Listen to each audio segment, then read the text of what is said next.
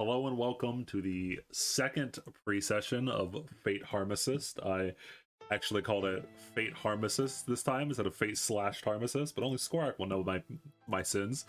If you can see the screen right now, which assuming that you can if you're listening to my voice, it is not just going to be me and Para this time, technically, because we are meeting on Sunday when we would normally be streaming. And so the rest of the squad is here to listen in onto what is going to be me and 7 Para's pre-session.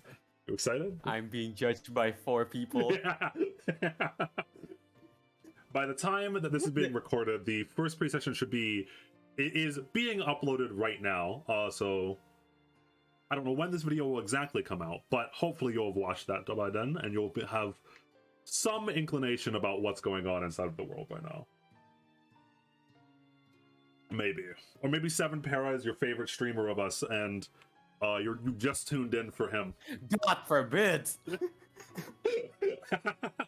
God forbid if that happened. Oh, God. All right. Ooh. Are you excited, Para? I think this is the first time that you and me have done like a solo session at all. Because most of the time you play a more background character, right? Like Hydra's kind of like in the background. He's a bartender. He's chill. I remember Strider. Right, yeah. I remember even Strider was kind of like a silent military man in the campaign that never happened. We will never speak of. Yeah.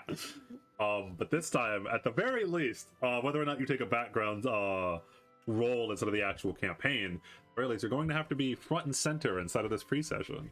You gotta be making decisions by yourself. I'm ready. I'm ready. I'm ready, coach. Send me in. All right. And so, unlike normal, where if we were all streaming, we would usually stall for an hour as we talked about nonsense. I think we're just gonna jump right in. Get Para underway inside of the frozen hilltops of Tibet. So, all right, moving over real quick. Bada bing, bada boom. Yamata. Oh, is it Yamata or Yamata? Does it matter? I'm saying Yamata. I think it doesn't matter. Okay, I think it doesn't matter. I'm saying Yamata because it's easier for me. So I'm just gonna cut right in onto this first scene with very little context, just to see what happens. All right. Okay. You awake inside of a very dark hallway, and I mean like pitch dark to the point where you can't almost see the walls. Even you have to like move closer left or right to the walls to even see them. And when you touch them, they're like freezing cold. It is pitch black here. You look back behind you, and it just keeps going on and on and on forever. There were no sounds in this hallway, no wind, no footsteps, no nothing. Dead quiet. And if you look forward, far down, there is a door with chains and talismans on it. Okay. Something about that door, when you look at it, doesn't feel good. In fact, it feels very, very bad the more that you look at it. As if something awful is in there, something unnatural, something that you know in your soul is disturbing. What do you do? I guess walk like to like the opposite direction of the door, I guess. Like hugging the wall, walking opposite of the direction of the door. Okay, yeah. So you walk over, eventually find your way to the wall first of all, and then after that you slowly begin to make your way away from the door, and you're walking and you're walking and you're walking for what feels like an eternity. And if you turn around, actually I should ask, do you turn around ever to look back at the door? I do. But I think you'll turn around like really slowly. Mm-hmm. When you turn around, you haven't walked anywhere. It is still the same exact distance away from you. And you've been walking for what feels like hours. You've gone nowhere. I guess Yamada stops for a bit, realizes in his head that like he's not going anywhere, and the only way outside is the door. So he takes a deep breath, goes to the door, and try to find a handle and open it. Even in his body, like telling him that something inside it is really shouldn't be opened or something. Yeah, and you can't really even, you don't know why like you're getting this feeling. It's just like a instinctual thing. And as you go to turn towards the door and as you start to walk towards it, every step is painful almost, where your body is screaming out to you like, dude, don't fucking do this. This is very bad, no good. Your feet almost even like get heavy, like you have to drag them along as you're getting closer until finally you can touch the door. And as I had mentioned, it is a black steel door, very heavy, that is looks like it's been sealed in every way imaginable. Like the edges themselves of the door have been almost welded in parts and places. There are thick black chains all across the door and talismans as if to ward off evil spirits that are just taped on or stapled onto the door. Can I read the talisman? Like, what does it mean or something like that? Can I read? Can I understand the talisman? That is a good question. Let me look at your sheet real quick. Yes, you can. Okay. That's very funny. They are talismans written in the language of Celestial. And you don't even really truly understand what language this is. You just know that you can read it. So you read it, and all of the talismans are talismans that ward off evil. They're like sealings almost. They're like seal talismans that are supposed to seal something evil away.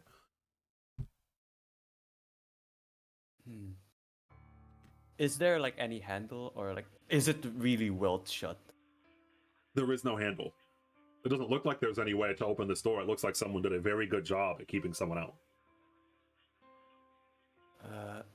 I guess first of all, Yamada will probably try and find like any part of the door like he can grab on and like try to pull it. If that Okay. doesn't work, Yeah. he might be desperate enough to like try and punch the door. Who knows? It might Yeah. break. So, as I'd mentioned, where the door would normally open, it's been welded. It's not completely welded. It's just like someone tried to, and there are bits and pieces of it that aren't. So you can stick your fingernails, and it's painful because, again, you're sticking your fingernails in between a black wall made of something. Feels like solid marble, even, or like rock, and the heavy metal door. And trying to dig your fingernails in to rip open this door. It's just too heavy. Although you can roll me a strength just for posterity's sake. You know, what if you not 20? Okay. I guess the ability score? Yes, yeah, you just click on this. Yeah. You know, Damn. bad. Damn, you Damn. know. Yeah. So you dig your fingernails into like the small spaces that are still left between the door and the rock wall, and you start to try to pull, and the chains like shake and hit the metal as you slowly start to open it. And right as you open it just a little bit, just enough to peer inside, as you look inside, fingernails of a hand slowly reach out from behind the door that are made of pitch black shadow itself.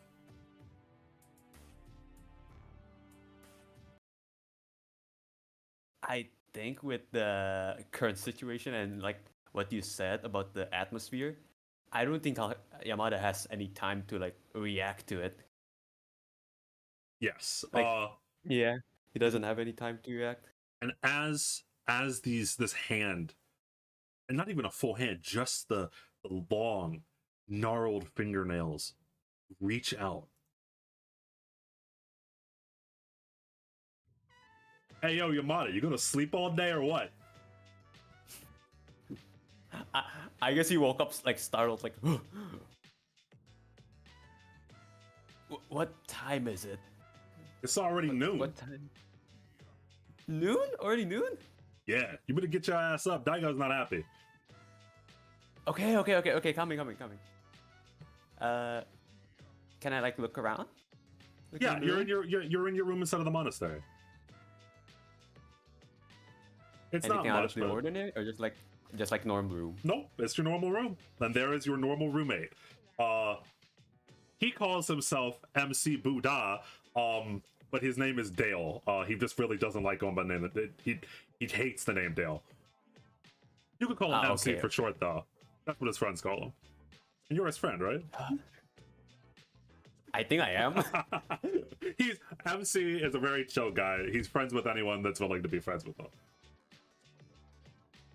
I guess yeah. Yamata like wake up and like prepares. I guess.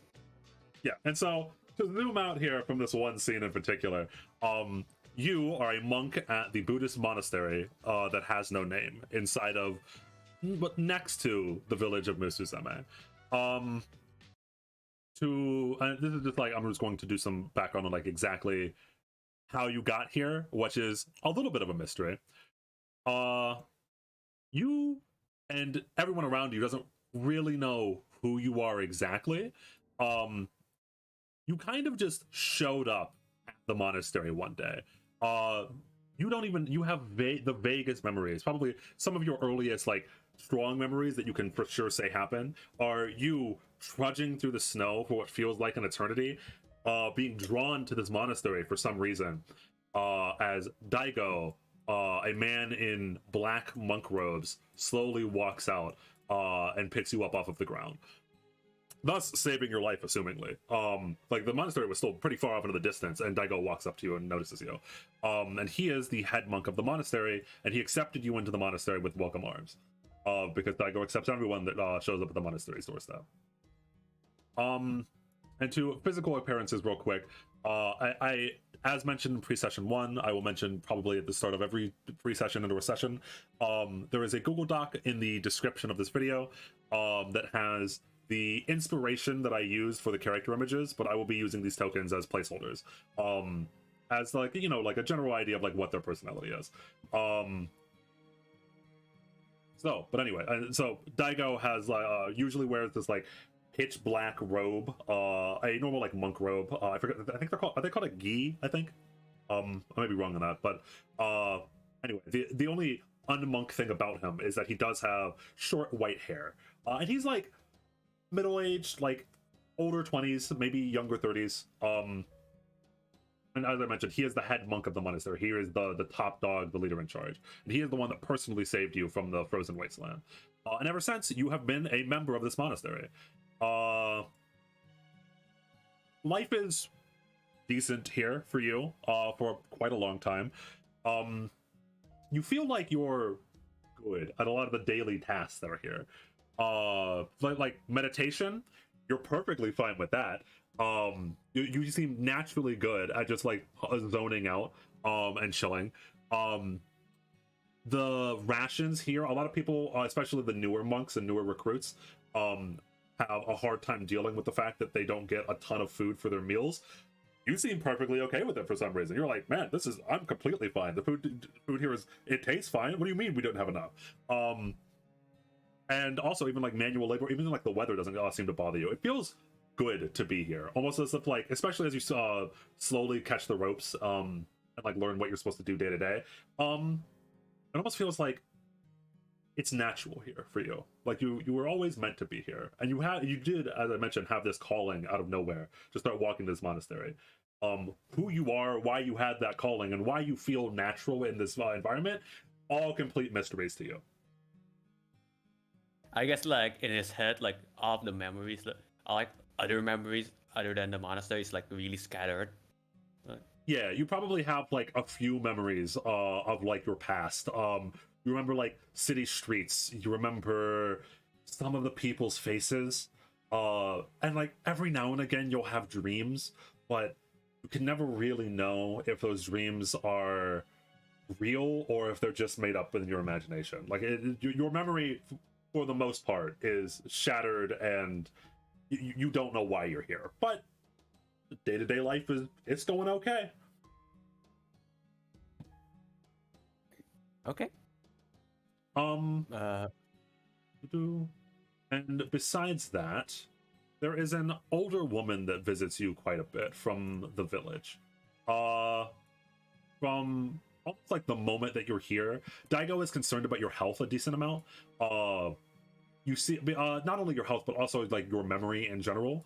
And so you, from, I shouldn't say a very young age, because I think that by the time you're at the monastery, you're already, quote unquote, you're like older. I don't exactly. What age did you want to be by the time the campaign starts? I think I said like 20-ish, or like or probably like 19 or something like that. Okay, Probably so like younger. Okay, so you're younger. Because we'll deal with that later. I don't want to spoil the surprise of the word, but yeah. Yeah, we can deal with that later. But yeah, so for whatever reason, Daigo is concerned for your health, probably just due to your memories, but also like maybe your physical condition. And so a older woman from the whatchamacallit, from the nearby village, comes to the monastery quite often to help you. She is the town mage, and she goes by the name Lucille. Okay. She tries a couple of different ways to see if she can unlock your memories, but every way that she tries fails. She does a couple of quote-unquote experiments with magic to see if she can regain your memories, but that doesn't work either. And eventually she just kind of like shows up for like normal checkups to see like hey, how have your dreams been? Have you gotten any memories back yet? Etc. Etc. But just not like, she checks in on you every now and again. You probably don't have like a super close relationship with her. She seems like a very, I don't want to say uncaring person, but like a little bit of a distant personality. Okay. And slight physical description. She is older. She's like an older woman. She does wear very fancy and stylish clothes a lot of the time. And she almost always wears sunglasses. But she has like white hair / graying hair. She's in like 50s, 60s.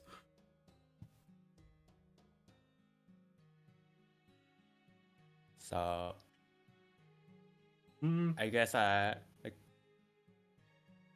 No, sorry, continue. anyone like talk to me, or like Okay. Well, am I just like there standing, or here's like... So here's a question. How much do you care about getting back your memories?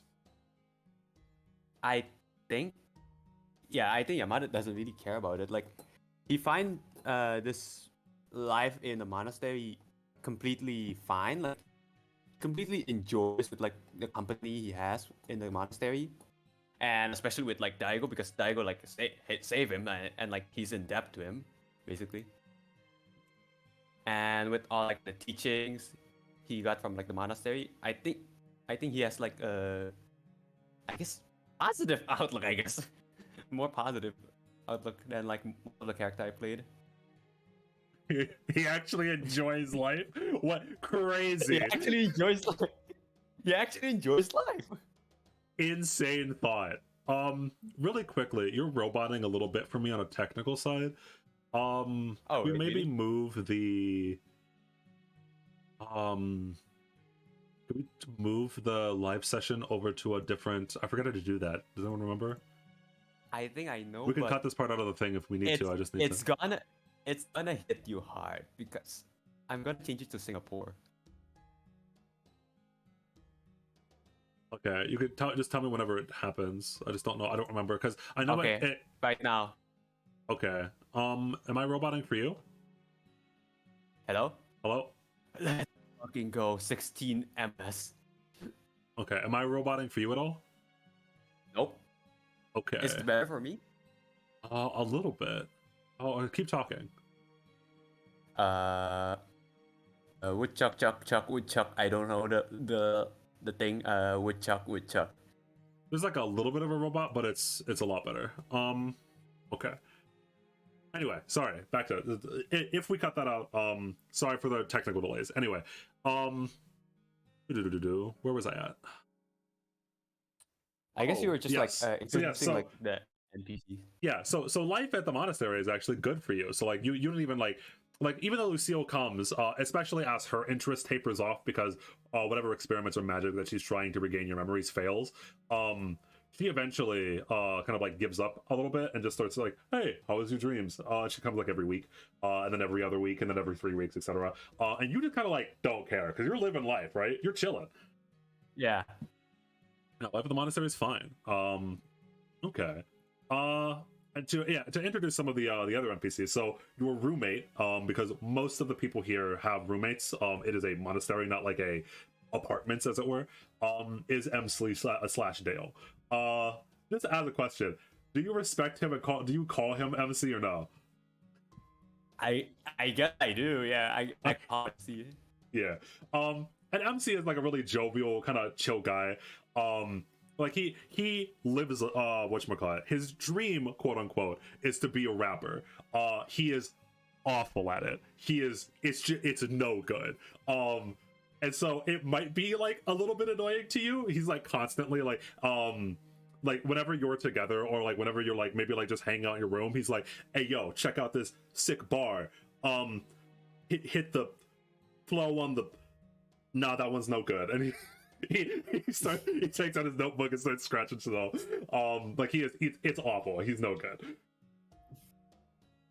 I mean, Yamada will probably just like entertain his like thoughts. He wouldn't like really say like, oh, it's horrible.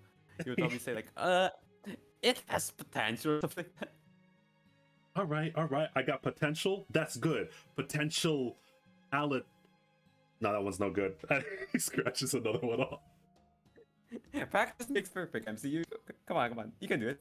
Yeah. Practice makes perfect. All right. You know, I like you, Yamata. Ever since you came here, I had a good vibe about you. You know, you remind me a lot like Daigo. You got this inner calm inside you. You've never once gotten in trouble when we're supposed to be meditating. Like me, I can't sit still. It's no good for me, but you. I like that. Respect on the name. Yamata. Brother from a... Nah, nope, that one's... Come on, you can probably figure something out. Come on. He's trying his best. He is trying his best. It's a miracle when this man manages to rhyme a single word with a single word. Like no, and he has like no sense of flow or anything. Random question: do you ever ask MC why he wants to be a rapper when he's so bad at it, or you just like let him do his thing? I guess I will. I guess I will. Like, I will sometimes ask him probably. Okay. Like one day. Like, well, once you've gotten to know him for like a little bit, I don't know, like maybe like you've just gotten done with your daily, like you're supposed to like meditate for X amount of hours a day, and you're like walking through the halls, and MC is sad because he's gotten in trouble like multiple times that day from Daigo. Daigo's like, dude, you just gotta sit still, just stop. Please. And MC's feel a little down. You might like walk. Actually, how do you approach him? You start the conversation. Hey, MC. Wait, what's the context again? I forgot. Why does he want to be a rapper when he's so absolutely terrible at it? Oh yeah. Hey, MC. What? I've been meaning to ask this. Like, why do you want to be a rapper anyway? Like, why do I want to be a rapper? Because a rapper ain't hurt nobody, you know? A rapper's one and only goal in life, and an entertainer in general, is to make people happy. That's all. They don't... No killing, no sadness. I mean, there's maybe a little bit of sadness if you write a sad song, but like... I like the idea that my job in the world could only be to spread positivity. You know? Now, a rapper is because they cool. They sick as all right. They super cool. Like maybe if it don't work out within the next 5 years, I transition to being like a singer or something like that. Something that don't have to rhyme with the time. Rhyme with the times. That doing better. there we go. There you go. Yeah, but like, I don't know. I kind of just want to be a guy that just spreads positivity in the world, you know? You know what? I agree. I agree with that. I mean, what about you? I mean, like, to be for real, this monastery can't be the end goal for you, right? Like, most people just come here to hang out because they got like, I don't know, they got like they're war criminals or something. Don't tell me when I said that, but like a few of them, the looks they give me in the hallways, I don't know. Like it's more like a pit stop for most people. I never actually no. Like the only memory I have is when before the monastery was Daigo. Like Daigo took me in, and that's it. Yeah, but you ain't got no I never actually dreams. thought about it. I get. I guess I don't. I mean, how about it? Rap duo rapper. Come on. Ooh, rap Make it duo. big. Like Okay. like so Yamada out his hand to like the dap or something like that. Come on. Yeah. Duo? All right. He no, MC's with you. He stretches out his legs like, let's go. Hey, but yo, you gotta. All right, move yourself right now. Move it or lose it. Show me your rhymes. Best rhyme. Off the top. I'm more a music guy. The MC like thinks about it. He nods to himself a few times. All right. I catch your flow. You get the backdrop. I'll do the rhyme. Stop. See. You can't have rap without music. Okay. You need the music as well. Come on. Together, we're gonna reach their souls. You know what I mean? We're gonna make the whole world a better place. We're gonna make it big time. Come on. Yeah. Dap me up. Yeah. Okay. That's awesome. Wonderful. You and MC gonna conquer the world. And so like in your free time every now and again. Again, zooming out a little bit to like the general. MC is like a really jovial guy, and like a decent amount of people like him inside of the monastery. As you can tell, he is just like a big Saint Bernard, the best way I could describe him. He's just like wants to have fun all the time. And so a lot of people at the monastery are his friend. You're not like his only friend, as it were. Fair. That being said, are you like a very like extroverted person? You would say, is Yamata a very extroverted person? I should ask. I guess he's not really that, but like he's friendly to like other people, but not that close. Mm-hmm. He's just friendly. That's it. Okay. Yeah, so I think like in general, like a lot of people like vaguely know you at the monastery, but you're like no one's best friend, as it were, other than like maybe MC. But like again, MC is like friends with literally everyone. There are like a couple of people that take offense to like the fact that he's calling himself MC Buddha, like taking the Buddha's name. Well, not the Buddha's name, because I can kind of see it. Yeah, I mean the Buddha / a Buddha is just the person that has reached enlightenment. It's not just one Buddha. But anyway, but like it's like in general, anyone that like speaks to him more than like for 2 seconds is like, oh, he's just like he's just cool. And in case you're curious, he wants to call himself the MC Buddha because he's going to spread raps through positivity to help people reach nirvana. At least that's the idea in general, like the vague goal. Whether or not like he's, you know, he's MC Buddha. I mean, he likes his idea. He likes his goal. So exactly, lead a path. I guess he wouldn't mind. Yeah, he wouldn't mind.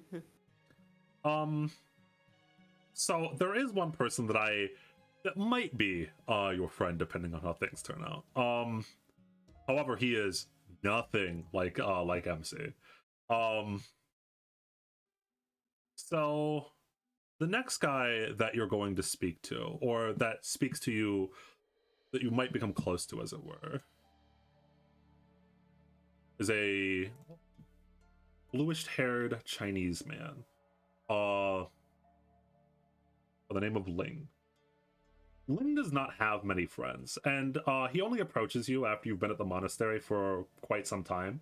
However, you can see him kind of like staring at you, like leaning up against the wall for a while. But if you ever try to like walk up and talk to him, he walks away and doesn't even answer you. And he doesn't seem like, you've seen him around the monastery a couple of times. This guy, like people know his name because he's been here for a very long time. But Ling doesn't talk to anyone really. No one really knows what his deal is. Everyone just think, like, if you ask MC, even MC's like, oh, you know, he's going through that phase. They go through that phase. It's okay. it's, but he specifically has like an interest in you. It seems like you catch him multiple times, like giving you like this almost like dirty glare. Like he has like a bone to pick with you or something like that. And eventually, Okay. Ling actually does one day approach you. Hey, Yeah, Ling, what's up? who are you? Is there anything you need help? Who am I? Yeah, who are you? I'm your mother. I'm your mother. What's wrong? Roll me perception. I guess, okay, before that, I think for like Yamada's perspective, like, he doesn't really know who Ling is, but like, Correct, he yeah. has this draw to him. Mm-hmm. Like, he has this feeling like he should know him or something like that. Where's perception? It's a little bit lower. It's to the right-ish. Is it in the normal skills? No, it's to the right of the skills. no. Yeah, Oh. they put perception in jail. Yeah, that's the joke. There you go. There you go. Damn. So you notice that you can't tell for sure, but Ling is like, I'd say like 15 feet away from you. He stops a little bit when he goes to talk to you, and he puts one of his hands behind his back a little bit, almost as if he's like concealing something. And he is not giving you a happy look, as it were. I guess Yamada wouldn't really care about it. Like, I think in his perspective, like, everyone is still his friend, but like, even though he's not really that close, like, in his perspective, like, people at the monastery is not bad, but like, it's neutral. Mm-hmm. So he doesn't really mind it. Like, he probably just asked him like, what's wrong? Yeah. So Anything Ling, I can help with? Ling narrows his eyes. You show up here one day at the monastery with no name, well, sorry, no background, no information on who you are. You expect us to just believe that?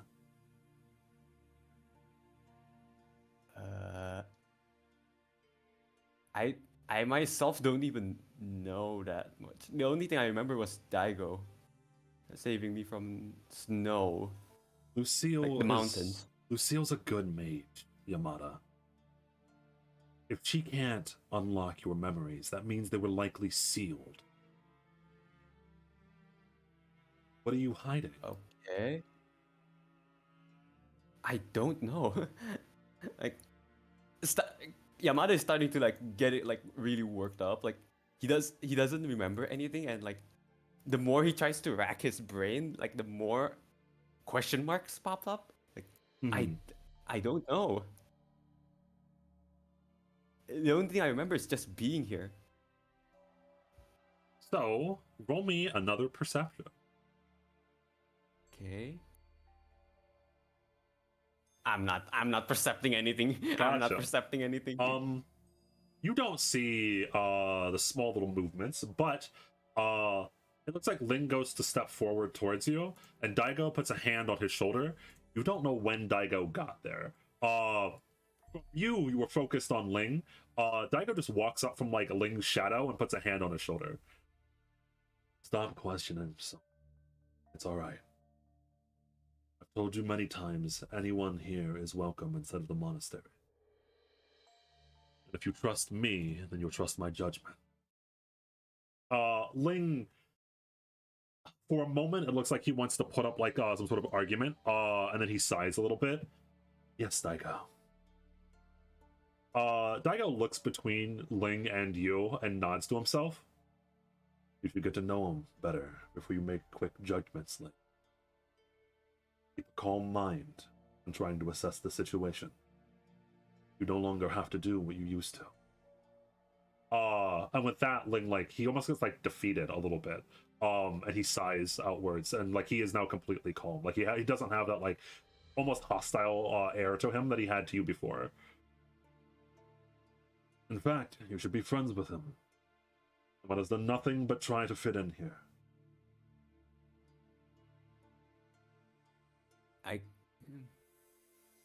I I don't know my past, but I do hope I will remember it someday.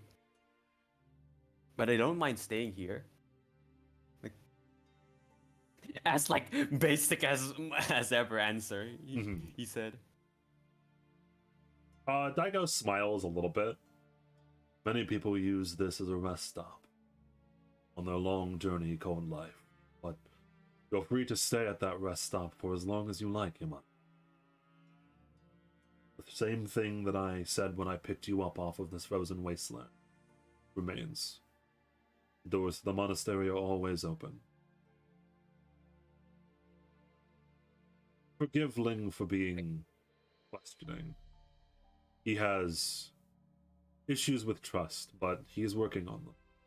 Please forgive him. Oh, I forgive him. I forgive him. It's understandable.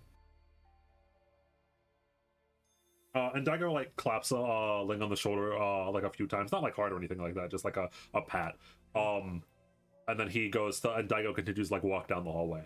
And just like a note, I mentioned the same thing to Skorak when he saw Daigo for the first time, but the way that Daigo moves is a little bit eerie because he almost makes no sound when he walks. That's kind of like how I would mention like you didn't even see him when he walked up.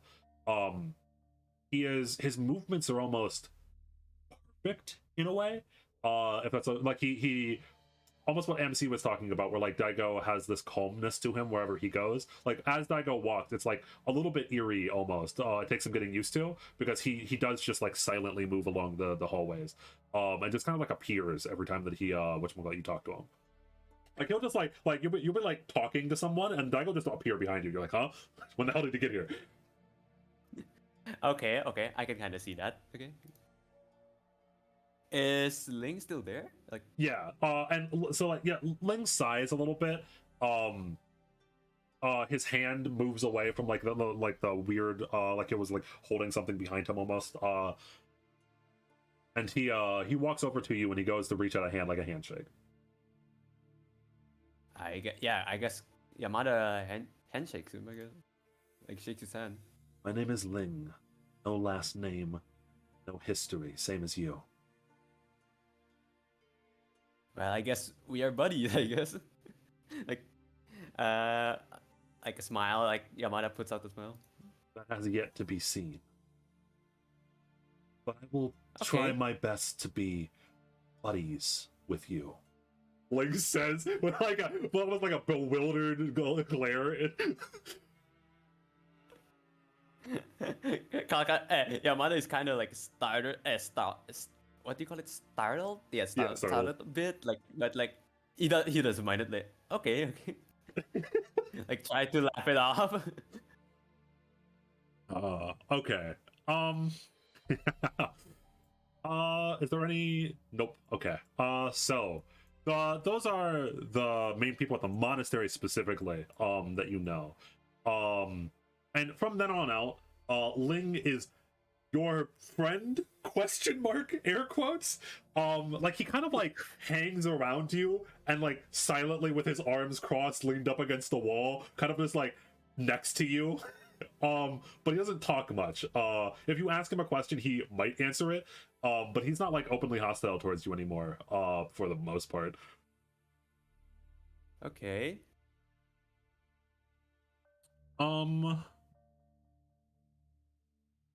Is Daigo like around anyways? Like anytime? Yes, and also or does he like just spawn in? I mean, he kind of just spawns in a lot of the time. But if you want to, so there's a common joke at the monastery between a lot of the people that are there, that if you say Daigo's name, he'll appear, and that's like kind of half true. Like if you ever go looking for Daigo, or like call out his name while walking on the hallways, he will just like spawn in. So you can talk to Daigo whenever you want.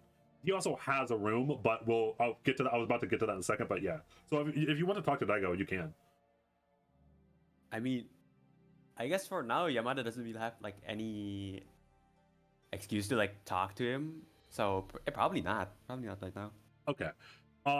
So one thing that you'll have picked up on as you continue your life at the monastery. The monastery is weird. There are weird things at the monastery. There are, for one, structurally wise, when you first enter into like the main entrance of the monastery, a lot of the stuff is rather new. They're like constantly working on like upkeep and even like pseudo expansion a little bit. But as you go deeper and deeper in, there is very clearly two separate parts, or two separate like buildings almost. And the old part in the back is pseudo restricted. Like you're not supposed to go there. It's off limits. Okay, so the backside is like pseudo restricted. Okay. Yeah, you're not. It's not explicitly forbidden. It's just like everyone kind of knows. Don't go there. No good. I guess like one time he would probably ask Daigo, why is it like restricted? Yeah, so like you're just like strolling along. You're like, hey, Daigo, like on the hallways or something like that. Daigo appears behind you. He's probably like shaken, like like take a step back before like. When have you been here? How long have you been here? My eyes are ever watchful within the monastery. Believe it or not, there are many enemies of the people that are within here. However, it is supposed to be sanctuary. Unfortunately, sanctuary needs to be at all times. I see. So My eyes only extend to the hallways within the monastery, though. If you go outside of them, I may be able to help you less. Okay. I'd meaning to ask. You know the restricted area in the monastery? Mind if I ask why is it restricted? He closes his eyes for a moment, as if contemplating something before staring out, almost like kind of not looking at you specifically, but kind of like past you, kind of like almost remembering something. It's restricted for the same reason that most things in this world are restricted. It's dangerous. There are some monks that are allowed to walk its halls, but you need to be very careful when doing so. That is all. I had this dream. Like Yamata basically just explains the dream like he had before. Oh, you explain. Okay. Well, basically being late. I mean, to be fair, in his perspective, Daigo is the one that saved him. Like he's in death. Yeah. Okay, you explain that to Daigo.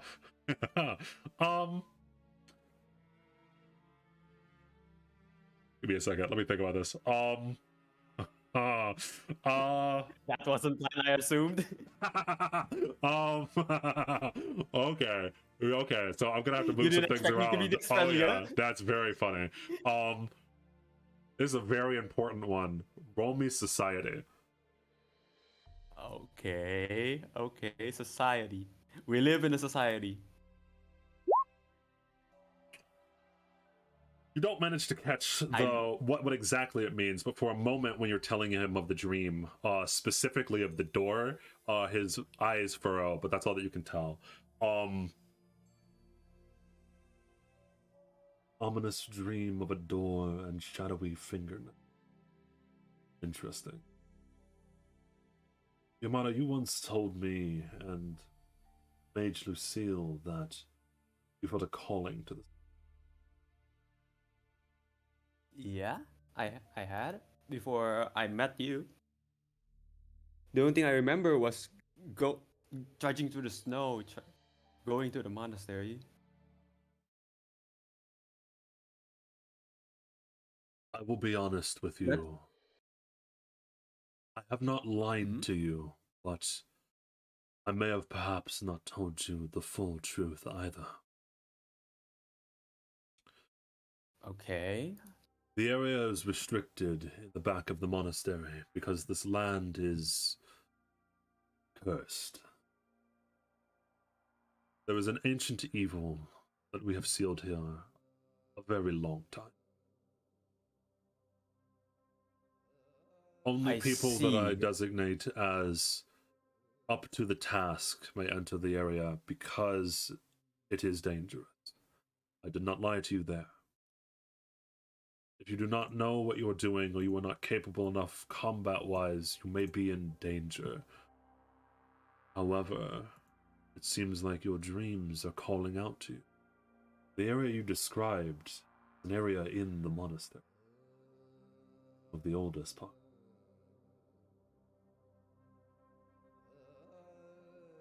Have you been there? To that part? Call me society again. Okay. Ooh, I'm acing this. I'm acing this. Daigo is a rather serious person. He doesn't, or say stoic person. He doesn't, his facial expressions don't change that often. You weren't able to read his expression the very first time that you mentioned the dream, but when you ask him if he's ever been to the door, it's subtle, but you can see fear in his face. Yes, Oh, okay. there are certain I things guess that need don't to go be. there. Yes. Is what I would like to say. However, since you are having these dreams, he like pauses and thinks for a moment again. I may have to talk with Lucille about it, but your memories may have something to do with the monastery. I have been here for a very long time. I do not remember ever seeing you before, but perhaps you have been here. Your past. Perhaps your past has something to do with. He trails off as he's thinking. It could be dangerous, though. You do not need to know your past in order to keep living. If you want to, you can keep living in the present and look forward to the future. Uh, I'm s- I'm very happy with the life you give me at the monastery. I'm truly in debt to you, but I guess knowing isn't that bad, right?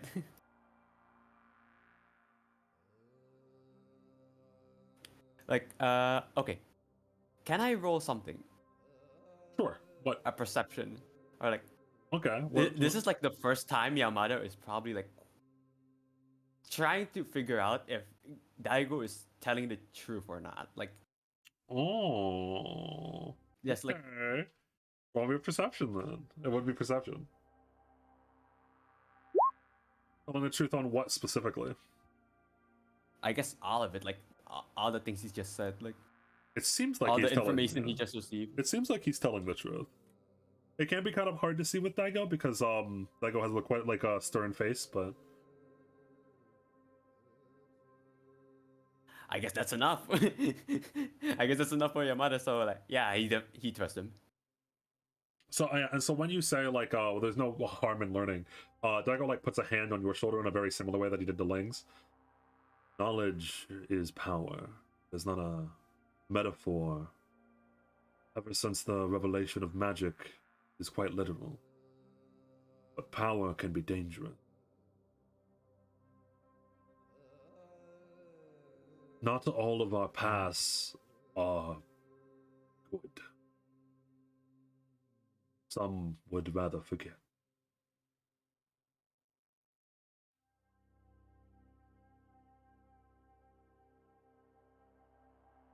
But isn't what you taught me just to like bring peace and stuff? I need to know my past if I want to bring peace to the world.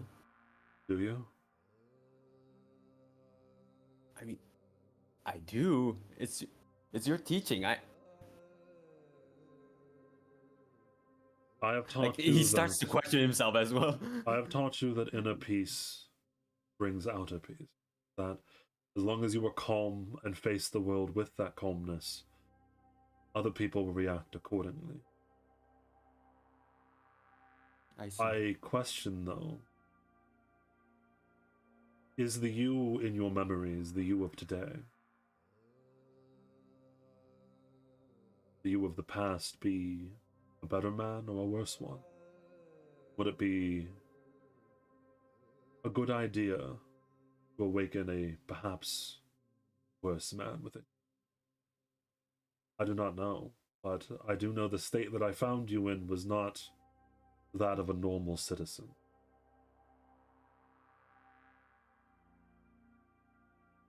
I think the only way I can achieve inner peace is by knowing myself fully. And I think that's what I learned. okay. Roll me a society, by the way. Okay. Okay. Gotcha. Noted. So Daigo nods to himself when you say, like, I think I need to know myself fully, etc. And so he nods. I must talk with Lucille, then you must undergo training. After that, I will allow you access into the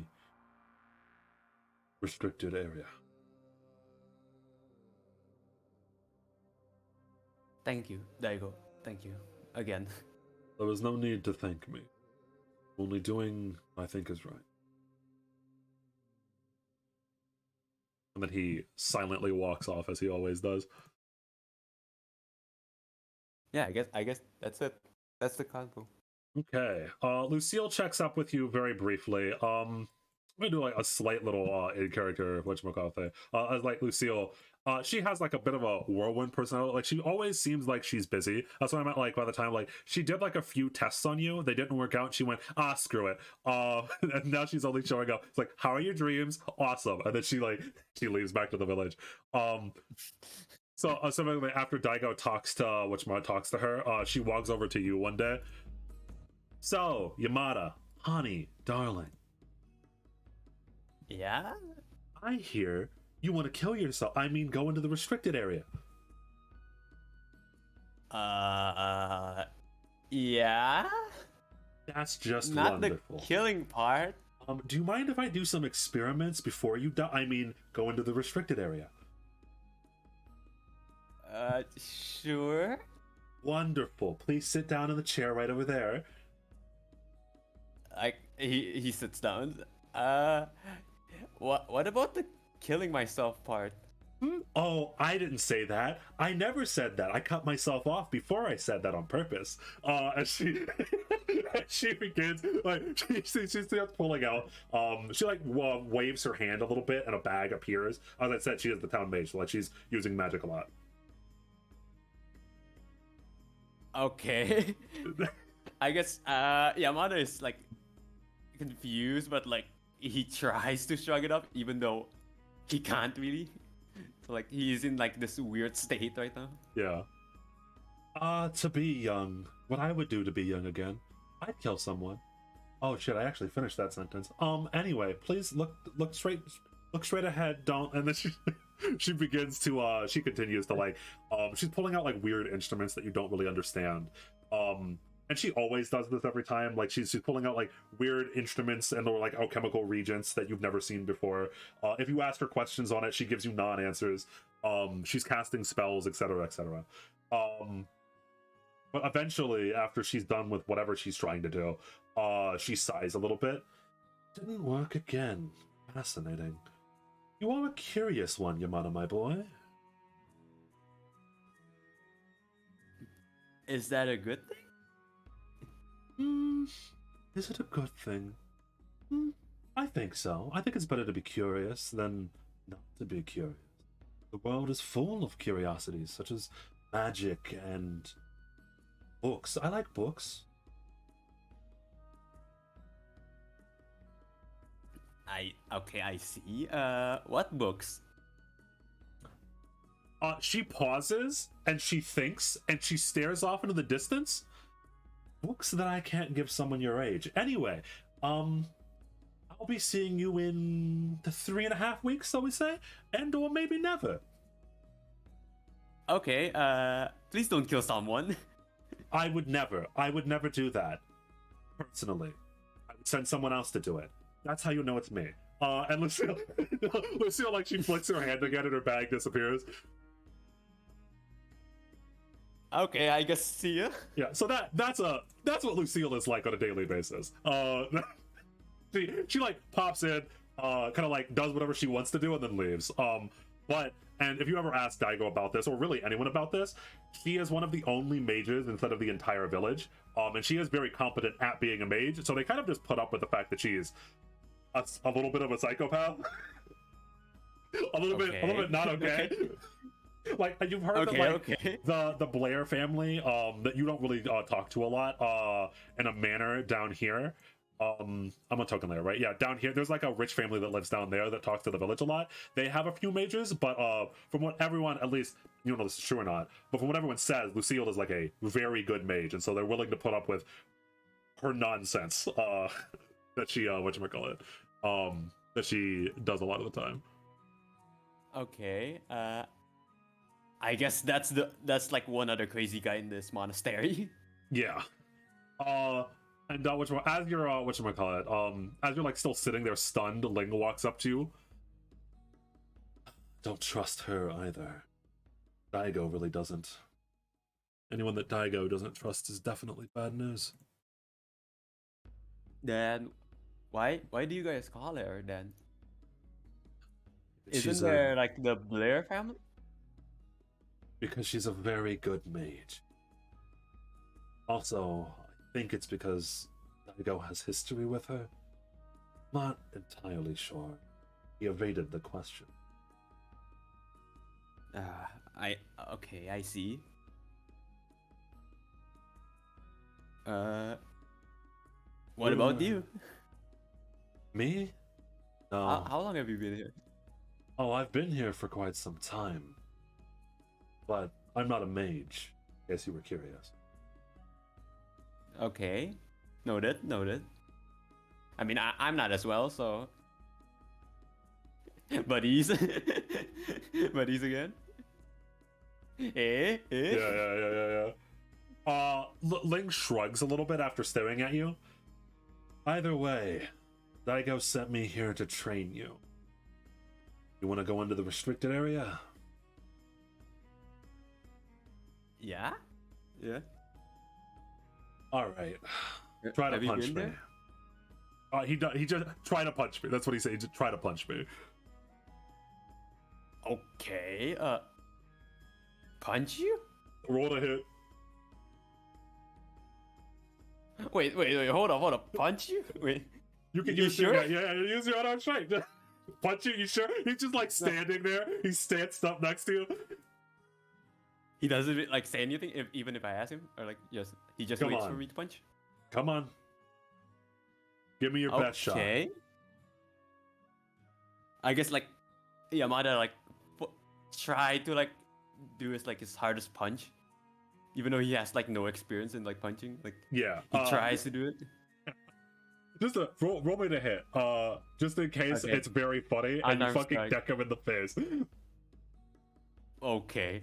It will be funny. Badass, edgy.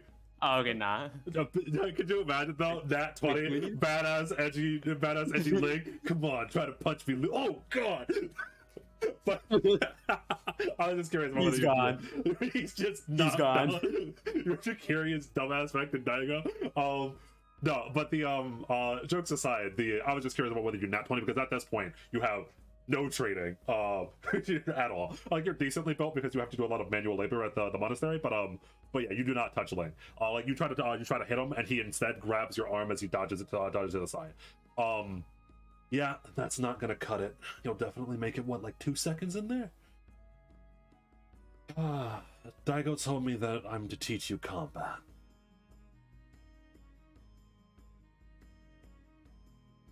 Okay. Come out to the front yard. 6 o'clock. Don't be late. 6 every day, or? I would suggest every day, but you don't have to show up. It's voluntary, after all. Okay, 6 every day. Okay, got you. Got you. Okay. And Ling, for the most part, he begins training you in combat. I don't have to like go into like details, etc. But Ling is you probably don't. I should mention, physicality-wise, Ling is not buff at all. In fact, I would say like he's more of a pretty boy than like an actual like buff dude. He's rather skinny. He's toned like a little bit. But like, is he fast? Yes, like very fast. But just looking at him, you wouldn't assume that he's a good fighter. But as you spend the next little while getting your ass handed to you as he's training you, he's a pretty good fighter. It seems like he has a lot of experience with this. You don't know whether or not he's practiced martial arts or what. In fact, do you ever push on like, how'd you get to be such a good fighter, or do you just like leave it alone? Yeah, I guess I do. Like, just question him like sometimes after the practice. Just like question him like, damn, how are you so good anyway? Like, I told you I don't have a past, same as you. We'll just pretend for the both of our sakes that I just learned this one day. Popped into my head. that doesn't sound convincing, but all right. Yeah, so he will always like evade the question whether or not, et cetera, et cetera. Beyond that, Daigo begins training you, not in matters of whatchamacallit, of the body, but in matters of the mind. Daigo teaches you a deep meditation trick, where he says that, I should just say it in character. Your eyes can be very deceiving, Yamata. Especially in this world, there are things that can only be seen with your mind. You have to feel the world around you. There is mana everywhere in the world. Whenever a person is walking, even if they are invisible to the untrained eye, you can still sense them as they walk through the infinite web of mana.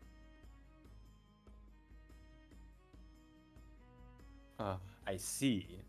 And as he says that, like you're whatchamacallit, you're supposed to be sorry. As he says that, you're like sitting down supposedly in like a meditative stance a little bit. Your eyes are open, and as you're looking at him, Daigo just vanishes. And then you hear his voice behind you. I guess he looks back and like, the world around you is full of lies and trickery. You must see through it. like Yamada just nods. Like, at this point, he's like trying to learn everything. Like he's trying to digest like all of the information Daigo is giving him. Yeah. And you go through a little bit of a training arc, as it were. I'd play Rocky music if it wasn't copyrighted. Yeah. As you we can sing it. Yeah. As between Ling and Daigo, they teach you how to be kind of like a monk, as it were. Although your class is a monk, but you know what I mean. Ling teaches you how to fight, while Daigo teaches you tricks of the mind, how to focus yourself. How to become one with the world around you. And very unironically, I'm going to add an action onto your sheet later on. Okay. For this, like you will get a special action. I'll call it. Well, it's Mind's Eye. It's what Daigo has. It's not. It's like a minor thing. But you do manage. Get better. Sorry, I'm getting a token real quick. Give me 1 second. The only bad part about one-on-one sessions is that if there's any downtime, it's awkward. the players can't talk amongst each other, you know. I mean, yeah, we can talk about something while we wait. So yeah, chat. Oh yeah, sorry. Wait, no, there's no chat. Yeah, there's no chat. Yeah, exactly. There's no chat. There's no chat. There's no chat. So, oh, okay. Zooming out real quick again. So the map in general. The monastery is pseudo-connected to the village of Musu-Zeme, but not really. They are two separate entire organizations, as it were, quote-unquote organizations, where the village operates as its own. They have their own trade routes, etc., etc. They have people that they talk to with other villages inside of Tibet. And the monastery has been here since, like, forever. And, like, if you ever ask Daigo, or, like, really, like, this story has been passed on to a lot of the monks, so they kind of know this.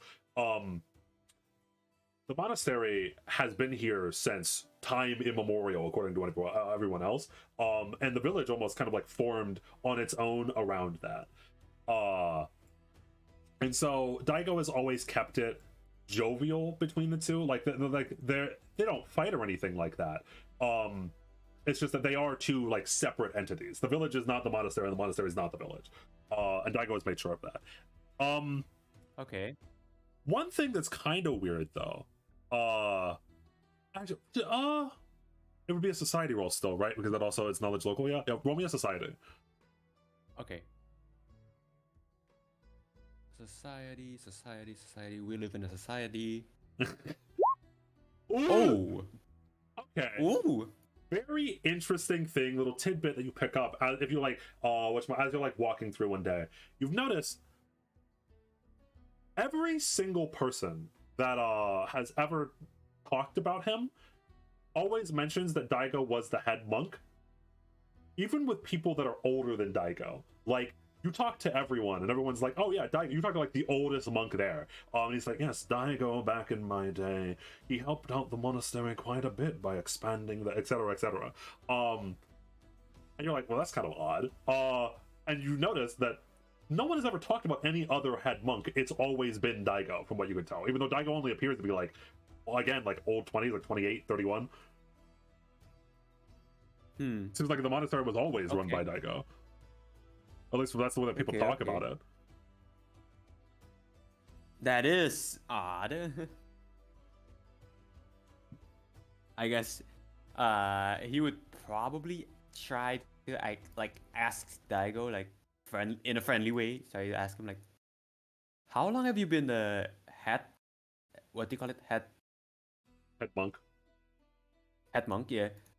How long have you been head monk? There you go. Yeah, so you walk over to Daigo one day, and actually, that's a perfect time. So, as I'd mentioned, Daigo does have a room. So you like probably walk over to Daigo's room to ask him this question.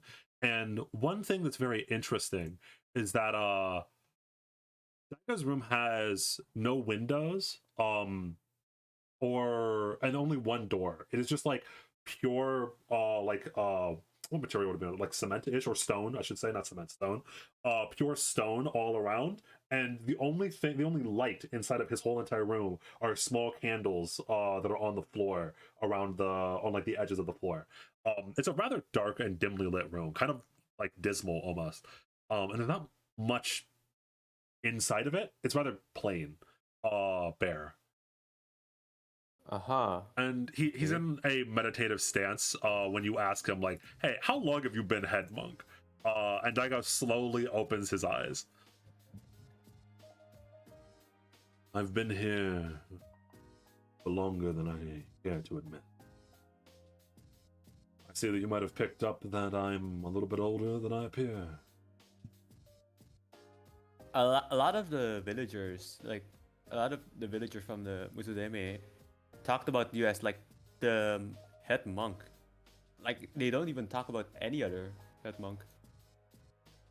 That's because there hasn't been another head monk other than me in a very long time.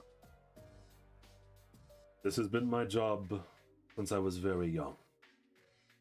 And will be my job until I finish what I need to. I cannot give you an age. How long have you? Oh yeah, he literally just shuts the question down. I cannot give you an exact age because I have stopped counting after 81. Okay, I see. Mind if I ask what's your plan? Mind if I ask? He kind of gets this like slightly sad look. And his eyes briefly dart over towards the only thing that is in his room, which is a small little stand off in one of the corners. He motions his head over towards the stand, like motioning you over towards it. Okay, motion. This is out of character, but what is he motioning to? Like towards the stall, little like a small little table in the corner. He's like, go over there, look at that. Okay. Okay, I go. I guess I go there, and anything happen? Yeah. anything happen. Nothing jumps out at you or anything like that. Okay. On the no, on the table there is some small incense burning, and besides the incense, there is a picture, a frame of Daigo, who is vaguely the same age, a woman and a small boy that you have never seen before in your life. Who the boy kind of looks like Daigo a little bit. Okay. A long time ago. Is the little boy you? He gives a very sad smile as he's looking over towards you, as you like assuming to like pick up the picture. No, he was my son. Oh. I take no offense. It's been. There's a curse in these lands, Yamata. I've told you about it. I see. Yeah, you have told me. When I came here as a wandering monk one day, I came here with a family. The head monk at the time had warned me of the curse, but I thought myself foolhardy. I thought that I could take it on at first. I failed. And I paid a terrible price.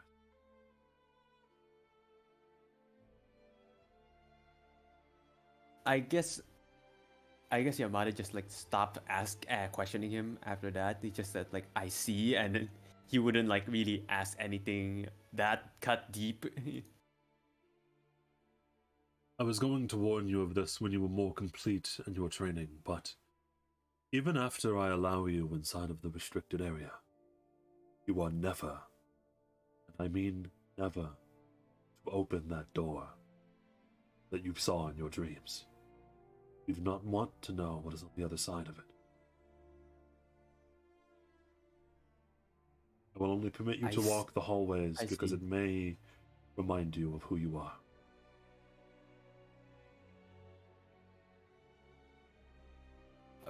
Okay, I see. Okay, out of character, I'm starting to run out of things I can say. No, that's fine. That was pretty much it. At least for that scene. So you know that Daigo is quite old and has been at the monastery for quite some time. It's an answer to your question. As you're going on the training arc, as it were, there's a disturbance of sorts at the monastery. So you're like in the like a training. There is probably like a dedicated actual training area where Ling has been fighting you. Like Ling knocks you to the ground a little bit, but you actually steady yourself because you've gotten used to his movements at this point. And right as you're about to like actually launch one of your first counterattacks against Ling, that's probably going to be successful. You notice that like there's like a massive commotion. It's like a whole bunch of the monks are moving towards the front entrance of the monastery for some reason. Like something big is going on. I guess Yamada is distracted by that. Wait, so he doesn't do his. Do you follow through your punch anyway? Just fuck it. I think he will. Roll me to hit again. Oh god, I think he will. That's probably. You're like, I'm not giving up on this chance. Oh no. So you and Ling are both distracted for a moment, and then you go turn around and try to hit him again, but he's already ducked out of the way and disengages from you. All right, I like that one. Cheap shot. That'll get you far. Unironically, good job. You're learning. Anyway, class is dismissed for now, though. We should see what's up. Okay. I guess Yamada goes like to the front, like try to see what's the commotion about. Yeah. So a lot of the monks are looking down. So like when you walk in the monastery, there's like these massive steps that lead up to the actual front entrance. And on the steps, there are two kids around your age, so like teenagers, I should say, like young teenagers. Uh, one of which is brandishing a flaming sword towards the monastery, and the monks are like, "What is? Who is this lost child?" There's a young boy, tannish skin, dark hair, short dark hair, and he's wearing no shirt, even though it is freezing outside. Again, holding a short sword that is flaming and on fire towards the monastery, and a younger, almost like a little bit shyish girl is behind him, of vaguely the same age, at least what it looks like, who is kind of like looking away, kind of like doesn't want to be associated with what's going on at the moment. Okay. Do you do anything immediately? Is anybody trying? I'm gonna say, just question. Do you do anything? He is attacking the monastery. This child is. You have combat training now. I think Yamada would probably like look around first. Is like anybody doing anything? Or a lot of the monks, like there were like a couple of them whispering to each other, like, should we like, no, right? He's a kid, right?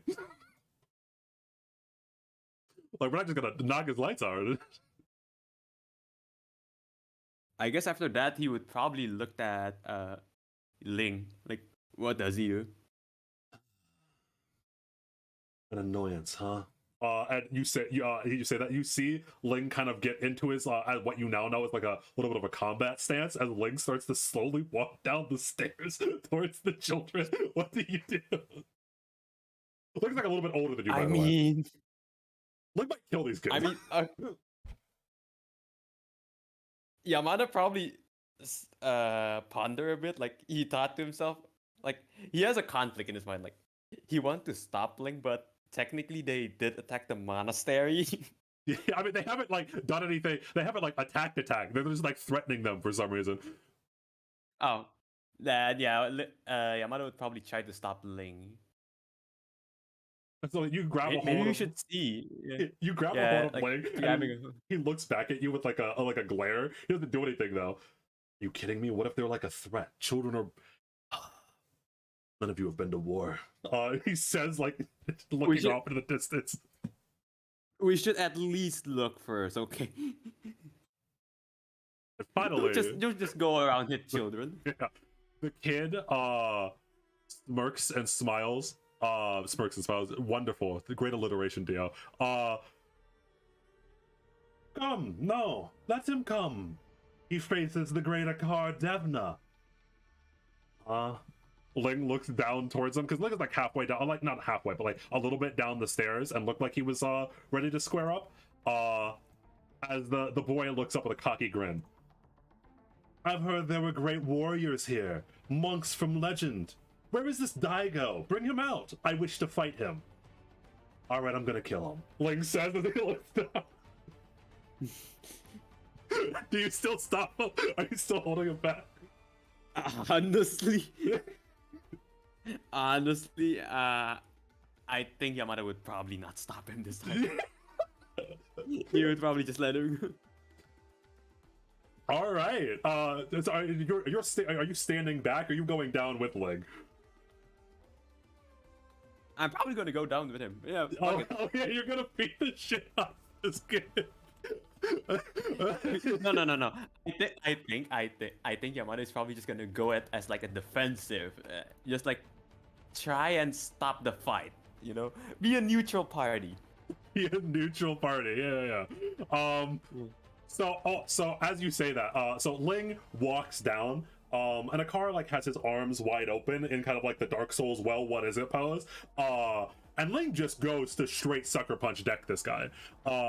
Like not even like just goes to sock him in the face.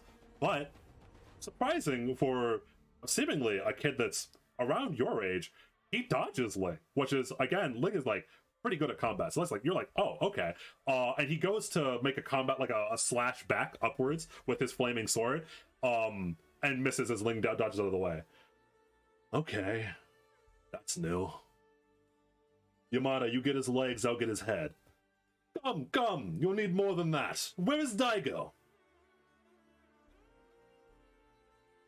Are you see, this kid can put up a fight. Are you still just going to stay defensive or are you going to attack him?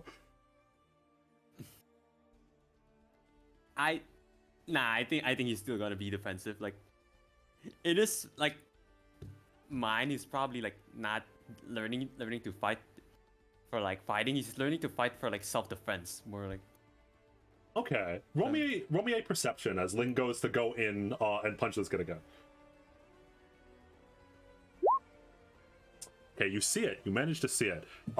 Very briefly, the girl that is behind the car, you sense, or no, it wouldn't be perception. Roll me arcane. Arcane, okay. Let's go. 11, come on. Okay, Arcana. I keep calling it Arcane. I don't know why. It's not the Netflix show. I mean, it's basically the same. Yeah, you know what I mean. You sense the girl behind the car cast magic on a car, and Ling goes to punch a car and misses.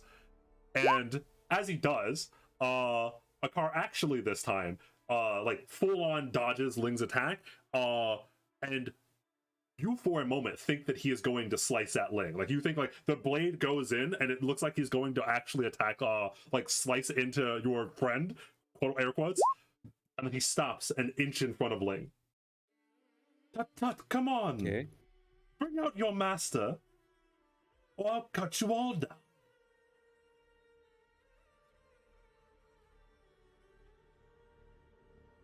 What do you do? I mean, he would probably look at Ling for like his expression, like Ling's is pissed. he? Ling is so pissed.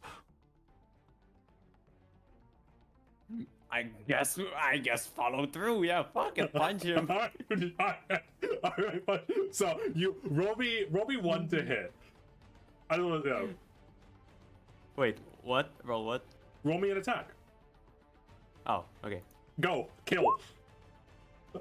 All right, so Ling and you at the same time this time in unison, because you can read each other's movements for a while because you've been training together. It's like Ling dodges to the side a little bit, corners him around, goes this way as you go in directly. Akar is much more wary of Ling, especially because Ling pulls out a dagger, and Akar dodges out of the way. And as he dodges out of the way, you sock him straight in the face as he stumbles down the stairs a little bit, right next to the girl that you still don't know. The girl, by the way, has like not completely black, but like very dark hair, lightish skin. She looks vaguely Caucasian, maybe Russian. You can't tell. She hasn't spoken yet. All right. Okay. Fair enough. Not bad, but they're going to have to turn it up a notch, as he says, as the sword it becomes more engulfed in flames, and finally, you can hear like murmurs from behind you as all of the monks part ways as Daigo finally walks out from the monastery proper. You were the orphan that was found a few years ago, weren't you? Akar Devna, not orphan. I believe that you're the head monk. Daigo Izumo, not head monk. And like, you see Akar gives a big grin and Daigo smirks a little bit. Tell me, great Mr. Devna, why have you graced us with your presence? I want to be a warrior. And my father said before he died that there are great warriors here. Train me. Daigo pauses for a moment. And then he looks down towards actually you two. He looks down towards you, Yamata, and Ling. Yeah. Fine. All are welcome inside of the doors of the monastery. And with that, Daigo just silently turns around and gives a nod. And Akar, like, so for a moment, Akar like acts cool, and then he finally he jumps up into the air a bit. Hell yeah! You see that? I told you. And he turns around towards like the girl that who still hasn't spoken at all. She rolls her eyes a bit. And as a side note, the sword that he was using just melts.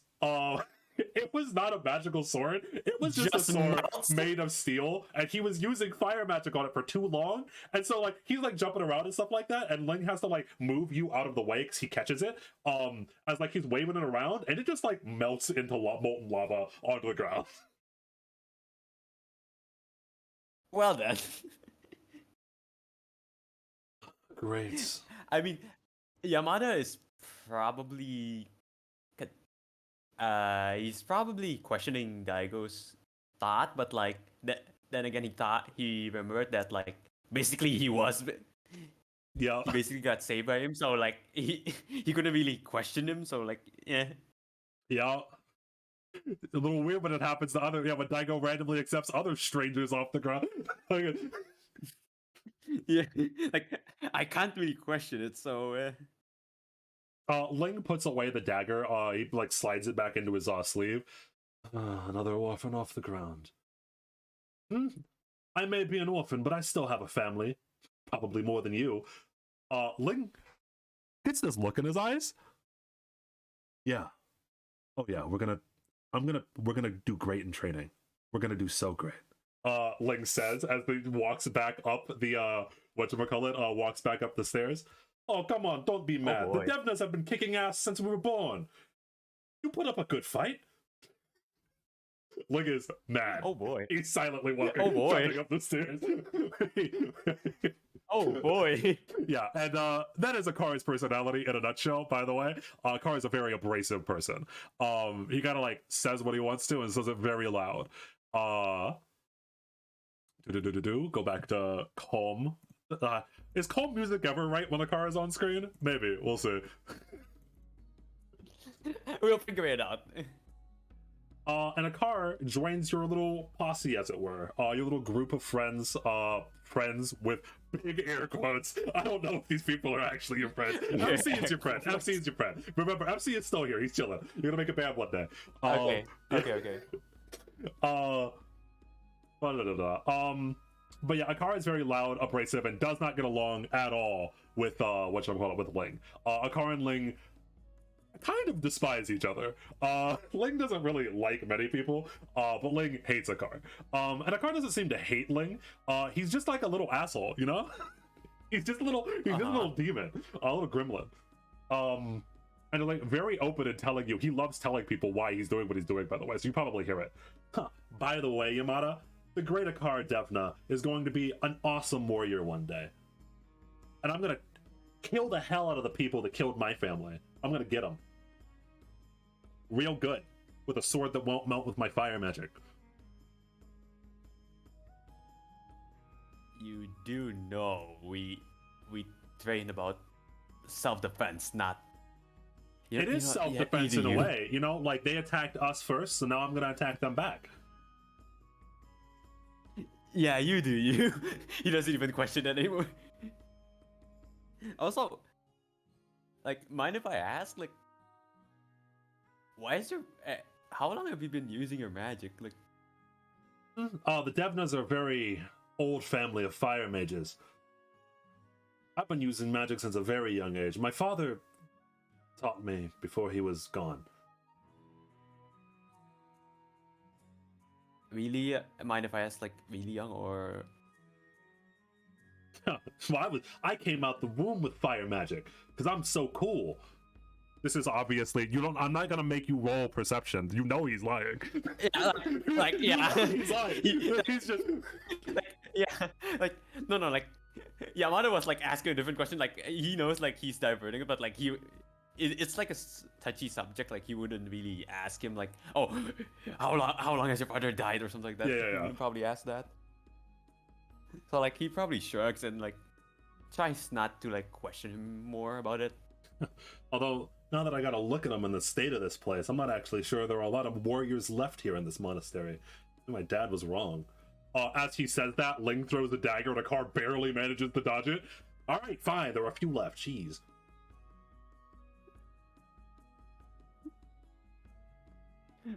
I guess at that point, for Yamada, it's kind of normal, so he doesn't really... Yeah, you're probably very used to Ling throwing daggers.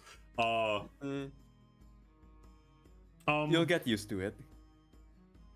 And actually, so the topic comes up. MC I've talked to you about a little bit before, but Akar, who's a very, very driven person, does actually start bring it up to you one day as you're training, like probably like after a training session, as it were.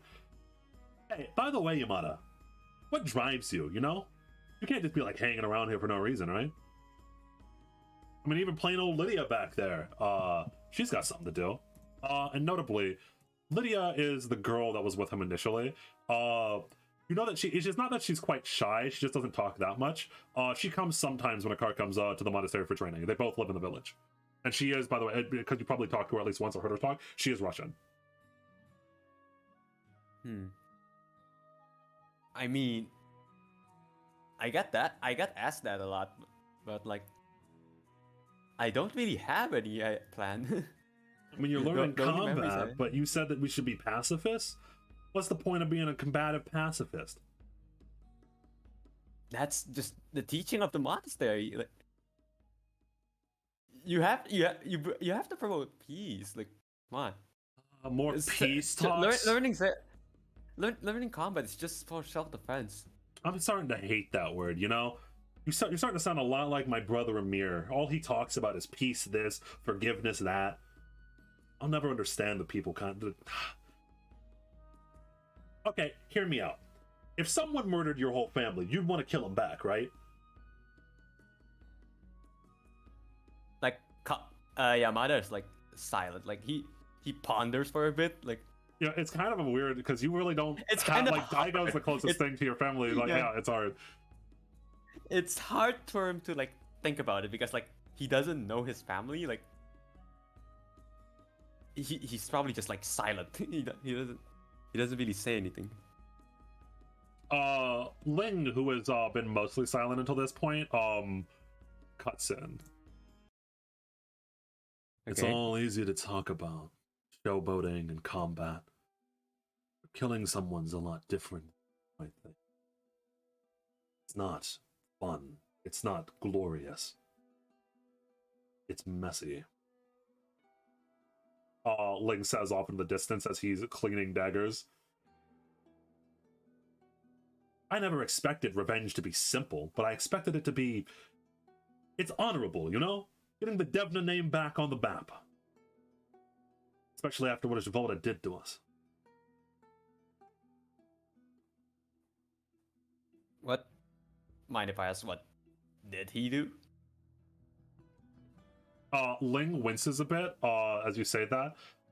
At a car, he does not look so like he's not mad or anything like that. He just gets like he shudders a bit. Monsters. Okay. They came into our home country of Nepal with monsters. Giant behemoths.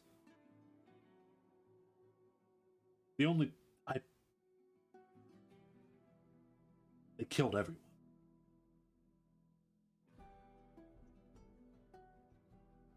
And like with that, like all he says as like a car for the first time, one of the first times you've ever seen him, kind of like gets down a little bit. We didn't stand a chance. It wasn't even a war, it was a slaughter.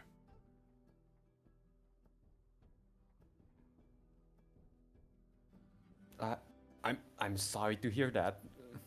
Nah, it's not that big of a deal. Because I'm gonna be a car, the Devna the Great. That's my title.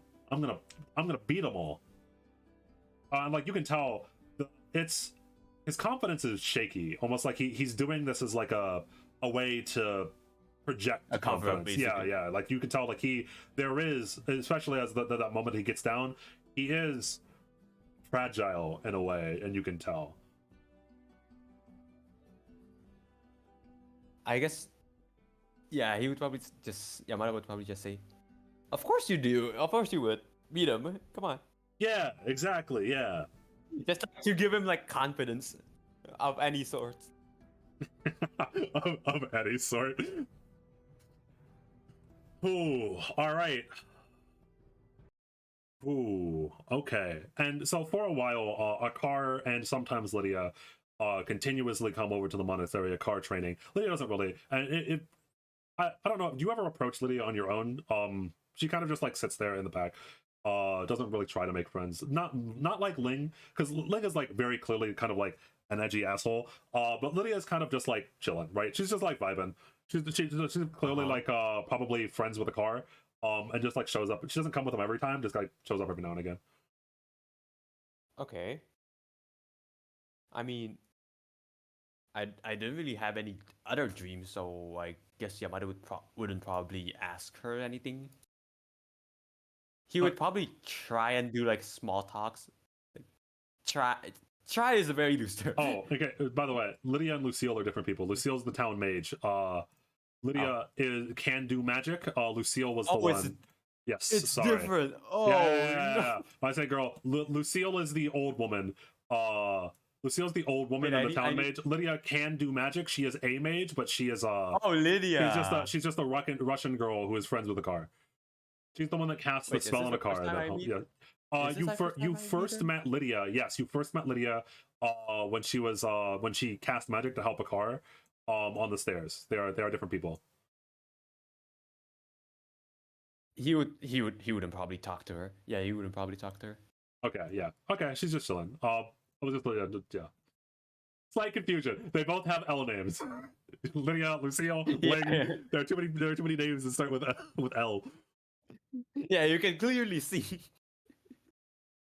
Okay. Yes. This next part. So there is a moment where a car is not there. Neither is Lydia. It is just you and Yamata. You and Ling. Yeah. And in the middle of combat, actually, you roll me a perception because it's the most broken skill, and it's the only. Roll me a perception. Real. So you don't notice it at first, but you're in the heat of combat. Ling at this point has started to sometimes use weapons. Like you are like actually you have been training with him for quite a long time at this point. And they're blunted weapons. He always whatchamacallit, not he doesn't cast as well because he can't use magic, but he gets like one of the monks that can cast like a basic cantrip to dull the blades or like cast an enchantment over them so they won't hurt you. Well, they'll hurt, but like not they won't kill you. You know what I mean?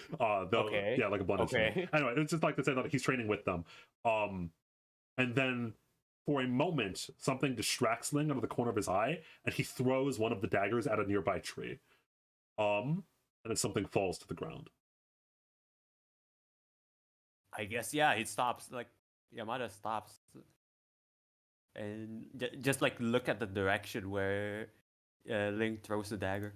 It's so at the edge of the courtyard, there was a bundle of food or like a package, obviously, that Ling and you, that was your lunches. You had like set out the lunches earlier before you trained, and then you were going to eat them afterwards.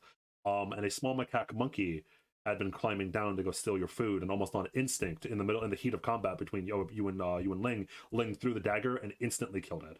And you see, and this may be your first time of like actually seeing like death, as it were, from what you can remember. But this small little macaque monkey is on the ground, bleeding out. Is it still alive? Barely. And I guess Yamada would probably rush to it, try to do anything. Like Link stands there with a mysterious face expression on his face. As the little monkey, he's like reaching out a little bit, and as you walk over to him, he's like really scared. Again, he's just like a random macaque monkey, but macaques are native to Tibet. You've seen them all around. They hang around the monastery and all around the village as well. And as you're trying to hold it in your arms, roll me a medicine. medicine. I know my medicines. I know my medicines. You are trying your best, but the wound seems too deep for you alone to do anything. And Ling is still just standing there. Do you tell him to do anything, or do you just try to focus on healing him? I think he have talked with Ling long enough to know that like he wouldn't really do anything. So, but yeah, he would probably just ask Ling to like help him or something. So you call out for Ling to help you multiple times, but he doesn't move. And like the warm blood is getting all over your hands now, is like dripping down into the ground. You've closed some of the wound the best of your ability, but you don't have utensils or anything like that. Roll me another medicine. It's getting worse. It's getting worse. And this time you're probably frantic, and then you hear Ling throwing up behind you.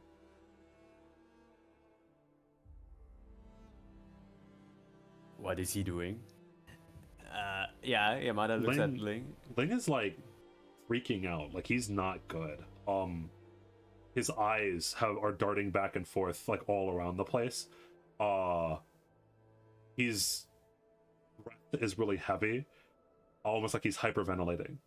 And he keeps muttering something to himself, but you can't really hear him because he's too far away from you. Is there anyone nearby? Like, he would probably rush to Ling and like yell, like trying to get like somebody's attention. At the moment, no. Most of the people, I mean, it's the middle of lunch. Remember, you brought your lunches out here to train before eating, so most of the people aren't in the courtyard at all.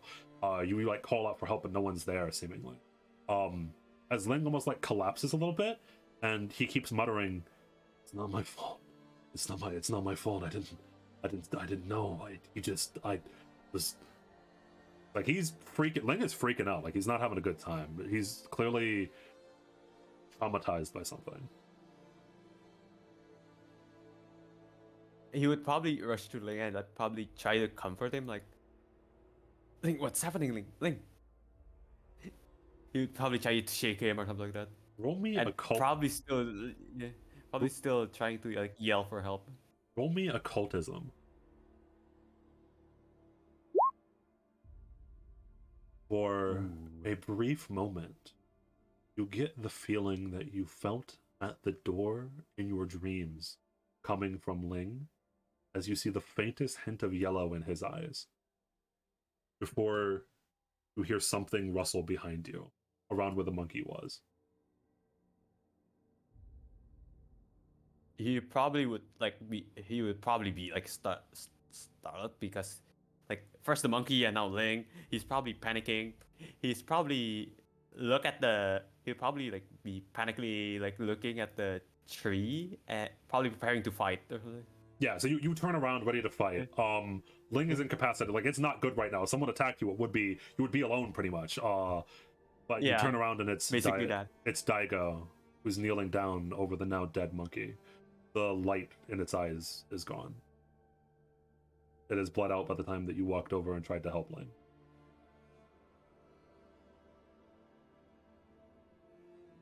I can tell what happened. It's all right. And he reaches down slowly and closes the macaque's eyes before standing up and going to walk over toward. I see that you tried to help him. I'm proud of you. It was not your fault. And he says that to you, and then he walks over to Ling specifically, and puts Ling's arm around Daigo's shoulder, like helping him to stand up. And Ling just keeps muttering, okay. It's not my fault, I'm sorry, I'm sorry, I'm sorry, over and over and over again. Yamata, Daigo says to you. Yeah. Go to one of the monks that is known for healing. They'll take care of the macaque. I'll help Ling. Can you do that for me? What's happening to Ling? What's happening to Ling? He gets a slightly pained expression. I'll explain it to you later. Okay, and then like he basically just bolts it.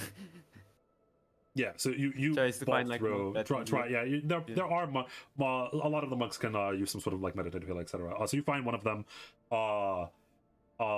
They walk out. They like lift up the poor macaque's body, pick up the dagger and Ling's dagger and hand it over to you. And they'll say that they take care of it. Question here. Do you go, so assumingly Daigo dropped off Ling at his room after helping him, do you go to Ling's room or do you go to Daigo's room?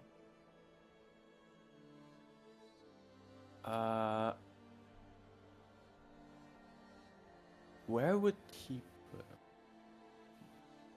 Probably Ling's, yeah, because okay. Daigo did say, yeah. Yeah. So he's probably gonna try and find Daigo and Ling. So as you as you finally reach La Ling's room, you see Daigo walking out of it as he looks over towards you. And then he looks over towards Ling's room and then looks over towards you and then just shakes his head no as he closes the door. We should leave him alone for now.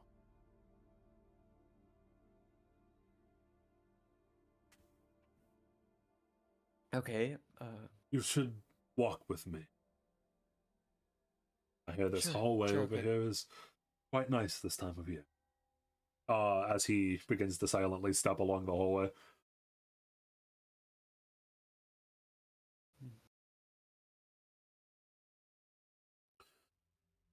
Do you remember when you first asked me whether or not it was a good thing to regain your memories? Yes. Daigo I still remember it. closes his eyes, inhales, and then exhales deeply. Many people come to this village and to this monastery because they are running from.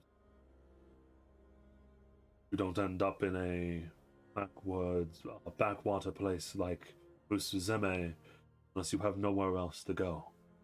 It is a home to refugees. It is a home to people that no longer have a home. But because of that, a lot of the people here have memories they would sooner forget. They use this place as a temporary place of healing and try to move on with their life.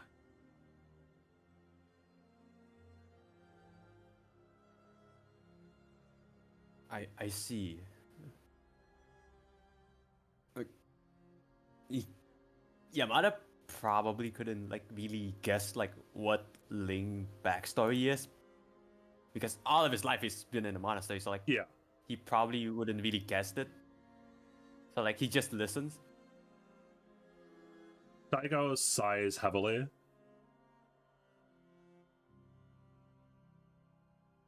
Ling was an assassin. He owed money to very powerful people, and he killed for a living. He was sent here to kill me. I see. I gave him a new home.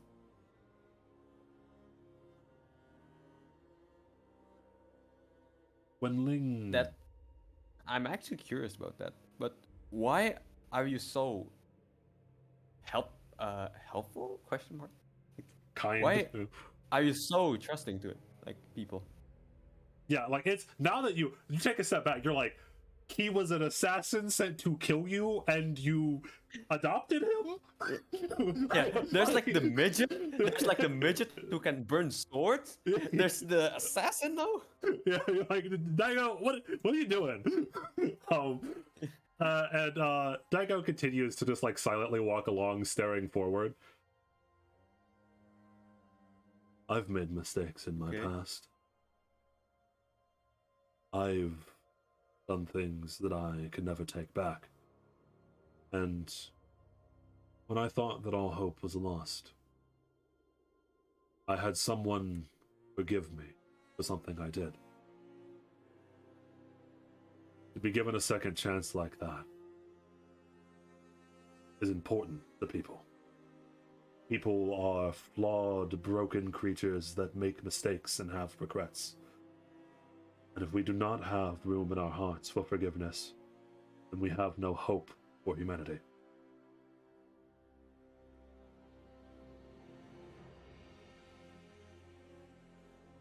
I see. So that's why, I guess that's the reason. Whenever Ling sees blood, or specifically when things die around him, it enters a traumatic memory for him. Try to be there for him. He tends to push people away because he is afraid. And Daigo puts a hand on your shoulder the same way that he does to a lot of people, like another like mentor-ish way. But as I'd said, second chances are important.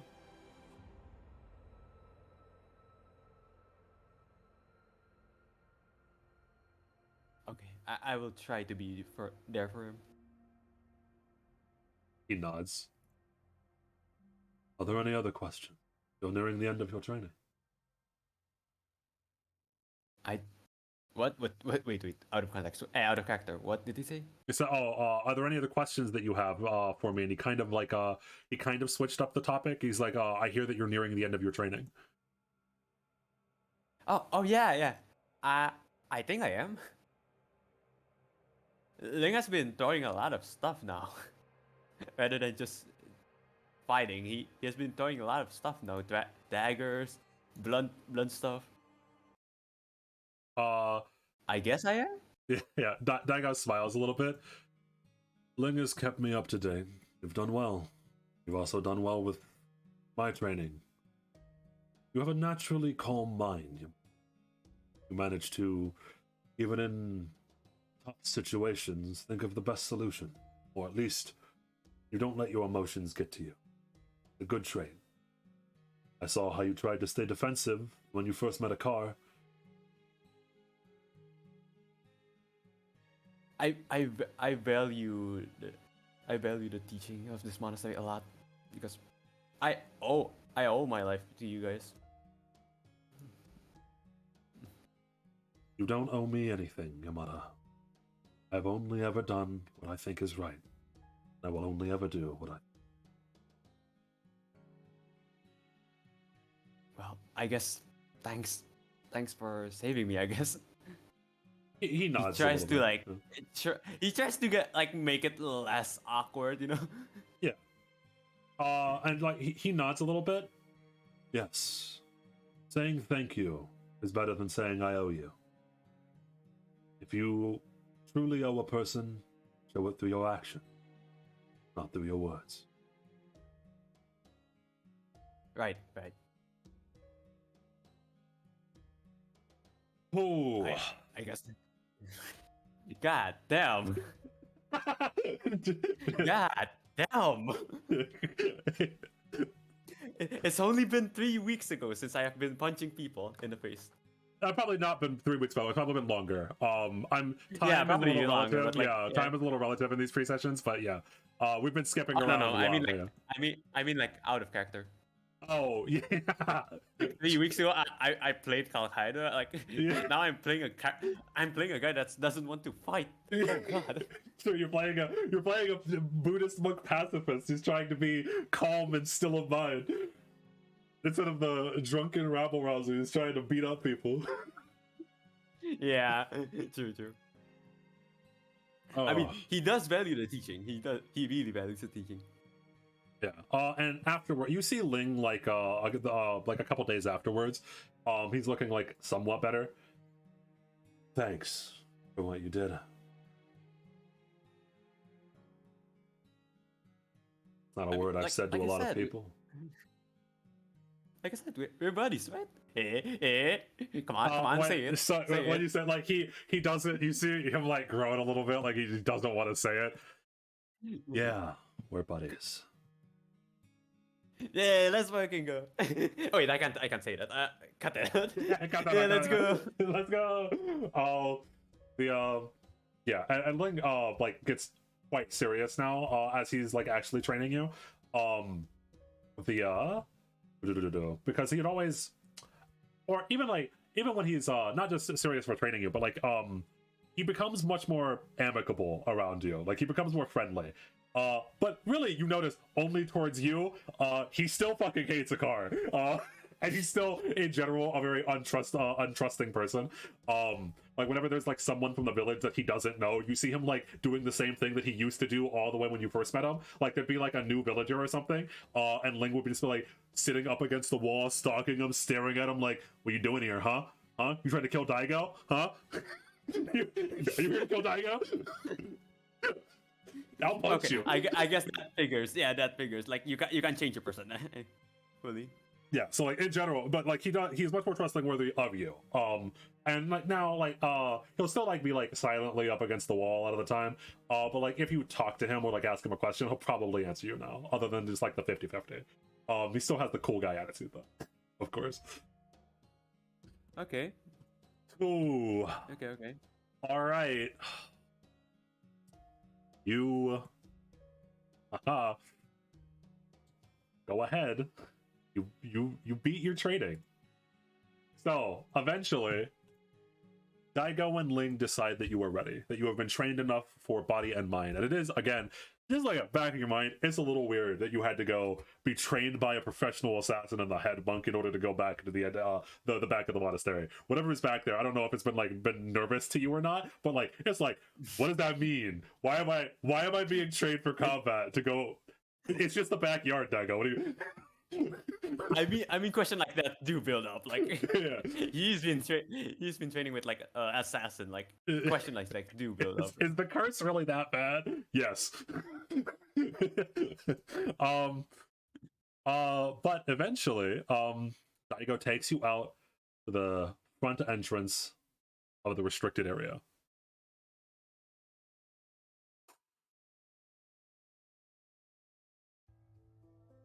Remember what I taught you. Your eyes can play tricks on you. Okay. Do not open the door under any circumstances. And finally, he pauses. If you see a smiling man, do not trust his words. Smiling man? Daigo doesn't elaborate. He just nods. I guess I won't ask him. Okay. And as you go to take a step forward, he speaks up again. Yamata, if your memories do come back to you, know that no matter what kind of person you will always be welcome at the monastery. Do not let your past, no matter what it is, change you. Understood. I see. All right. Like, his expression is Yamada's expression right now is confident. You could say like he's prepared. You could say he's prepared. Yeah. All right. So you walk into the back. You slowly creak open the door.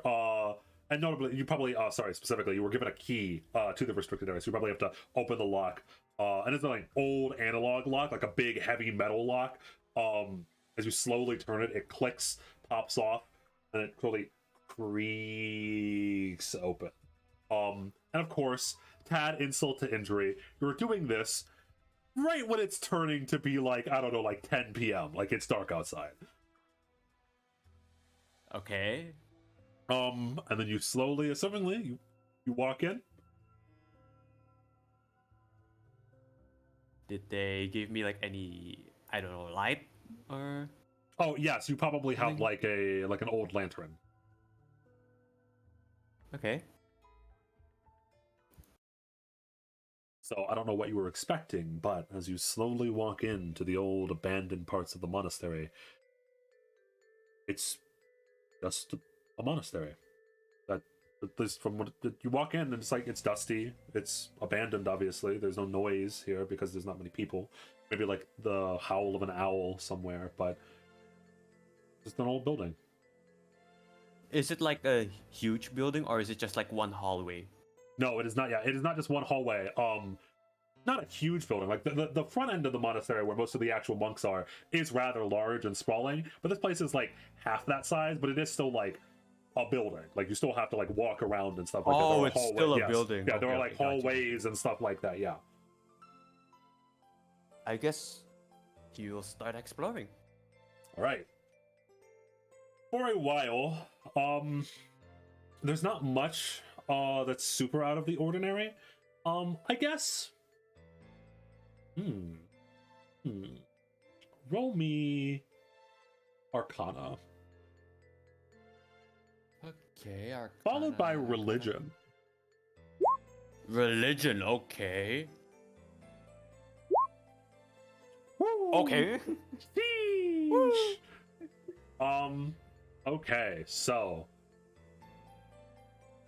at the very start, it kind of catches your eye, I guess, that like it's a little weird that like on some of like the old tables, old wooden tables that are around inside of the hallways of this old monastery, or the old parts of the monastery, there are instruments that look oddly similar to the ones that Lucille was using when she did checkups on you. Lucille being the old the town mage, the doctor, quote unquote, that was checking in on you. She never explained to you what those like magical instruments were, so you still don't know what these are for, but whatever she was using appear to be similar to whatever is inside of this, the old parts of the monastery. Okay. Besides that, something is weird. So, the monastery is a Buddhist monastery. I keep calling it the monastery because it doesn't have a title like the X monastery. It is, everyone just refers to it as the monastery, because it's just been around forever and the name has been lost to history. But as you get inside, you start to notice that even though the hallways look very similar to the hallways and like even like some of the iconography on like the walls, like maybe there's like a statue of the Buddha here and there, or like a bravakra. I think that's how it's pronounced. I'm gonna butcher that. It's something is strange. It doesn't actually seem like a place of worship or religion. There's a lot of those like magical instruments everywhere. Almost if it's like a, I don't know, like a research facility or something. You can't really tell. It doesn't really feel like like a monastery though, in the same way that the monastery does that you were used to. Doesn't look like a monastery. Huh, interesting. Yeah, which is like odd. There were like papers on desks, and again like those alchemical instruments, beakers and stuff like that laying around. It's just, I guess weird. you would probably try to look at the paper. Like, can he like understand the paper, something like that? They are written in a language that you do not understand. I guess carry on then. Yes. Yeah. Can I take one paper? Yeah, sure. Yeah, like Yamata takes one of the paper, folds it, and like put it in his pocket, and then carry on.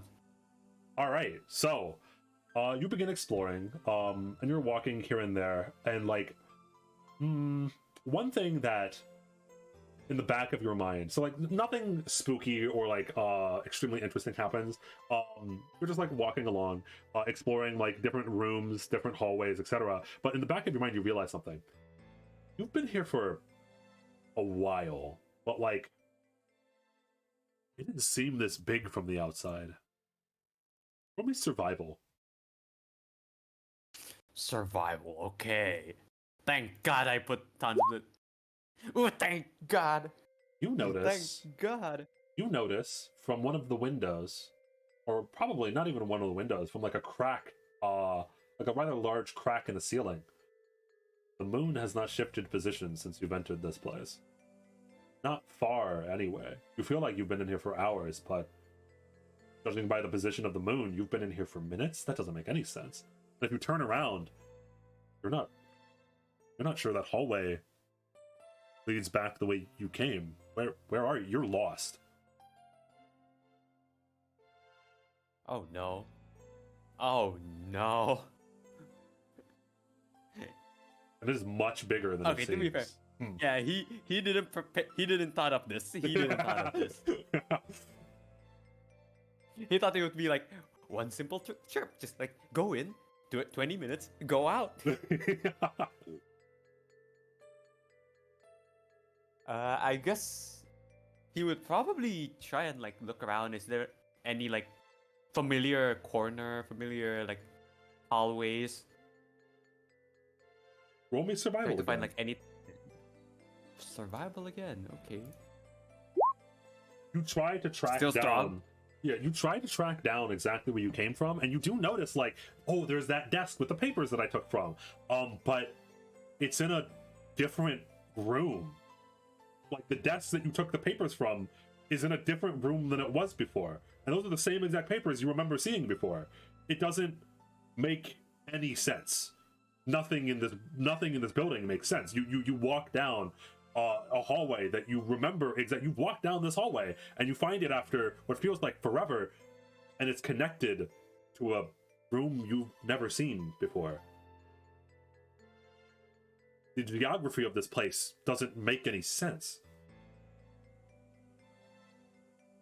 I have an idea. Like, All right. Yamada probably sits there, like, look at the walls and like stuff, and probably ponder to himself. He takes like one of the papers on the table and then rips it apart, like small, like try to put like breadcrumbs basically, Mm-hmm. and tries to walk again, like try to find the exit while dropping like a piece of breadcrumb every time. All right. Every like few steps, drop like one. Every few steps, drop one. So you're doing that. How often do you like look back and check on them? I guess every like few breadcrumbs. I guess like he Okay, doesn't really. yeah. He's not really that spooked right now. So you're walking along, and eventually you get to a dead end. Again, the geography in this place is making less and less sense as you get here. There's a hallway that just leads to nothing. It's just a wall. Just a wall. There's nowhere else to go. Damn.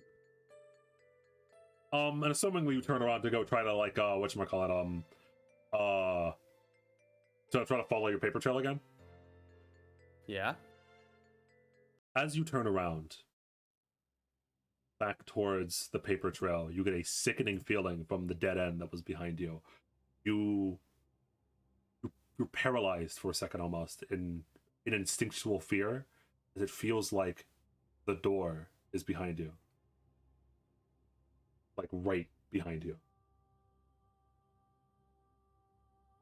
I guess I like with that feeling, like Yamada slowly looks back. As you do, He has felt this feeling. yes, as you do, it is not a door. The wall slowly starts to seep out.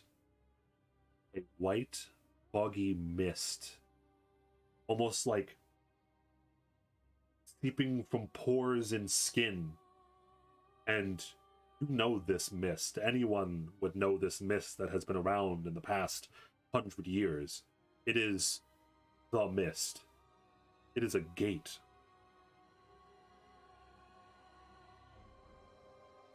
Okay, a gate. I guess is there any place I can run to? Like, Yeah, is I mean, it you just can, like you can follow. No, me- that's just the dead end. It's seeping out of the wall that's in the dead end, and the mist is like it's almost like you can. There is this like sickening feeling to your core, as if like the tendrils of the mist are crawling towards you like serpents through the sky. Oh boy. Oh boy. Oh boy. Oh boy. Yeah, you can, but like you can run. You can run towards the paper trail. Yeah, paper trail. Paper trail, of course. Yeah, paper trail. Go. Yeah. Paper trail. Of course. Yeah, so you assuming I assume you book it, you don't just like slowly walk. You're not here. Yeah, book it. Fuck Yeah, it. so you're running and and you notice the paper trail is leading you. Like it's still there, but it's leading you places you didn't go. It's leading you down and down stairs all the time. You don't have much time to think. Do you keep following it or do you break off into the unknown? You can sense the tendrils of the mist behind you. Okay. Is the paper trail like leading me like random place or like Yeah, what? it's leading you towards a place that you did not come from. It's leading you down. Like it's continuously leading you down staircases over and over and over again. I think after like the first few staircase, he comes to realize like, wait, I didn't went here. Yep. I didn't went to any stairs. Like, he would probably try to go back and then realize like the smoke is already behind him. And I guess The paper trail still exists, by the way. It's just like not leading you from where you came. So like you can choose to follow the paper trail, run off into the random maze of this hellhole that you're now in, or you can try to fight the mist if you wish. Random. Try Random. first. All right, yeah. So you break off from the paper trail and you just go diving through, and it is probably a literal horror experience, as you can sense almost like a sixth sense in your soul, to your very core, whenever that thing is close, whatever it is close, and it is hunting you. And the geography of this place makes no sense. You turn a corner and hallways change, rooms shift. You have nowhere to run because you have everywhere to run, but you can't find a way out. And it knows where you are, seemingly, always hunting you, slowly getting closer and closer and closer. I guess in like his desperate moment, in his like desperate times, he would probably like think about like what ways he would probably can like escape and stuff like that. And then he remembers like the teachings Daigo taught him to basically like his eyes is like deceiving or something like that. I forgot. Yes, do not trust your eyes, for they will deceive you. Yeah, dude. He would probably stop and then like take a deep breath, and will probably try to use that. Roll me will. Will? Which one is that? It is above your skills. It is one of the saving throws. Oh, okay. Ooh! You close your eyes. I got that. And you remember all of your teachings with Daigo. You remember the hours upon hours of meditation that you have undergone at the monastery. And as you close your eyes, that feeling in your core starts to fade away a little bit. Everything is at peace. Do you open your eyes? I guess I do. Yeah. I mean, it's already peaceful. Your surroundings have completely changed. You are in a much more lively place. Lively, okay. What I mean by lively is that there is a person sitting in the corner of the room on a chair, humming to himself. There are a couple of lanterns lit, old style lanterns. In fact, if you look around, there's no new technology around here at all. Very old timey. Like something that you'd see maybe from the modern era like we're living in right now, because if you remember, the year that the campaign is taking place in is far into the future. 2095, I think.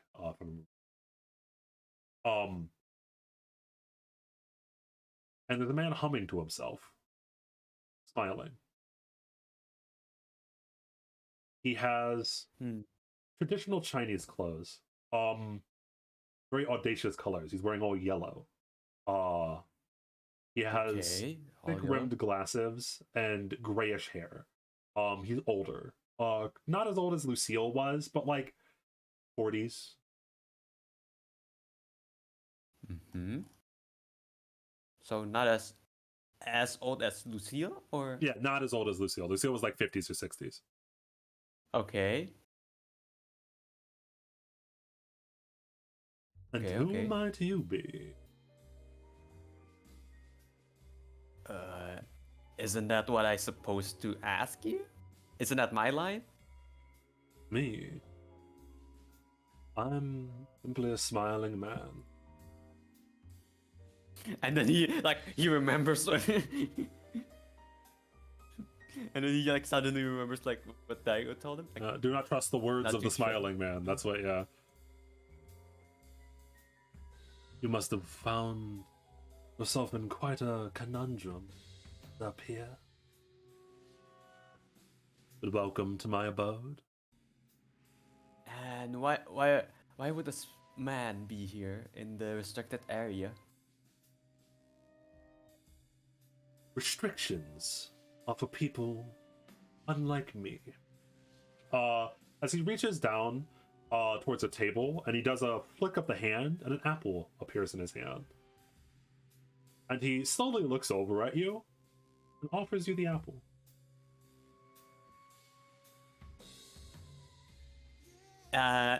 He don't he don't take it. He doesn't take it. Fair enough. Sorry, yeah, I'm. It's not time to eat. I'm sorry.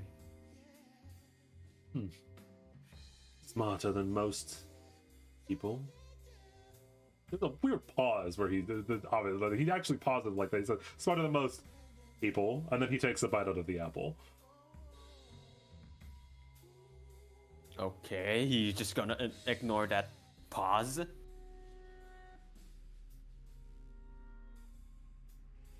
And I bet you're rather might you be? confused here. I've already answered that. I'm a man that likes to smile. I'm a man that likes amusement in my life.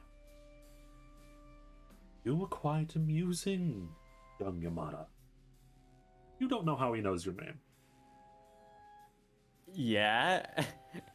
But that's like the least weird shit he has seen And today. if you look around, by the way, there are no doors in this room. Oh boy. Oh Yeah. boy. And why would a guy seeking amusement be in the loneliest place possible? Mind if I ask?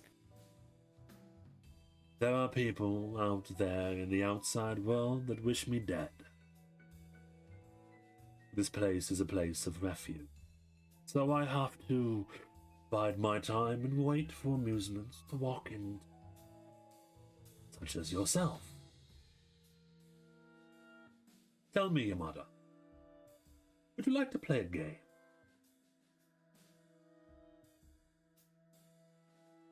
Do I have a choice to say no? You do?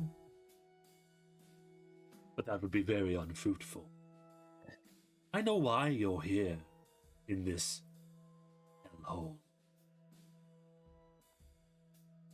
I could give you the answers you seek, or you could seek the door.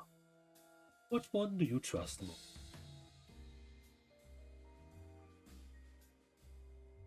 Fuck.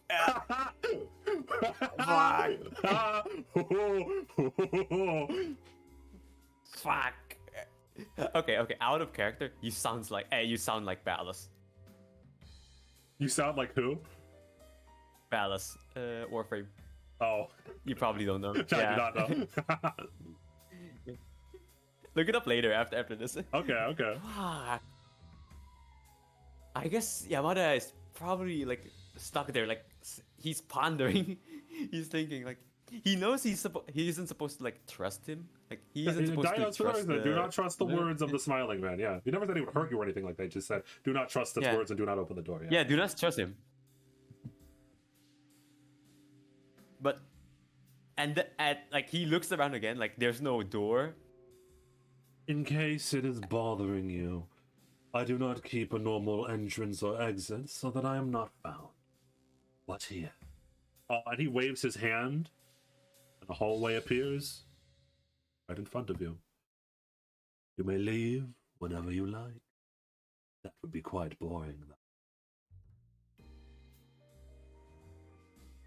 He stood there for a bit, thinks about all the stuff he remembers, all the question he has, all the things he knows, all the things like that's happened to him like for the past few years. And then he sits down.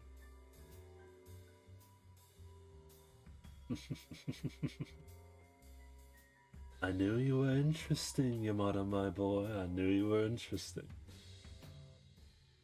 The game is simple.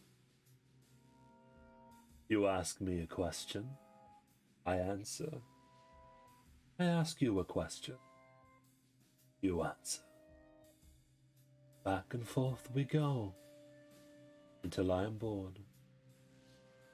You may go first.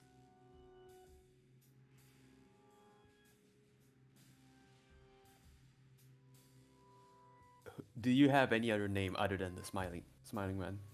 Like, who are you? Who am I?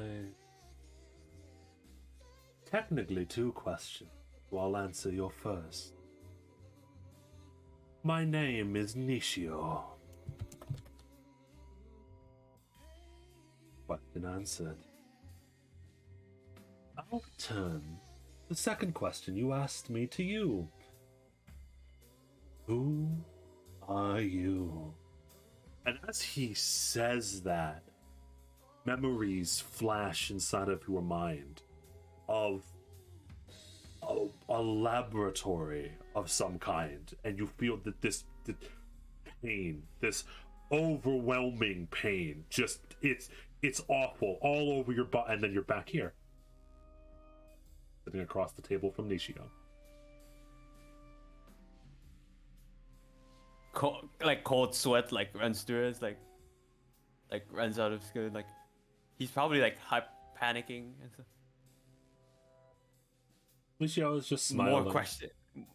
More question added to his thought, and he looks at him, he looks at Nishio. Your turn. Any question your heart's desire. Knowledge. Wonderful thing. He thought to himself for a bit, he ponders, he tries to remember all the memories that flooded to him for a few fraction of a second. He pondered it, and he just asked one thing. Do you know who I am? The better question is, do I know what are? The answer to both is yes. My turn. Why are you here when you already escaped? And as you saw, there's no flash of a memory this time. There is just this singeing, burning feeling as if your blood is on fire for a brief moment. Then you are calm. He starts to even more be panicking. He tries to calm himself, but the stinging feeling of his blood boiling.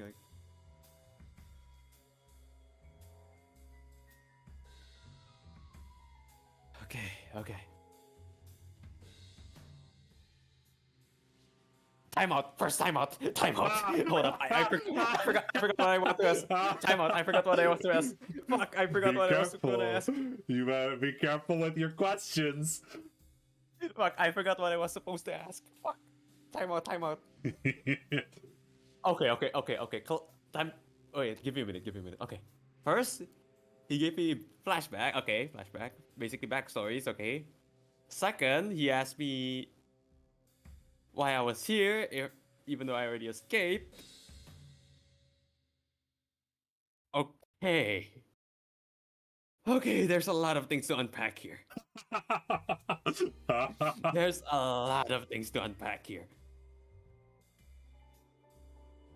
Okay. A lot of question flows through Yamada's head. What does he mean by he knows what I am? Am I not human? What does he mean escape?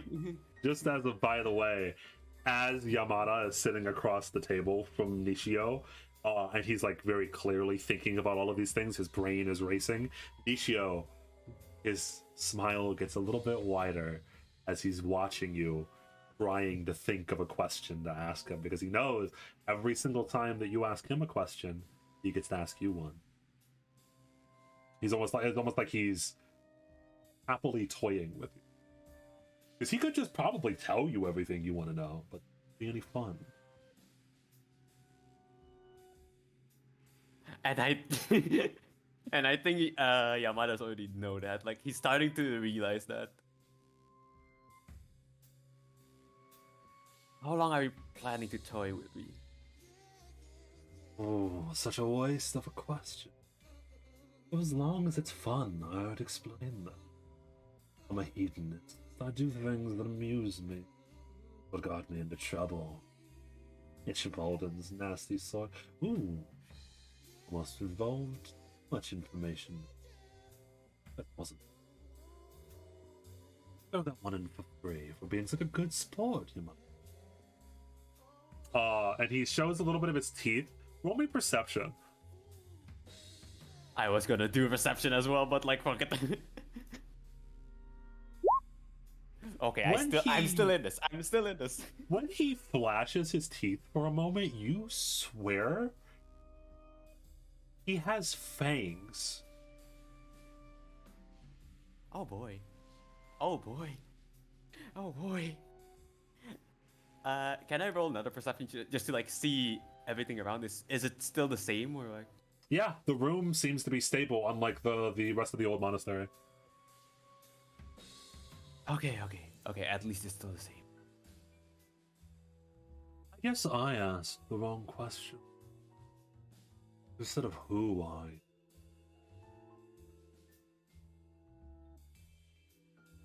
What are you, Yamata? What are you? You're not normal. You've always known that. And yet you never asked the question. He tries to like rebuke that. He starts to rebuke that, like saying like that's two question, but like he starts to like doubt himself as well. For a moment, there's a hesitancy as nothing happens to you when he says those words. As he leans back in his chair a little bit, takes another bite of his apple. What are you, poor unfortunate soul? And as he says that, there's a feeling that wells all throughout your body, and you look down at the table. The table is frozen solid now. Okay. And the ice is coming from your hands.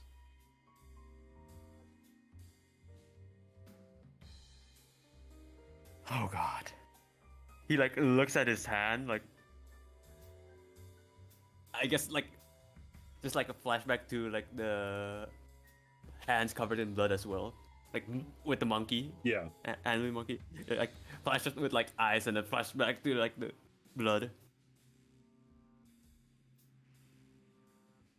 And then he looks at Inicio with like the same confused face like he answered everyone.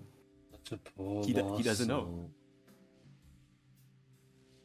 No one even told you. No, it's not quite right. That's even more amusing. They sealed it away. They were afraid of you.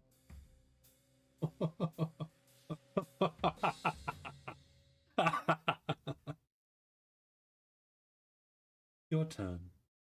Final question.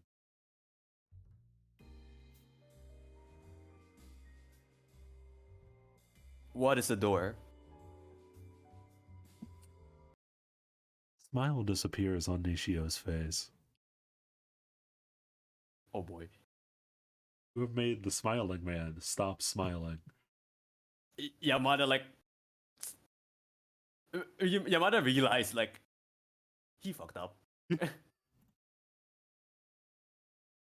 And like more like panically like looks around like is there any like exit or like something he can like bolt around to? The door is gone. The door that Nishio had made. As per the rules of the game, I will answer you. But I never thought you'd be this direct. He wasn't this direct. Fascinating. Oh no, what have I done? The door Oh, I is think I fucked up. The door is a seal. It locks away an ancient evil that a certain thing put here in the ground many years ago. If the seal is ever fully undone, Well, I believe that'd be very bad for everyone.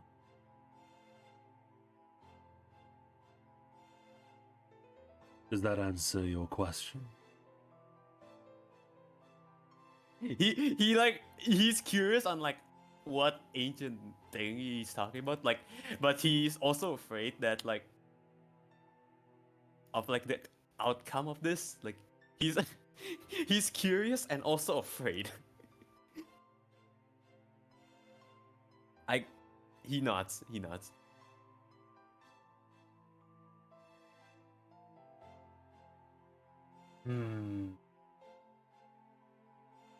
Yamata, my dear new friend, you must learn to ask the right question. Perhaps next time we meet, you'll be better at this game. But for now, I will ask my final.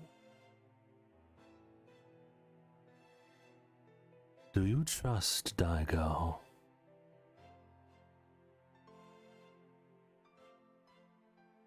Given he gives like a direct answer, like yes. There is no feeling that comes to your body this time, no flashbacks or no memories. Yeah. But the only thing that happens, the smiling man's smile returns to his face. Oh. Cycles and cycles, samsara, the never-ending circle of life, death, and rebirth. They say we must learn from history, but people never learn. They never change. You may go now. As the door opens again.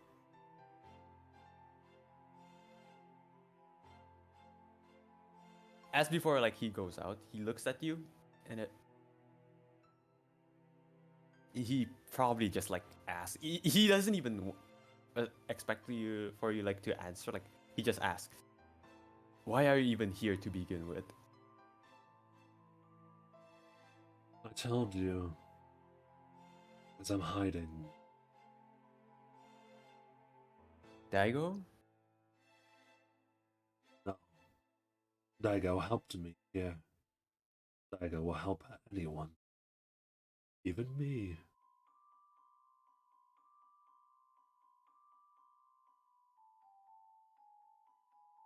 He doesn't even have any more questions, so like he just goes out. He just goes out, open the door. And as you as you walk through the door, you blink for a moment, and you are back in the very first center area, of the old abandoned parts of the monastery. You turn around, there is no door, there is no Nishio, there is no smiling man. And from the cracks and the windows peeks in the sun as it is morning. There's the front entrance, it's right there. We're there the entire night. Okay. I guess while he walks to like find the entrance again, he like ponders to himself like all of the information that all of the information Nishio gave him, like of the question, of the information he got, even the question he like ponders it again and again and again. Like, what does it mean? Like, yeah, and as you're opening the door out into like the central area that cuts off between the old monastery and the new, you see that Daigo and Ling, and sorry, Ling wasn't there when he sent you off, only Daigo, but Daigo has stayed there, assumingly the entire night, waiting for you to come back out. And he doesn't even look that tired. Ling looks like he's dozing off a little bit. He's leaned up against one of the doorway entering into the new monastery, and a car is there as well. Who's like sitting there bored out of his mind waiting for you. As I mean, these two probably showed up. These two probably showed up somewhere along the night. But Daigo was there when you went in. He probably stayed there for you the entire time waiting.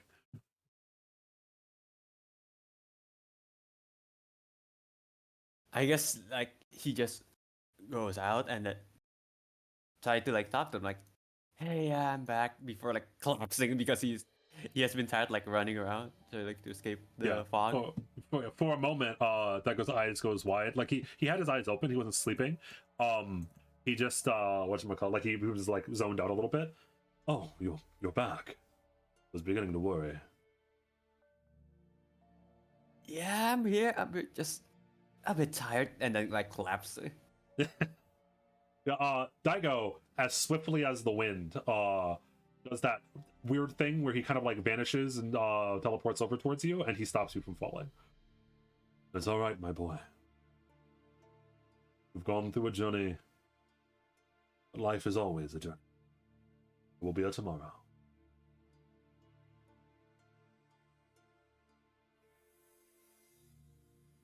Okay. God damn. God damn. Oh, so Daigo eventually like asks you after you've calmed down a little bit, probably after you've gone to sleep actually and woken up the next day. Yeah. But like whether or not like you actually, do you tell Daigo or anyone about what you saw in there? Or you keep that stuff to yourself? Nishio was saying some stuff about whether or not you trusted Daigo and like why you came. For now, he's keeping it for himself. For now. Okay. He's like still processing it all. Yeah, and Daigo like doesn't directly ask you. No one really does. A car might actually, but a car is a car. You could just fucking tell him to shut the fuck up. But like Daigo like expectantly like looks at you for a little bit. But then he just nods to himself. It's just like if you're not going to walk up and tell him, he's not going to ask you because he's going to be like, you got this handled. You are on your path that you have chosen. It is okay. So he doesn't directly ask you, and Ling has always kind of been solitary. So. MC probably walks up to you. Yo, I heard you went into that old ass place. That's crazy. He's like still tired, and he tries to like respond to him like as nice as possible. He's like, I did.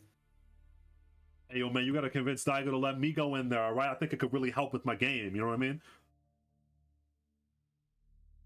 They say it helps you find your inner path. You know what I mean? The buildings. MC, brother to brother, don't. Like he raises an eyebrow and looks at you for a moment. All right, I'm picking up what you dropping down. All right, I get you. All right, we cool. Hope you're doing better. Hope you find your. I hope you found your path. All right. Yeah. I mean, I just need time to process this. Yeah. Other than being the backing music to our sick ass band, you know what I mean? Oh, of course. Just give me alone time. I need to process all of this. Yeah. All right. Oh.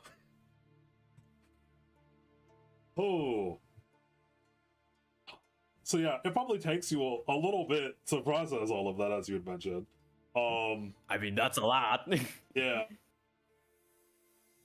Do you actually change anything that you do? Like, do you actually start distrusting Daigo, or you chill? Like, do you just like hold that within yourself and contemplate on it for a while? I think he's more agitated now. You could probably say like he's less calm, or like whatever. Like the words you just like the words like people used to say like he's less calm now.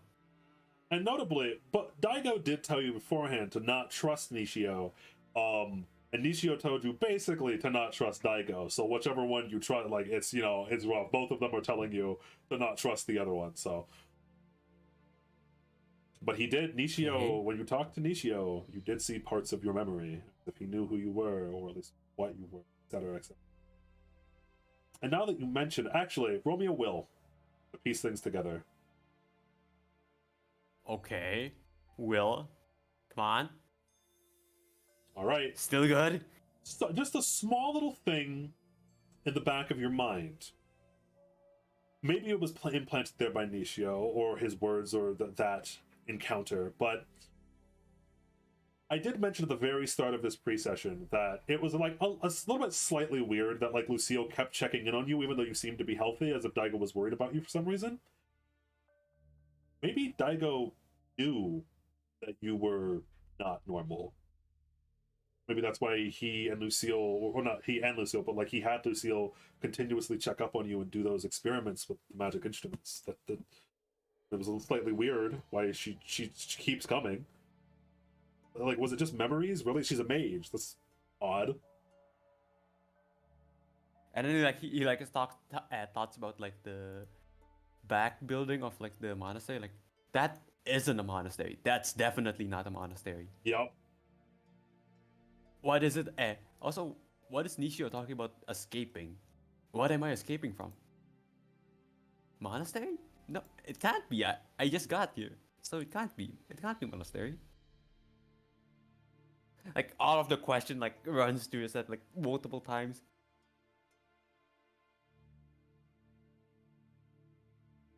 Until like one time he confronts Daigo. He actually confronts him. Hmm.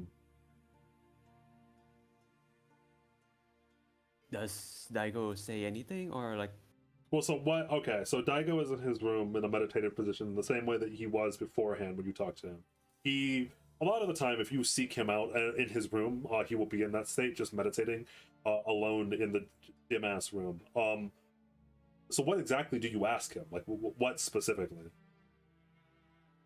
no? Before that, I think this is the first time I think Yamada will probably wait until he stops.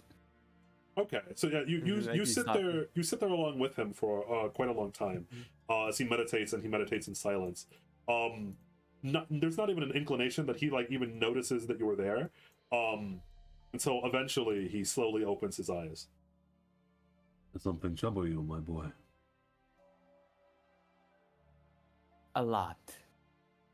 A lot. By I mean a lot. There's a lot of things I need to ask you. There's a lot of things you need to tell me. Imagine there would be. The experience of the old monastery can be quite.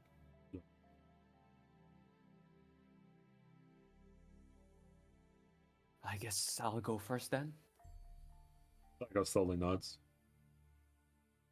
What am I? I know I'm Yamada, but like You. I know you told me to like not trust him, but the memories he's poured into my mind, like all the burning feeling of my blood, like this pain. You met It him. can't be fake. You met him then. The smiling man. Yes, I did. Daigo closes his eyes again and leaves out a sigh. He. Yamada, you are not human. But that does not make you any less of a person. I knew it when I saved you. The fact you don't have to eat as much as normal people, the fact that you are as strong as you are, that meditation calmness fits within you. You are a creation. You are a homunculus. No, no, no, no. You're joking. You're joking. Surely you're joking. Calm yourself, please. You told me not to trust him. That's why I came here to you because I trusted you. Because I thought you told me you didn't tell me because for the better. That I'm not man, homuncular, right? that man tells half-truths, coaxed in lies. Not everything he said was true. I do not know what he told you. But I only ever had your best interest in heart. I knew that you weren't human, but I also knew that telling you that, what it's doing to you now. I don't view you any less because of what you are. The monastery's doors are open to everyone.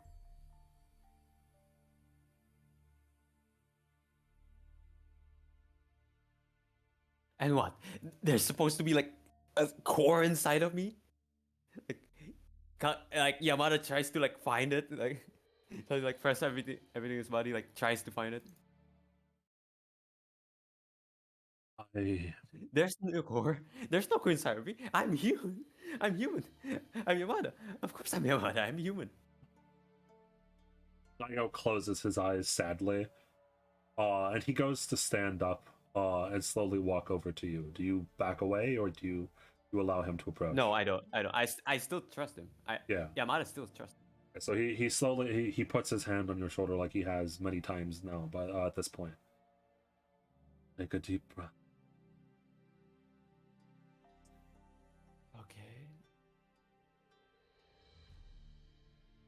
As all homunculuses do. He's more calmer now. You do have a core. I had Lucille do checkups on you, though. It's fine. It is stable.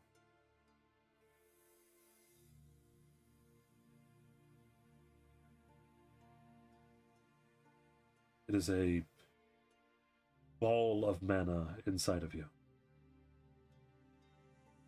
You probably don't know it, but you have the potential to be much stronger than you think.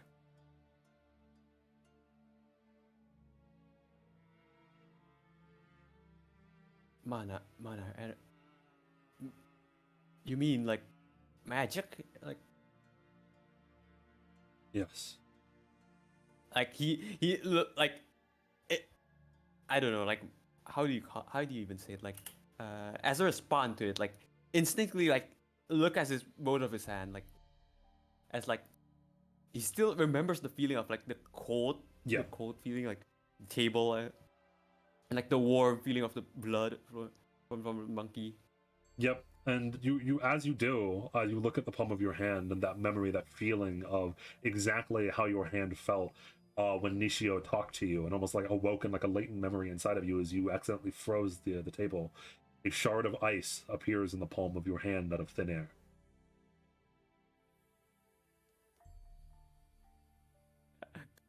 Yamada is shocked by it and like tries to throw the shard like somewhere at the floor. Tries to throw it. Tries to drop it there. Yeah, it is just normal ice, so like it scatters and shatters a little bit onto the floor.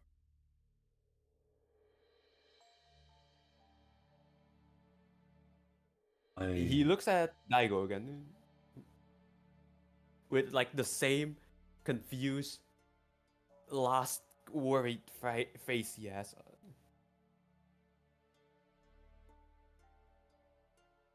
You don't have to dig deeper into your past, Yamada.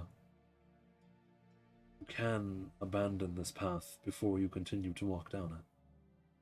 I do not know what happened in your history, but I do know that it probably wasn't the best. What I Who made found, me? don't know. Like, what does he mean by escape? Like, what does he mean by I already escaped the monastery? I've already told you that I have been here for years. Many years. I have never seen you before. You were never here before I brought you here. That man tells lies. Like, he calms down a bit, like, after realizing he didn't really escape from the monastery and still, and like, in his head, like, realize the monastery is still, you can consider home. He can still consider home. Mm-hmm. Like, he calms down a bit. But then, like, he remembers one more thing. What is the restricted place? Like, why is there magic machine, arcana machine there? Why is there papers I can't even understand? Like, he tries to find the paper in his pocket. Yeah, you still have it, yes. Yeah. He like shows it to Daigo, like, what is this? Daigo gives off a heavy sigh. They are research notes.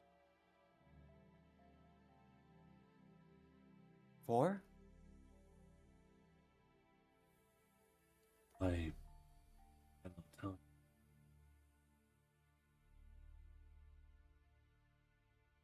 He's silent for a bit. He like realized that Daigo couldn't give him all the answer. He still trusts him. Like, but he still has some sort of trust to Daigo. Mhm. But like he's starting to realize that not everything can like, yeah, you can't really trust Daigo that much. Like he's starting to realize that like the seed of doubt is being sown, you could say. He looks at Daigo again, and this is the last thing I'm gonna ask him. Like, then why is there a research facility in the monastery?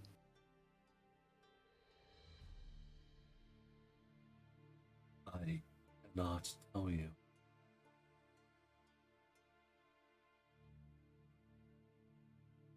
Knowledge is poison to the mind sometimes.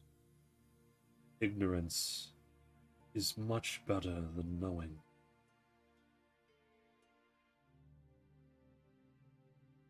Like while he's talking back and forth with Daigo, he's starting to like connect the dots together, like starting to realize why is there the facility, why is there the door, like the Nishio talked about.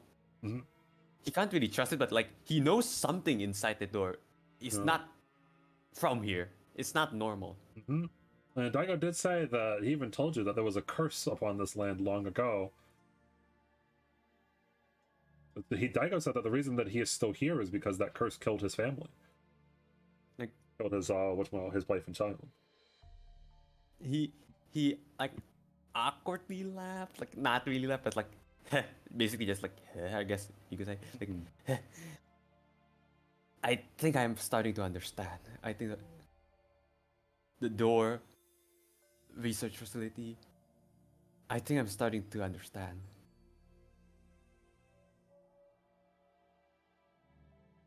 Like he looks at Daigo. I'm not. I'm not gonna pry more into whatever this is. I just want to know who I am. I just want to know who the hell I am. That answer, thankfully, I truly do not know.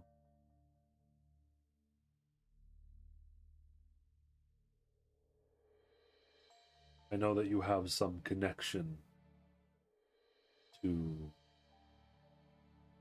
the old monastery.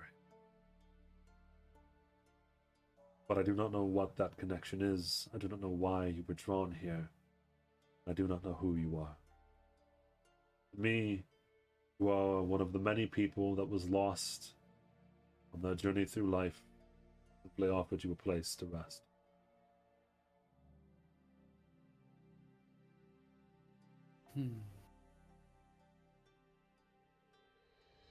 He takes a moment to like collect all of the stuff Daigo's answered and stuff.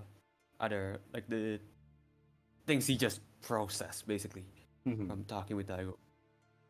He collects his thought, stands up, and thanks Daigo. Thanks Daigo for everything, and he's probably gonna go outside. He's probably gonna open the door. He's gonna leave the room. All right.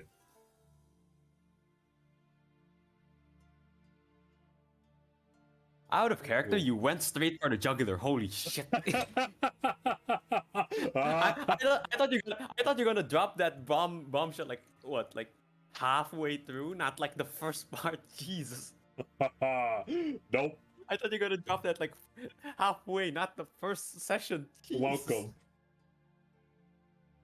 Because that, yeah, no. That gets introduced into your pre-session, because now this rabbit hole goes so much deeper. For the viewers, Para has left his actual backstory up to the DM. Smile. Oh boy. Oh boy. Yeah. You thought, oh, it's gonna be revealed like halfway through the campaign that I'm actually homunculus, and then like that's gonna no.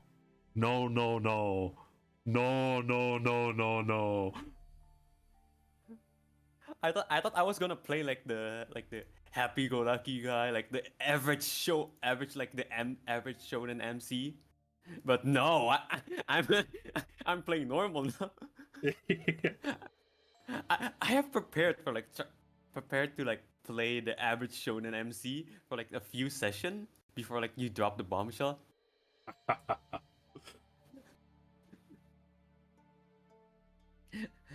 I mean, I'm not doubting. Honestly, this is good. This session is actually really good. Holy shit!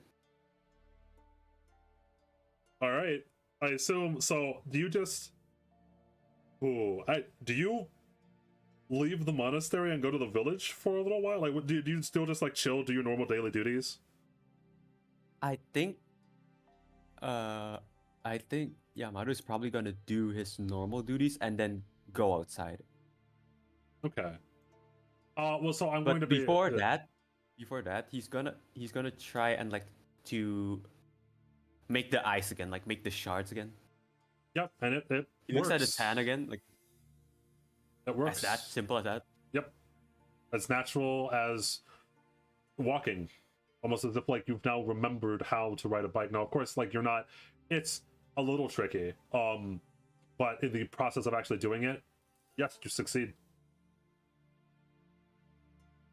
Okay, he's more confused now. He's more confused. He's even more confused. So yeah, he's gonna do his daily chores and stuff like that, and he's gonna go out to the village. All right. As you are going out to the village, Akar and Lydia are on their way to the monastery. And if you look down at the actual map itself, there's a massive bridge that connects this fractured land that a lot of people use. And as you are like walking onto the bridge this way, you see Akar and Lydia walking this way from the village over towards what you assume is probably the monastery. Like a car waves over to you and then realizes that you're in like a fucking shitty ass mood. Okay, it's probably like the next day, because the last time you saw a car, he was there right when you walked out of the whatchamacallit, of the ancient monastery, the old part. Yeah. And then assumingly he went back home, because again, Daigo let you get rest before the other conversation happened. Oh, hey, how's it going? Doing okay, bud?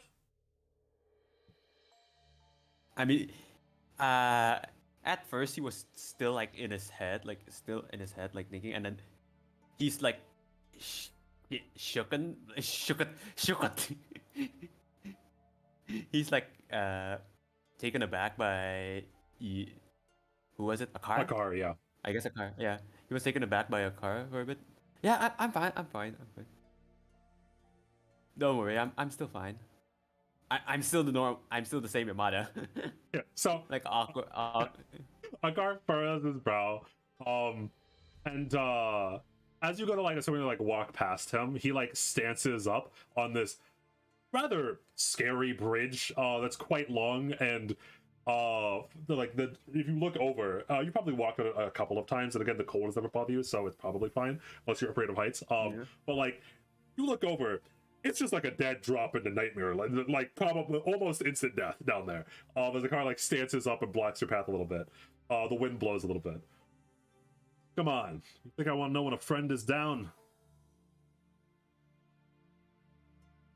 I'm not gonna pry too much. Father always told me that people that pry have secrets of their own, or something like that. I don't remember. Anyway, just know. You'll always be a cool guy, Yamata, alright? Way cooler than that dickhead Ling. Thanks, I guess. Even though you're kind of temperamental, but thanks, I guess. Temperamental? I'll take that as a compliment. And the car, like he goes to walk past you. Roll me acrobatics real quick. Oh boy, it's the worst one I had even. Oh god. You got this.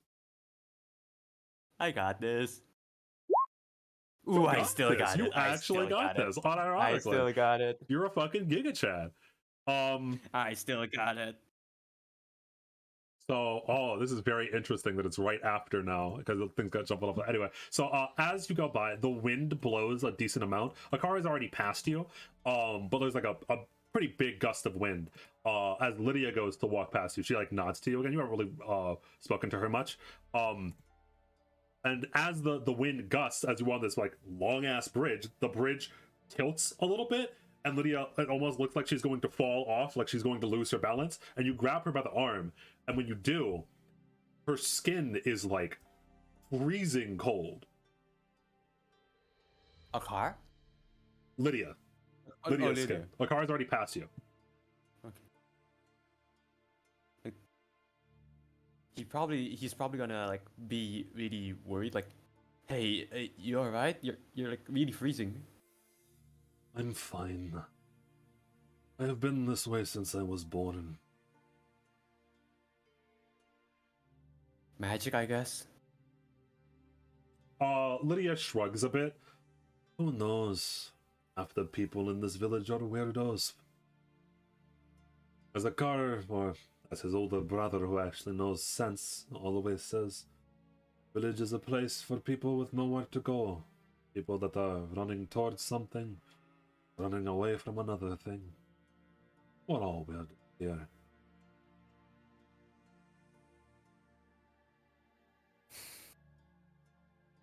Alright, I see. Is he still like blocking the way or like? No, a car already moved past you. He was just like, cheer the fuck up, and then moved along. No, like Lydia. Oh no, Lydia's not blocking you. Lydia was never blocking you.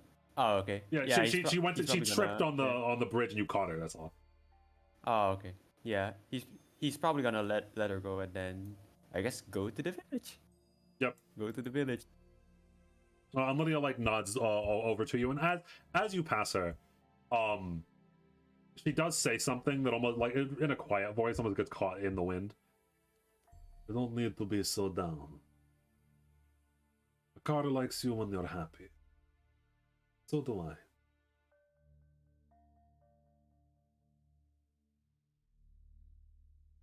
Thanks, but I just need some alone time, okay? Thanks, but you have no idea what the fuck I'm dealing with. Nah, he doesn't say that. He basically just says like, give me a minute. And yeah, you've probably been to the village multiple times by now. It's not like the monastery's like you've probably been here.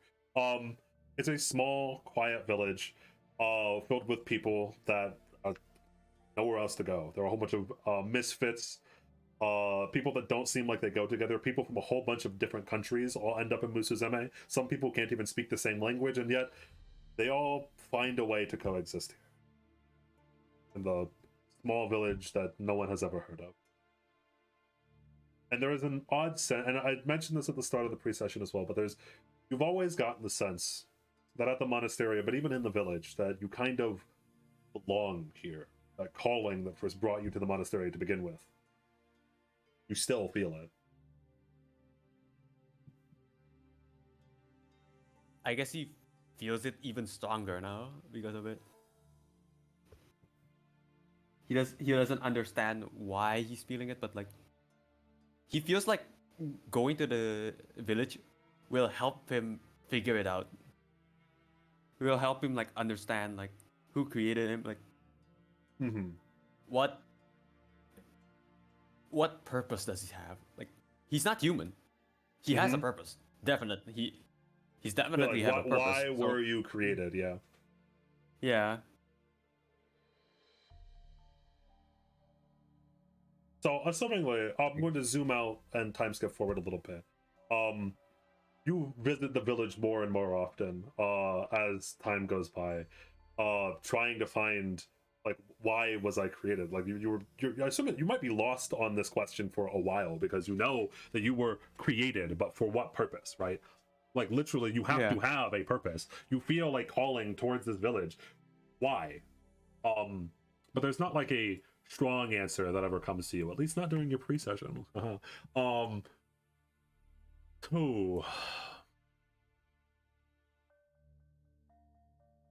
Okay, a couple things left. Yeah.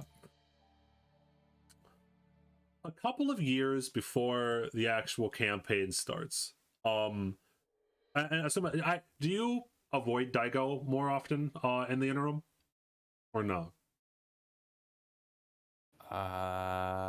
Is this like pass or like what? Well, I or was is it like now? oh no. Like in I'm going to time skip forward a little bit. Oh, Because forward. Okay. yeah, forward. Okay. Yeah. Do you from now on, from this point on, do you like start to avoid Daigo a little bit more or no? I think no, but like he's more reserved, you could say. Like, Okay. hmm. Ling probably notices that a little bit. He'll probably say something along the lines of, "I don't know exactly what happened to you in there. I know that Daigo is a good guy. We both know that. He's only ever tried to do everything that's help us. I trust him." Yeah, I know. I also trust him, but I don't know. I don't know. Ling nods, like, "Oh, he's gonna leave it." He's not like, yeah. Yeah. And Daigo eventually, after like a long time, by the way, like since the last time, like time passes. Daigo just lets you sit with that, lets you think or like stew on why you were created, etc. Daigo eventually comes back up to you, like a couple like years later, probably like it's like a long time. Yamata,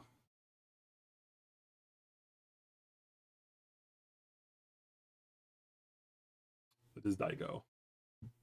He is standing in front of you, appearing out of thin air like he usually does. Okay. I thought that I would let you journey alone on this path. Suppose I should offer you help. You seem lost. Have seemed lost since I allowed you to enter the restrict. I guess I am. It's a lot of information to take, especially like I'm not human. That's a first start. Do you wish to re-enter the restricted area? I don't think going back helps. I don't even. It does not always lead to the smiling man. As I mentioned, you have some sort of deep connection to that place, or so it seems. It is probably what you were drawn to. The choice is entirely yours.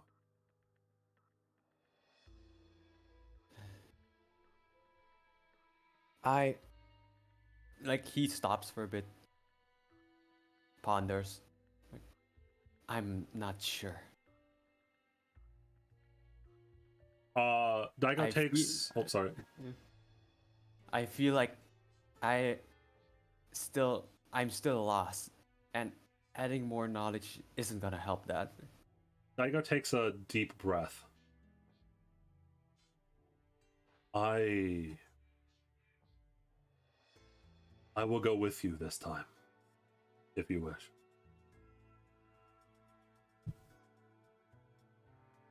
He looks at Daigo. That would be really lovely. If you can, that would be really lovely. And remember, the very first time that you ever mentioned like the dream of the door, Daigo looked like he was afraid of whatever was in there. Like he doesn't like that place. And you've never seen Daigo go inside of the restricted area by himself, or really not just by himself. You've never seen him go in there at all. Like even Daigo's like, that place no good. We do not like that place. I mean, if he doesn't want to go there, like, but no, he's willing to. He's like, listen, if you want to find out about your past, but you feel lost, I will be there with you this time. And if that fucking snake Nishio shows up, I'll beat his ass. I mean, sure, by all means. But before that, he's probably gonna ask Daigo like one last thing. Nishio said about cycle, and then how we never learned from it. What did you let somebody went inside beforehand, like before this, that talked to that talked to Nishio? Give me a second. Oh boy. Give me a second. Oh god. Oh boy. Okay. This only happens because Yamada trusts Nishi and Daigo.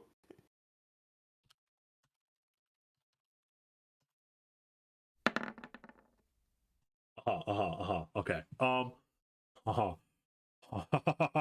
Okay. Pause. Calm. I am calm. I am calm. Okay. Daigo freezes for a moment. Yes.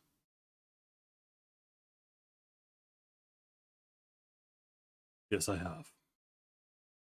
There have been people that have gone into the restricted area before. And they came back like me.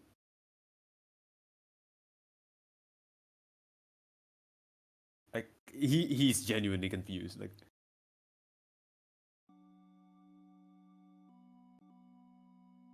They came back. Changed. Like you, yes. I see. I see.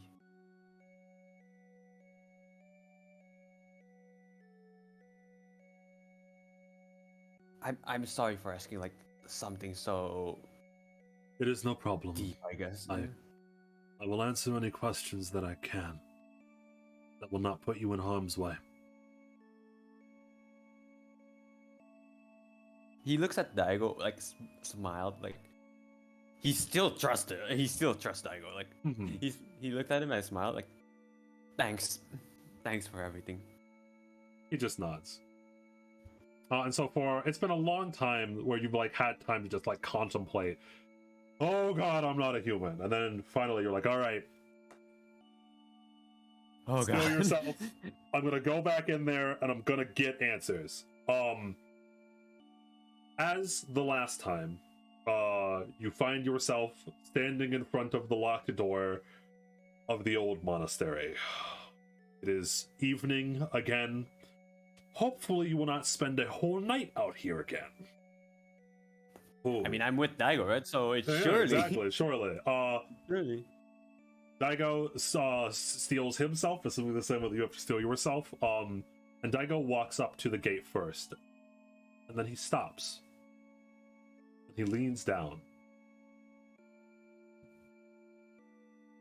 Ling. Ling, out of nowhere, it's very similar to Daigo, appears behind both of you. Okay. Who was here? What do you mean? No one was here. I've been on Overwatch. Someone has been here. The lock is open. The mood changes. Daigo, who was like stealing himself, slowly getting ready to enter into the hellhole again, now puts the whole entire place on lockdown a little bit.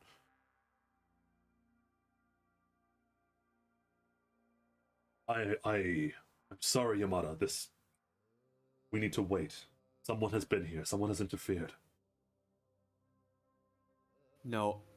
Like Yamada like slowly realized that the person that might be inside, he slowly realized like he might know who is inside. And he doesn't like that.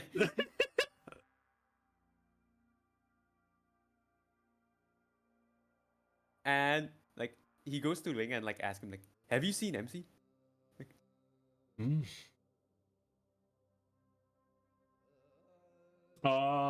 have you seen him? Both like Daigo and Ling look at each other, and neither of them like they both shake their head no.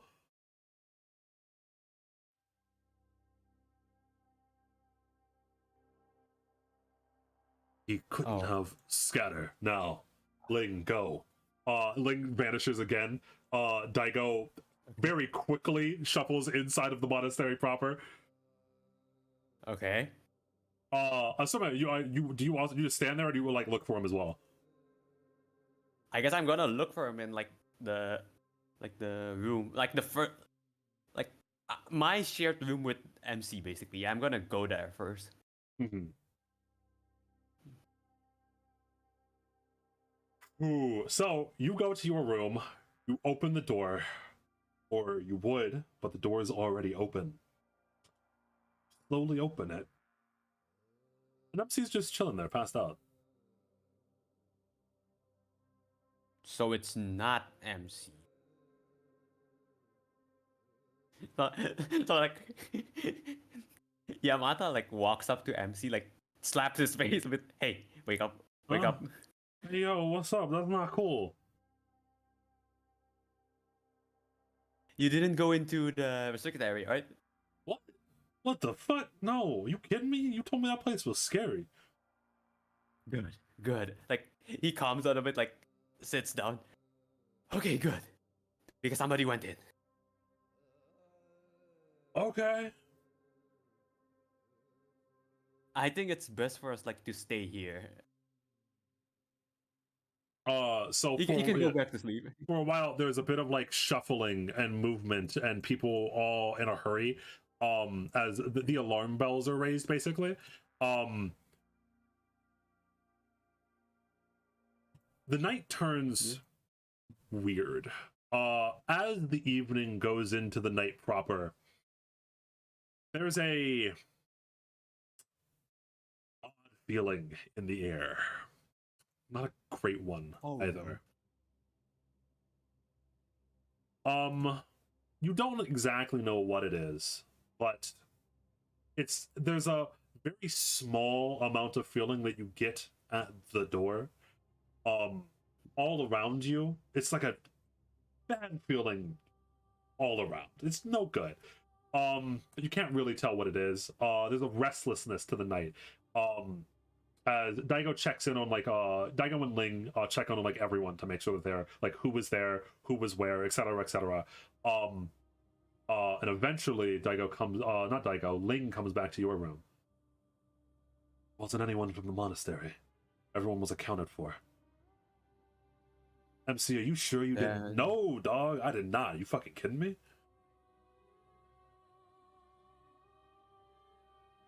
There was an intruder. But who could have gotten past me? Who could have gotten past Daigo? Daigo went out for now, but your second trip is gonna have to wait. He told me to tell you. It's alright, it's alright. I mean, I did force him to like go in with me, so it's alright. So anyone on guard duty, I guess? I'm usually the one on guard duty, but he told me to stand down.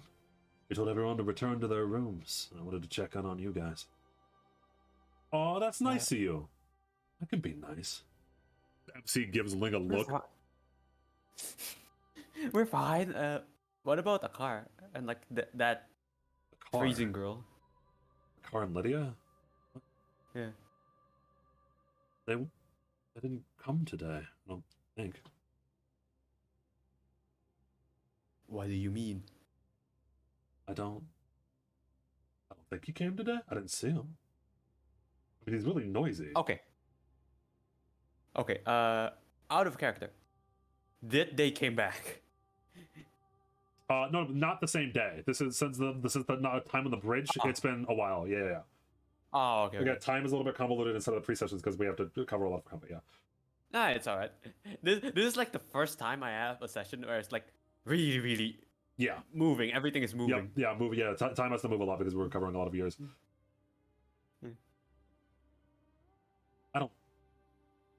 You don't think he would? Certainly, because he doesn't even. Yes. Probably not. I'll look into it. And Keep safe, okay? yeah, Leg nods. The night goes on, but everything eventually settles down, and at least for now, you never really find out what happened. Daigo eventually returns sometime like at noon the next day. And there were like a lot of monks, not just you. If you ask the question, like, "Hey, what happened? Why did you put up the guard?" Like, he just shuts down all questions and goes, "I dealt with it. There was a problem. I have fixed it. Calm. Everyone continue. But eventually Daigo does go back up to you specifically, Yamata. Okay. Our venture back into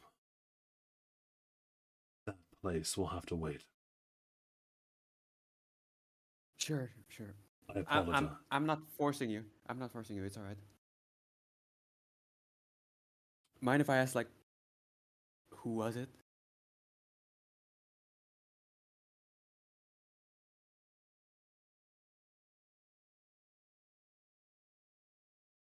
The silence is deafening. Yeah, he's thinking.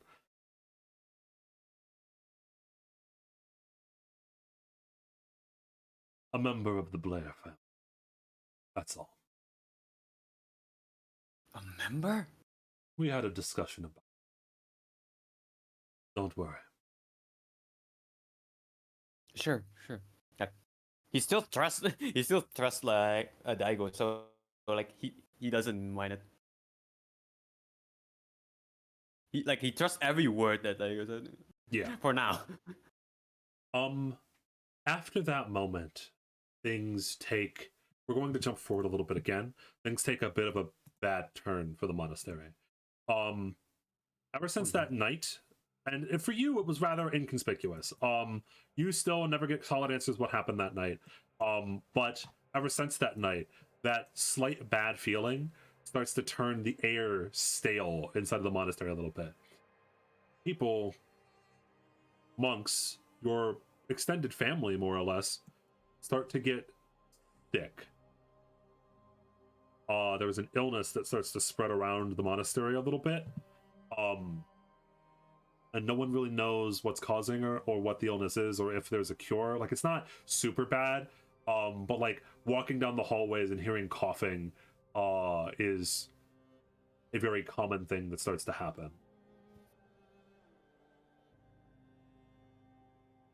Like,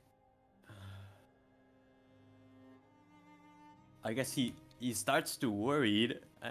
He starts to like get worried about it.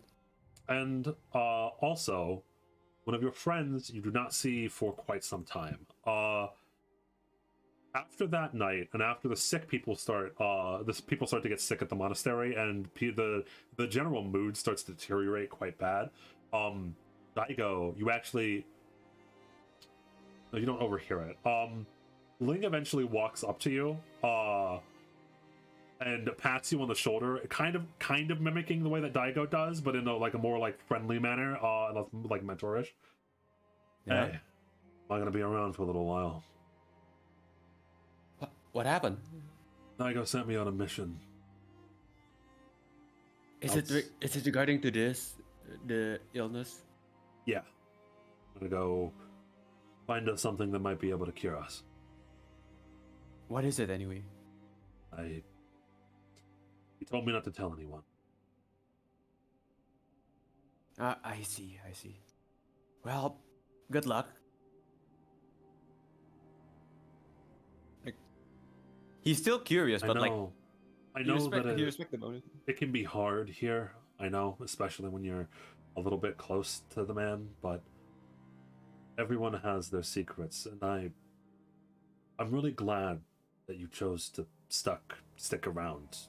And like you tell, like he doesn't really know how to like cheer up a person or say goodbye because he's kind of like a lonely asshole that doesn't talk when he wants, but he's kind of like really awkward.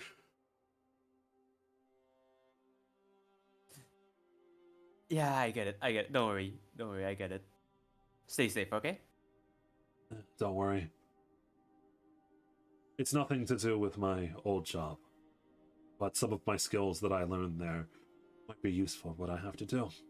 And like he cracks his neck a little bit. Are you going to the Blair family? No.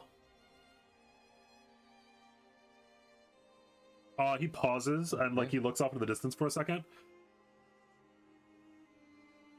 Going on a trip outside of Tibet. Outside of Tibet? Yeah. I'll be back though, don't worry. Well, okay. Stay safe. You too. I hope you fight whatever demons that you found inside of that place. And after that, like he realized again, he remembers again, like of the shit. He he still remembers it, but like he has like put it aside for a bit because of after like all of the things that happened, Hmm. like the illness, people getting sick, Yeah. somebody Yep. broke inside. Yeah, like he starts to like how do you call it? Focus more into that. I guess that's the word. Yeah. I guess yeah, that's it. He doesn't really say anything Yeah, more to me. time moves forward. There are rumors on the between the monks that something happened, something terrible happened at the Blair family manor, but you're unaware of it. And you do Yeah. even hear that people in the village start to get sick a little bit. Ever since that, something's been bad here. It's in the air. You can feel it in the air almost. Okay.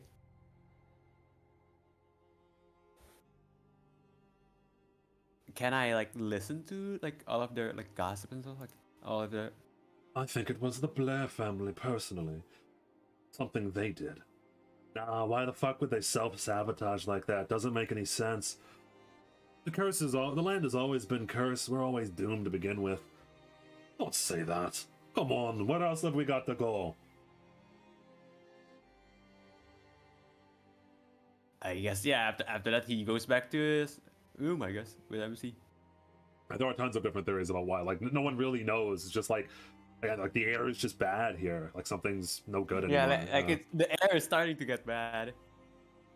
Whatever it is, and like not even Lucille can like really knows. Like, they call in doctors. There are like doctors inside of the village. There are mages. No one knows what the illness is. All that they know is that it is slowly spreading amongst the population.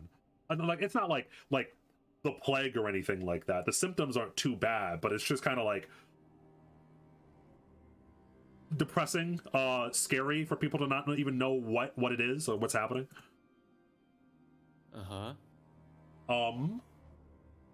So things stay the same like this for a while. All that you really have left to do is like maybe like train with a car, who has become like quite a decent fighter at this point, as Ling is on his way out. And I think Car is going to actually have a little talk with you. Hey. Okay. I heard that there's a locked up place in the back that'll help you find your path. Don't. Like even when he's like still talking, like he cuts him down. He doesn't. He cuts him down and just say like no. Yeah, so like you're in the middle of training when you say that, and he like it's like a frustrated look on his face. He swings his sword at you, and suddenly like you put up your hand and block it with a frozen hand. Why the fuck not, huh? If it's supposed to be making me stronger, then I need it. I've been sitting here training and training for years, and I'm getting no closer to fighting Isfelda. You really want to go back? You really want to go back in like right now? With all the happening, like intruders going in? You really want to go inside right now? It wasn't me. Ling went and... I know. I know. I'm not saying it's you. I'm saying pick a better time. The village is rotting. I can't even do anything. I'm the younger brother of the village chief, and I'm just gonna stand by and watch the people die again. Same thing that happened. Akara is like torn up about this, like a lot. Like he feels like helpless. Like he's trained all of these years to be a fighter, and all his people are dying of an illness, and he's like, what am I supposed to do? Fight the illness? He's frustrated. Yeah.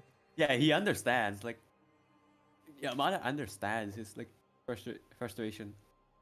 Like he never felt it, but like he can sympathize with it at least. Like I guess he puts like one of his hand on his shoulder, like not the frozen one, okay? Yeah. Yeah.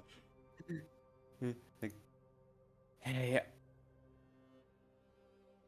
I honestly don't have any. I don't know what to say. I don't know what to say. I feel I- like we're just wasting our time as days pass, doing nothing, stagnating. Like he stops. Yamada stops for a bit and then thought to himself, I guess yeah, we're stagnating. The whole village is stagnating.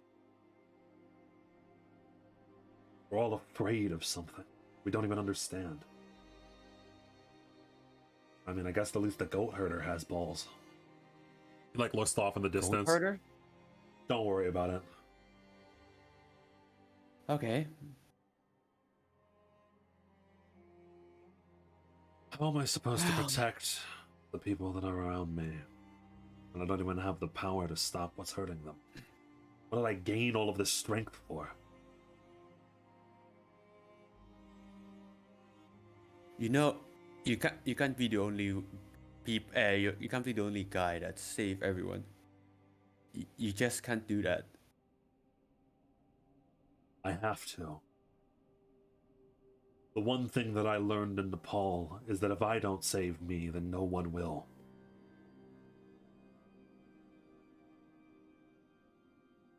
Hey, I mean, you're still alive. He like he Save hops a that little bit. energy. Yeah. Save that energy for later. Come on. We can. Like he was gonna say like you can, and then he stops for a bit, and then say, we can do something about it later. Come on. All right, sure. And like, yeah, so like there is just like this, and in general, what Akar was getting at here is kind of like a lot of the villagers, or even like a lot of the monks of the monastery, they either feel frustrated, especially as time continues to march on and the situation doesn't get better. Like it's just kind of miserable for everyone, right? They call in, they even call in some like people from outside. Amir, Akar's older brother, who is the chief of the village, even calls in like people, like expensive doctors and stuff to visit. No one knows what this is. Every single person is like, I have never seen this before. I don't know how to cure it. I have no idea. And those symptoms that were just maybe like the common cold, as like months turn into maybe like a year or two, people start dying. And nothing, it's just helpless. Eventually, finally, Ling returns.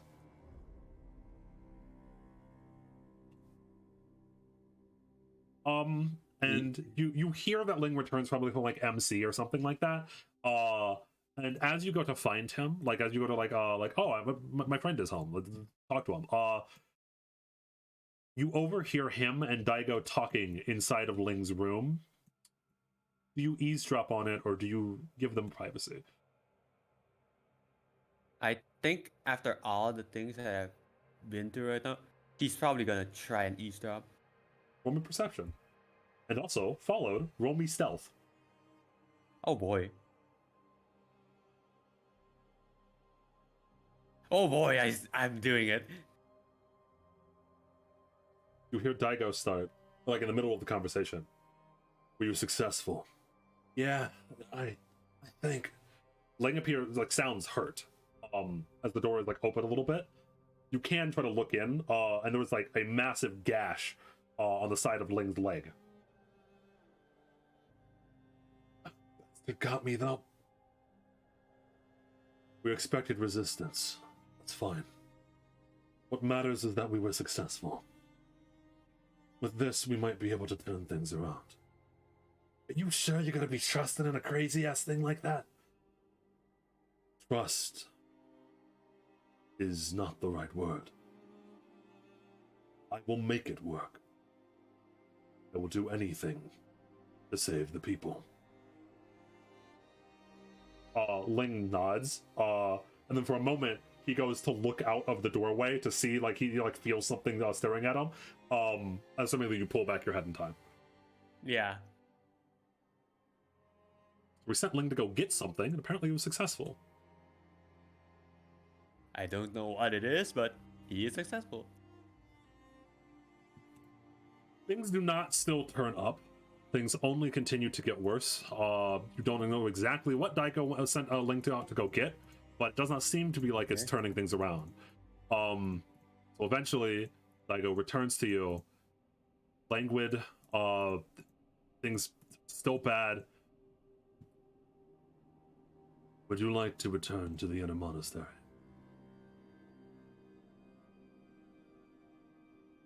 Is it okay now?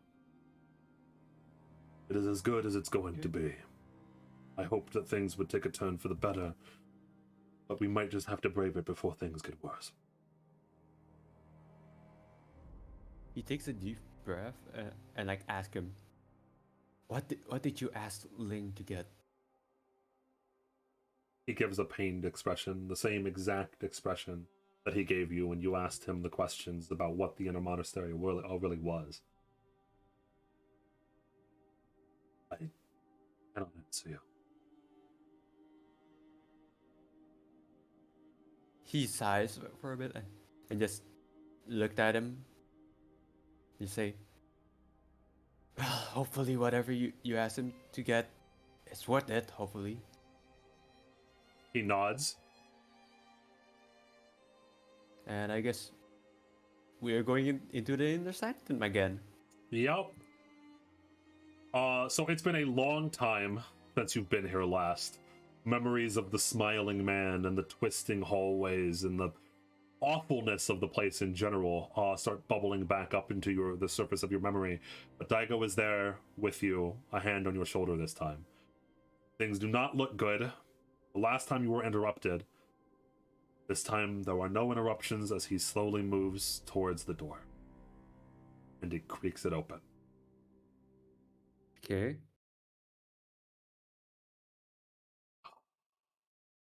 You walk inside? I guess, yeah. Is Daigo going inside? Yes, he is leading the way, in fact. Yeah, then fuck it. So, as you're walking through this time of these cursed halls, things start to look a little bit familiar to you. As if this place was untouched, but also those tables with research documents on them, they feel nostalgic to you, like you have seen them before, even though Daigo told you you've never been here before. There's a familiarity that you now understand about this place that haunts you to your core. As you're following behind, assumingly following behind Daigo this time, as he is leading the way into these passageways. He knows where to go. Yeah. Do you say anything about these feelings, or do you just follow? He probably just say like a remark, just saying like, this looks nostalgic now. I don't know why. That is why we are here to find out.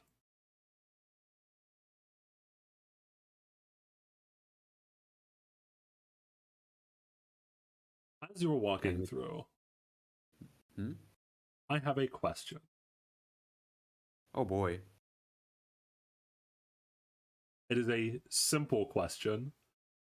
We're not going to like the answer to. Does this hit? Yeah? From nowhere, as you're walking through the hallways that remind you of memories you'd soon rather forget, a knife comes out of nowhere. Daigo reacts to it too slowly, as it stabs into your shoulder, dealing 17 damage. From one of the twisting hallways, a man starts to slowly walk out. Daigo gets into a readied stance. And I don't have a combat arena for this because it's going to be rather short. But let's say he appears this far away from you. So like actually use this map as if it were a combat arena for now. Okay. The man has messy red hair, messy black hair in like a frizzy hairdo, as it were. He has small round glasses. And in general, his clothes are somewhat fancy, but they are a mess, as if like he rushed here in a hurry almost. And he's a little bit disheveled, and all around him, like on his back and around his waist even, there are musical instruments. Musical instrument. Guten Tag. I found my way in here, but I do not know how to get out. Could you show me? He asks after stabbing you with a knife. Okay, you can before that you can probably still see like Yamata still like in pain. Yeah. How did you get in here? Daigo says as he whirls around, and he puts his hand onto your shoulder. It is 1d8 plus his wisdom modifier. I forgot to add this ability, but anyway. You were healed for 11 damage. Oh damn. Okay. Well, you know, I took a left turn inside of the caves with the weird-ass one-eyed monster. So I wound up here somehow. Some sort of gateway connected? You what? But that doesn't make any sense. One-eyed... well, you know. And Daigo's eyes narrow in, like, distrust. You who? I can feel your bloodlust from here. You were not the first assassin sent after me, and you will not be the last. The man gets a weird frown on his face. I am not an assassin. I'm an artiste. It's a mistake. It's a misconception. We are going to fight now, aren't we? Fine. I understand. I am not against getting my hands dirty. Just do not call me that, please. As he pulls out 2 daggers. Roll initiative. Yeah, Yamada, I guess, prepares to fight. Initiative. Where is initiative? It is, next to perception. There you go. Initiative. Give me 1 second. A bad turn. Unfortunately, I don't have a map for this very brief combat encounter.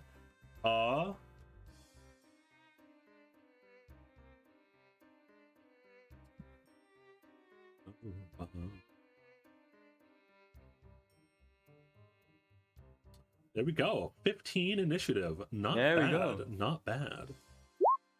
Now, out of character. Does he know tap vitality? Like, does Yamada know tap vitality? Yep. Oh, already. Okay. Then I can stun him. If I can reach him.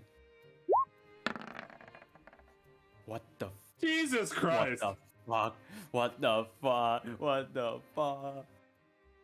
Very funny. Daigo goes to stand in front of you, in a defensive position, ready, as if like he's going to, like he's readying himself for an attack. I don't exactly know who sent you, but who doesn't matter. Oh, I see. You are used to assassination attempts, and so this is a little mishap. I understand. I understand what is going on here. We could just be friends, no? You're not escaping here alive. Okay, fine. What do you do, Yamata?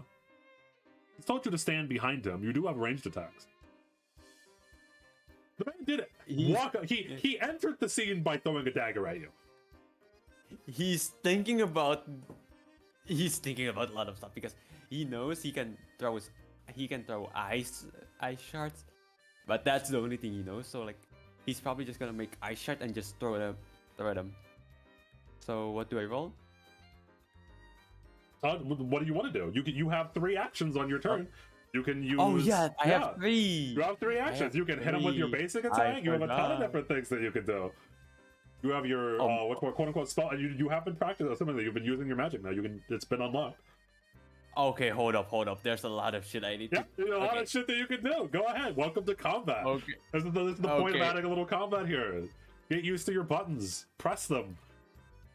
Pressing buttons good. Can I walk up to him? Wait, no. You can. I Daigo shouldn't. told you. I Yeah, Daigo shouldn't. told you to stay I behind him, shouldn't. but yeah. I shouldn't. How many ice shards can I throw? Like, is it one pip? Like, I can't see it. If you I'm click on assuming it, it it's should pip. show you. Circuit medal, critical failure frag, 50. Shards deal 3d6 slashing damage in a... Okay, I think I'm dumb. Second action. What does it mean? 2 actions. It uses 2 pips. Okay. I'm gonna throw 1. So 1 shard strike.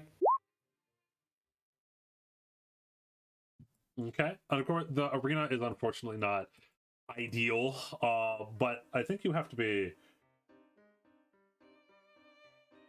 in a 15-foot cone.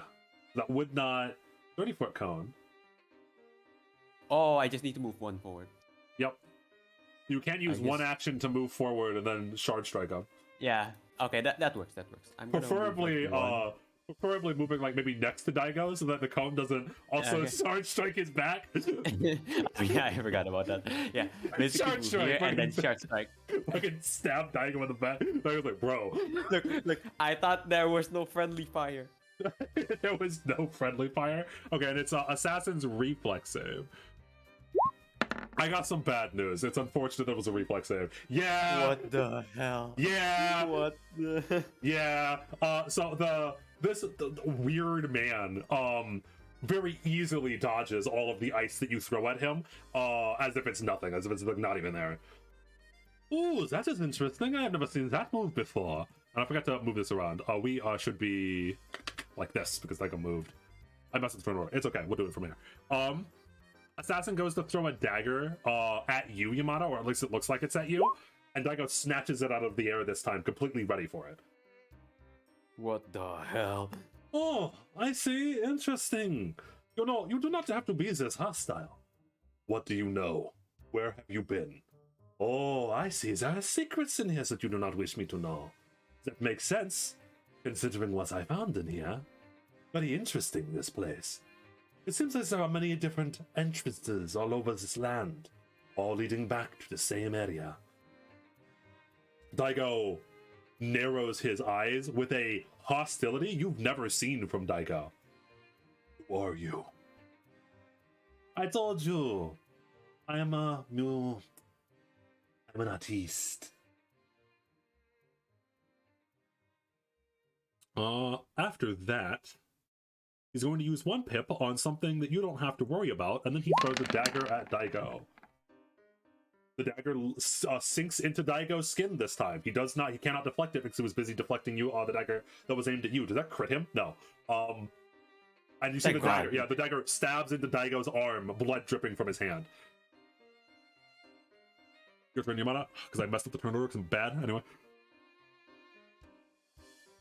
I forgot to sort at the start. I'm dumb. Anyway. Yeah, he looks at Daigo like bleeding or something, and like he's starting to like feel like the same feeling of like helplessness like with Nishio. He starts to feel like the same feeling of like being helpless. Yeah. Yamata, calm yourself. You've trained for this.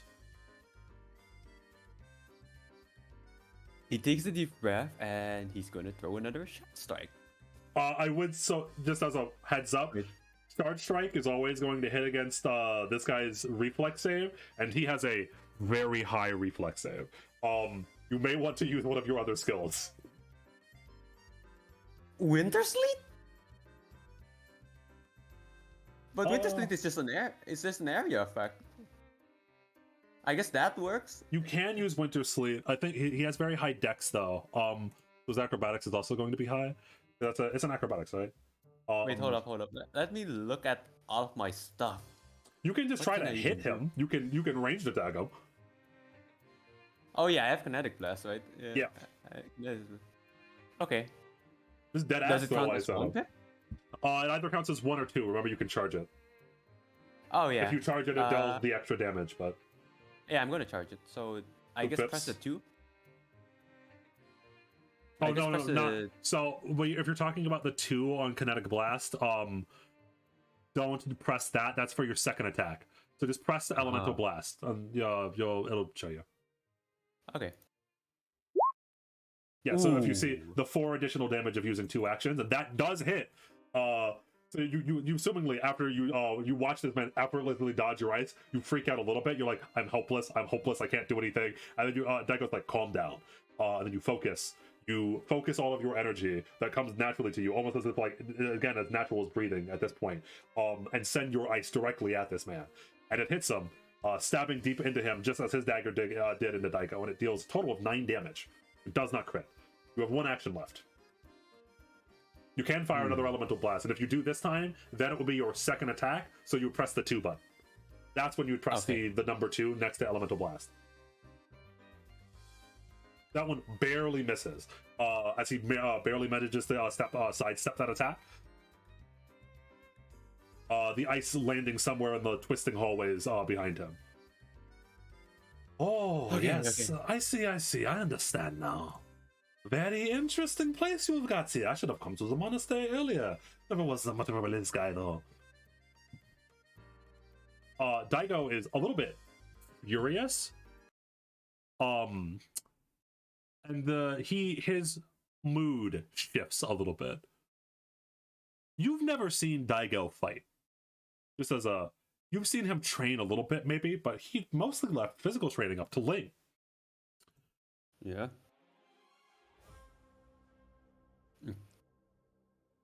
I don't know who you are or who sent you, but you are a threat to this monastery. Yamata, close your eyes. He will. You actually, all right, you close your eyes. So hey, if he tells if Daigo tells Yamata to jump, he will ask how high. All right. So you do not see what he does with his first action. Followed by you don't hear it, you feel it. As that same feeling from the door comes from Daigo. That unnatural feeling that scares you to your core. Oh boy. So you keep your eyes closed. Because of the feeling, yeah, I'm gonna keep it closed. All right. Yeah, so you do not see the first action. We're just okay, so second one misses. And then you hear a fist colliding with something. And you hear the sound of pain. As that yep. God damn, alright, I understand. God fine. Damn. Got you, understood. Listen, I truly did not come here for you, if it helps you. I came here for information. Knowledge is deadly.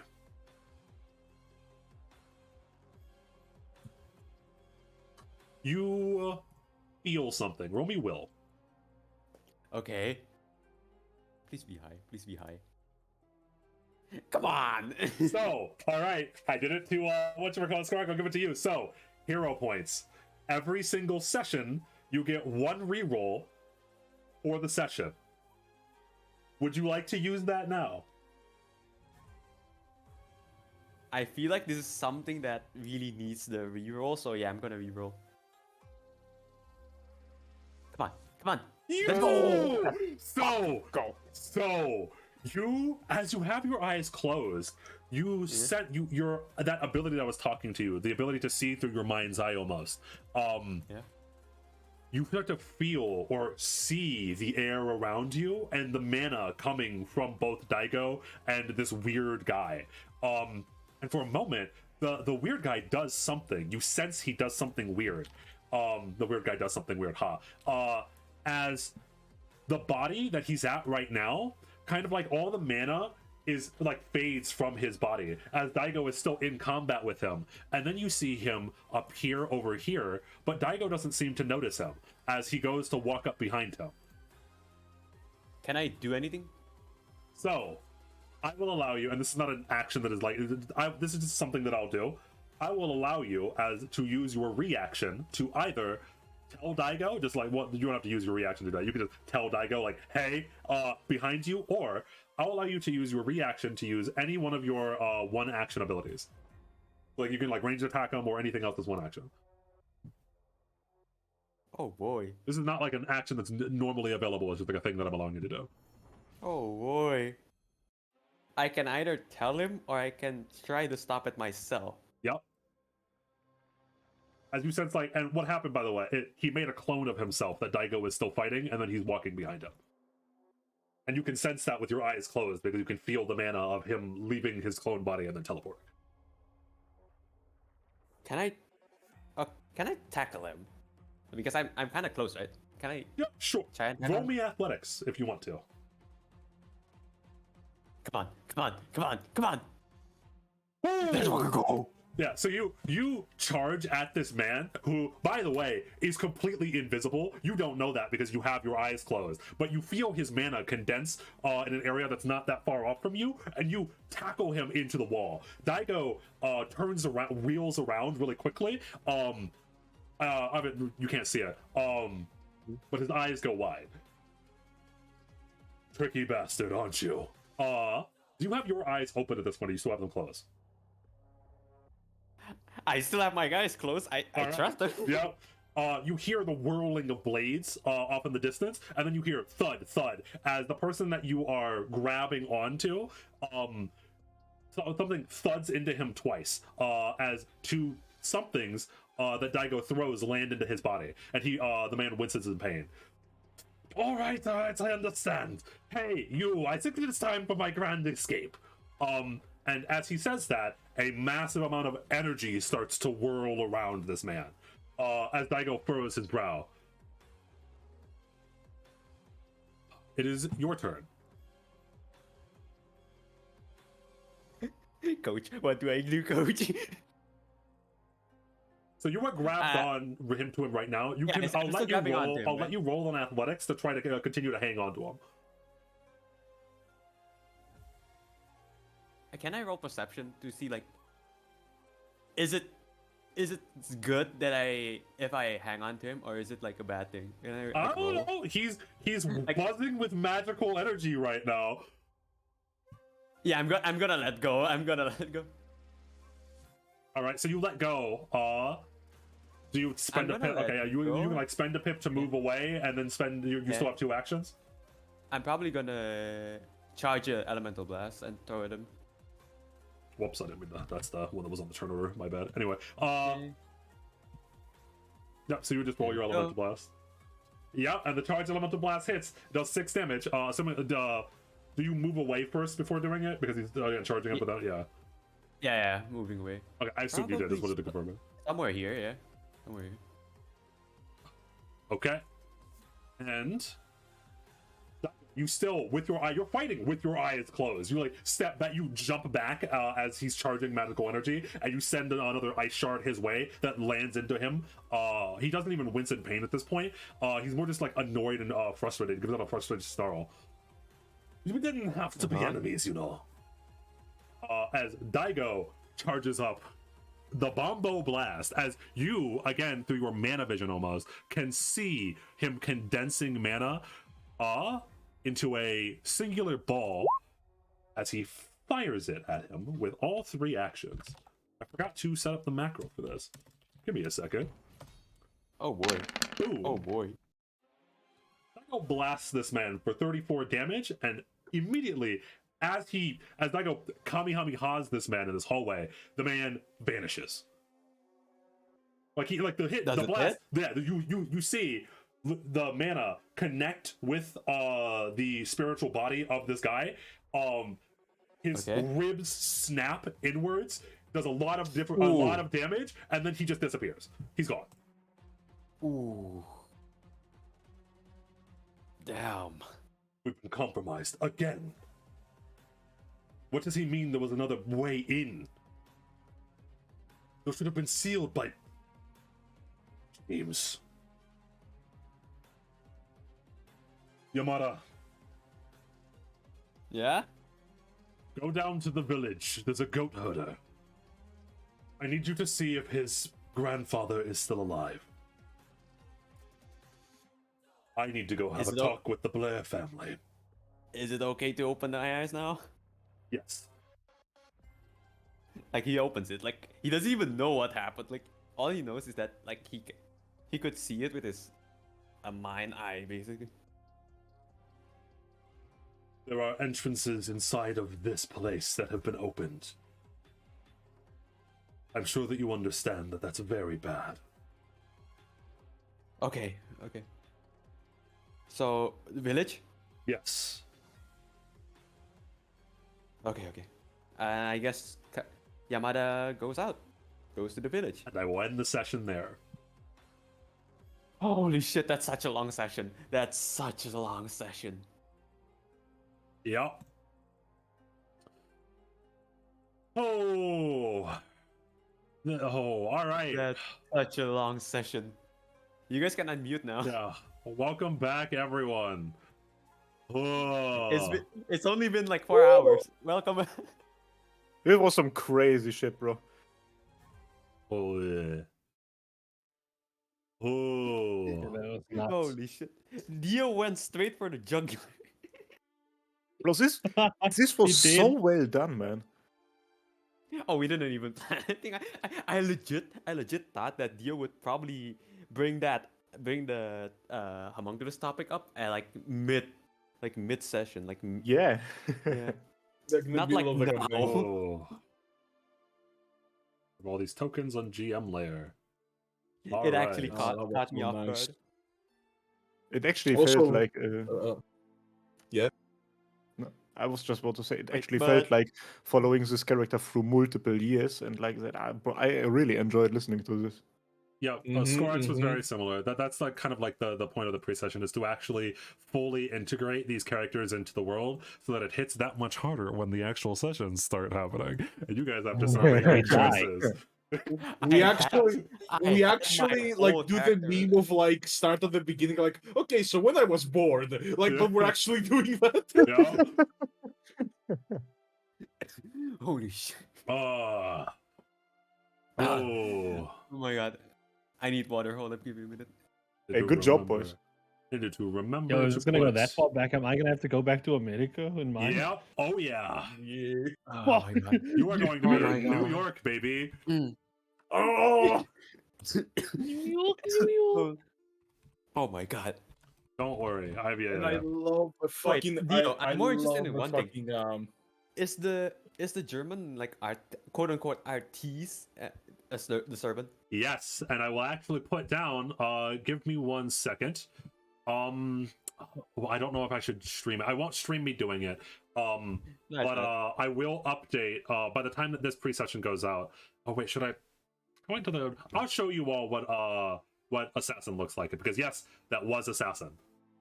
And by the way, just as a heads up, he used the command seal to get away. oh, Huh? He only has Uh-huh. to. He only has to. He only whoever, has to. whoever controls them has to. Yep. That's an We OLC win the knowledge, fight, though. boys. That's an We OLC have knowledge, won though. the fight.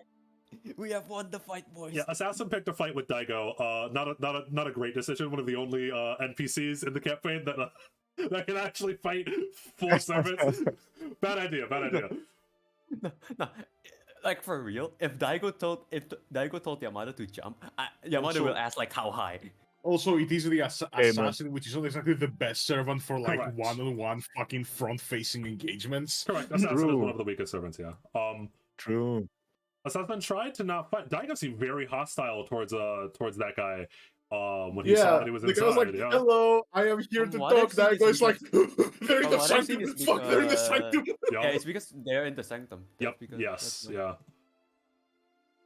Oh, so okay. I love asking questions after the session, and I can ask questions for a lot of you that listened in as well. So this is just characters. Daigo Izumo. Do we trust this man? How do we feel about Daigo Izumo?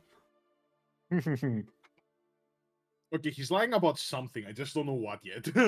Nah, he loves to help people, so he has to be a good If person. surely. Daigo asks me how to jump, I'll ask how high. That's it. If he asks me to run, I ask how fast. Oh, by the by, don't know if you know that, Dio, but we can see the tokens in the token layer. I'm aware. Yeah. I know that cool, you guys. cool. Yeah, there's nothing I can do about that. You're just gonna see the ones that are on GL now. It's fine. There's nothing. There's no secrets there, as it were. Yeah. But yeah, Daigo. He's very clearly hiding something. Like he just straight up told told Yamata multiple times. I can't tell you that. I don't want to say. I no speak. I speak. I am in big trouble. I have a feeling the monastery basically tried to research the door, like the being inside the door. Hmm.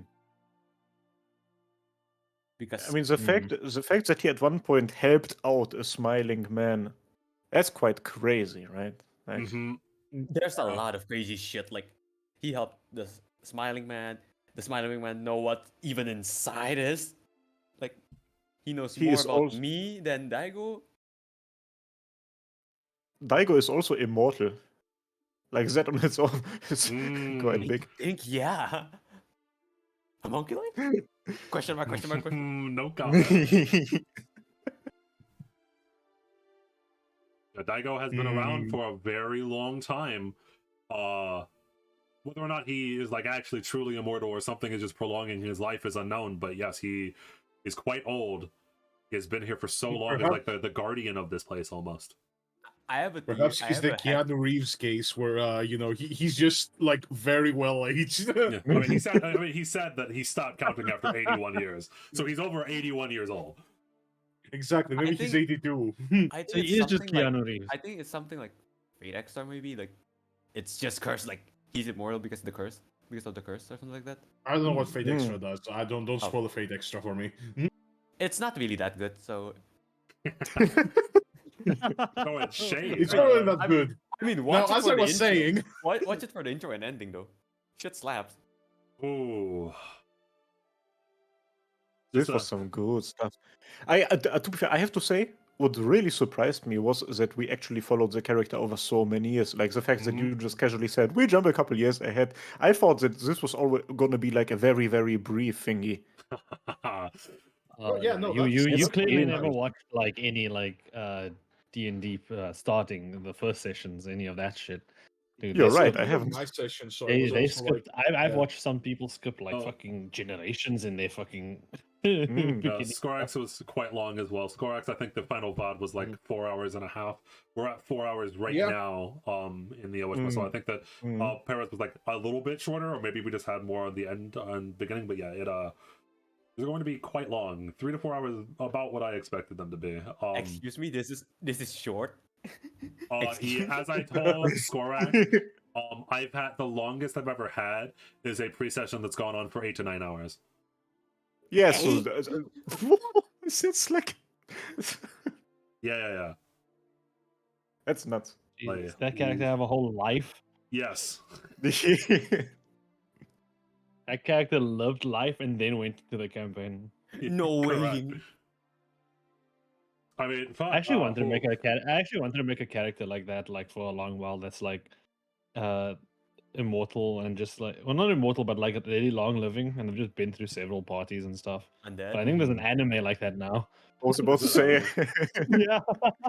So a few people from the village, I will say Kaiser, since you're here as a little teaser, Akar, Lydia, and Lucille will be showing up in yours, because you are much more focused inside of the actual village itself.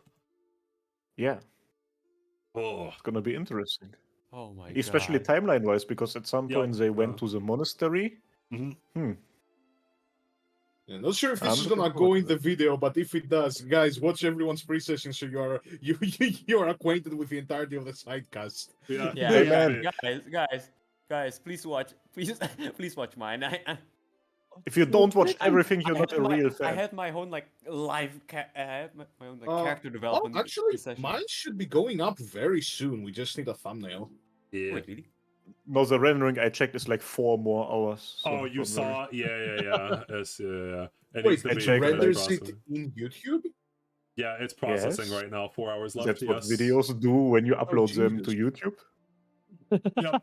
Usually you don't notice it because usually the rendering isn't this long. Yeah. Oh my god, god damn. We should have recorded these pre-sessions at like 2 FPS to keep the file size down because like FPS is not needed anyway. True. I think yeah, but like Ooh. I don't know. You didn't get to see much of Lydia, but Lydia will be a big player inside of your pre-session, Kaiser. All right, looking forward to that. Also, I swear they mentioned boy. Kaiser, right? Yeah, You they still have mentioned- to yeah. produce your fucking I crits. was Yeah. thinking. Yeah, they did mention the goat herder a couple of times. Yeah. They did. And They also- mentioned the goat herder's grandfather. Yep. They also mentioned the Blair family. So to piece together some things, remember when James, hey, Skorai, remember when your Yeah. brother said, "Yeah, I'll go get Daigo. It's fine," and then everything was fine. What the fuck did your brother do? What the fuck did your brother do? Everything, apparently. Remember, James was the name fucking Daigo said after the attack from Assassin. Yep. If you want to know what my brother did, you have to watch my pre-session. No, the promotion. Yeah. Oh god. Oh no! I saw the promotion. It got me. Oh god, the plugin.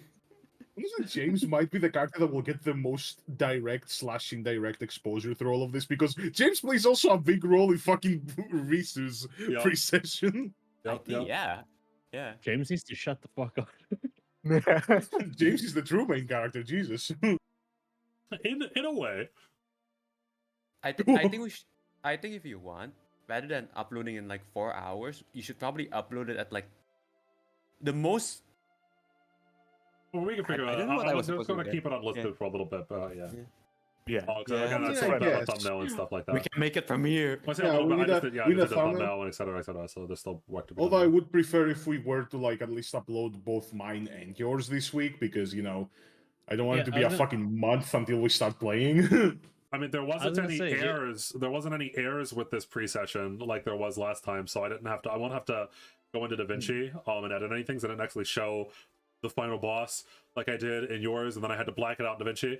So I should just be able to upload this VOD directly to the channel for Okay, thank God then. That's good. Also, the pre-session is called the Blair Manor. Shouldn't we call it Ruin Has Come to Our Family? With Ruin Vin has Diesel come to on the the family.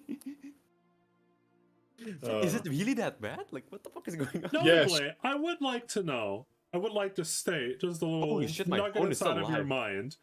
mind. When someone entered into the inner sanctum, he didn't. Daigo didn't say James. Daigo said it was a member of the Blair family. No comment. Just a little. fuck. I'll just leave that there. Words are really important. What are you? If the timelines work the way they are, James and Daigo were on pretty decent fucking terms. Mm-hmm. I don't think Daigo would be that civil with James if James was the one. So maybe. I'm having thoughts with my brain. Oh god, somebody stop him. I'm not saying it wasn't James. Because I'm just here for your. I'm I'm just just here for saying, your yeah. to be specific, it was a member of the Blair family that apparently broke into the inner sanctum. And then ever since then, everything was. It was almost as if around that time, it was almost as if a seal of some kind got broken, huh? Oh my god, the seal of Harry Potter. Wow, that was crazy. Yeah, well, that's You wouldn't know anything That's about crazy. that, huh, Scar? No, we definitely aren't the cause of all of these town's issues, you know? That's crazy.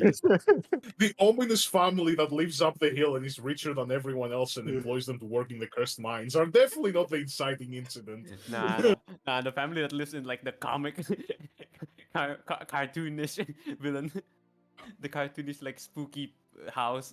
Okay, so Listen, at least the goat herder's family has done nothing wrong. I'm gonna say that. So at the moment, we're leaning towards trusting Daigo over the smiling man. The smiling man. The smiling man. I'm not sure. I'm not sure about you guys, but I'm probably gonna still trust Daigo. I mean, the- personally, I don't know either of them. Yeah. So I don't know who my character is going to Yeah, I trust think if it's she ever mine. does Yeah, meet fucking I think it's more to Nishio. me. I think Daigo's cool. Yeah, that was cool. He Nishio. seems to at least not he seems to at least not be irrational, which is, you know, it's a good on its own. True. I just have to say before we move on, we talked about this in the group chat while you guys were playing it out. Massive kudos to especially the interaction between Para's character and the smiling man, the way that played out with the questions and how the music worked during that interaction for some Oh, yeah. reason. Nutty. Crazy. Very good. I love this. Big Smiling Man. entertainment. Oh my god. The Smiling Man is going to be a fun character moving forward. I made a few fumble in that questioning.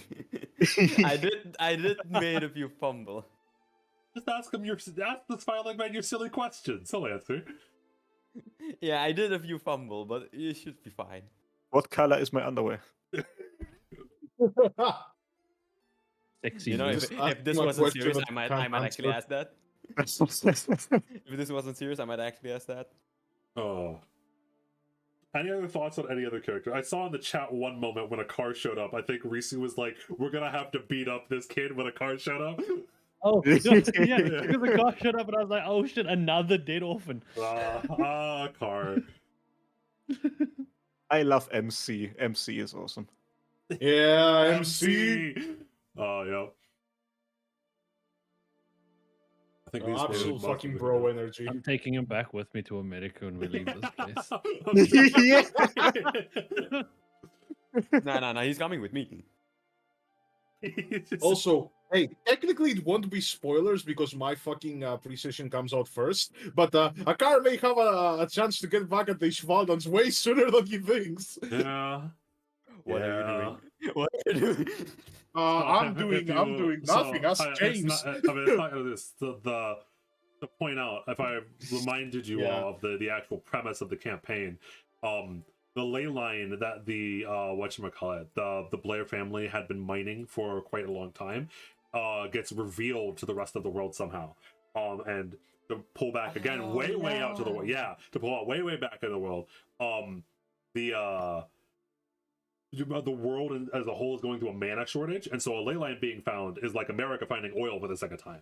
And Ishvalda, because this is in Tibet, Ishvalda, which was India, is really close to Tibet. So especially because and Ishvalda sends people very quickly, a small little army, up here to go mine those resources. I want to Can you say, believe Theo, that? this place is Can you- this place is great. The Can you monastery, the believe they're trying village, to? Yeah, it is. everything, and then you have the fucking Ishvaldian camp there. Bro, can you believe that? Can you believe the Ishvalders are trying to mine our mine? Are trying to take advantage of our ley line? Oh, Akar can believe it. Akar is going to run at them. He's Well, gonna There we die. go. Problem Oh, no. solved. You don't have to fight them. We'll just give him all the I superpowers. mean, He'll hey, win. He's gonna die. I will just say, you remember how Akar introduced himself with a flaming sword, ready to He's fight gonna the die. entire monastery. Oh, He's Akar. gonna die. He can make swords melt. He's gonna be fine. Look, man, all I'm saying is, right? You don't want to be ruled by the Ishvaldens, right? You want to be ruled by a cute Scottish girl. You know, Nah, that's how it goes. Kaiser. The only thing that's melting after he fights his brother is the grave. I need to I need to dig his grave. He's only not thing winning it. Blood is not winning that. The only thing that's gonna be melting is my heart when I see the cute Scottish woman over there. But that's for the future. That is for the future. By the way, minor spoiler, but something might happen in your session. We could potentially be in an amiable Yes. Oh, situation. Hey, who knows? Oh, By the way, I I'm really like this session. I really like that I can actually see like the effect of like Skorak's solo session. yeah. Yeah. Like it actually feels like a world. Now the question remains: who's next? Are we going for Kaiser? Or are we going for Risu? It's please either- be it's me. either you I guess or Probably- I guess Kaiser, right? I would say Yeah. Kaiser, maybe. Yeah. I mean it fall. Okay. I mean you're teasing Kaiser's character after this, so True. And Risu has some very interesting revelations, which I don't know if we want to do it just yet. Yeah, I you think that's know? perfect for the end. Mhm. The fuck? Congrats, What do congrats! you You're gonna mean? I'm have such your a American convenient side backstory at the character. It's end. fantastic. I'm not involved in anything. What do you mean, Grand Revelation? Reese doesn't know. Just a comedic Oh, he relief doesn't fanboy. know. Clueless. I'm just what? Bro, we are gathering quite a fucking library of pre-sessions. Oh, I love that. Yeah. So I just want to ask, like, so if in this week, right, Kaiser and I do ours, or like Mm. even by next Sunday or whatever, then it means we can upload 2 this week and then 2 next week and then start the next Sunday. Yeah, If you that want, sounds sure. about right. Yeah, sure. In Maybe. theory. Yeah, in theory. So, Yeah. in theory, 18th of February might be the start of something great. Session 1, while there is already like 20 hours of content out. Yeah. Yeah. I think That's Oh, another man. reason why I wanted to upload mine today, because it's like, hey guys, we didn't stream today, but here's the pre-session. Yeah, like Oh. this might sound crazy. All right. Well, I think that is it. I was crazy once.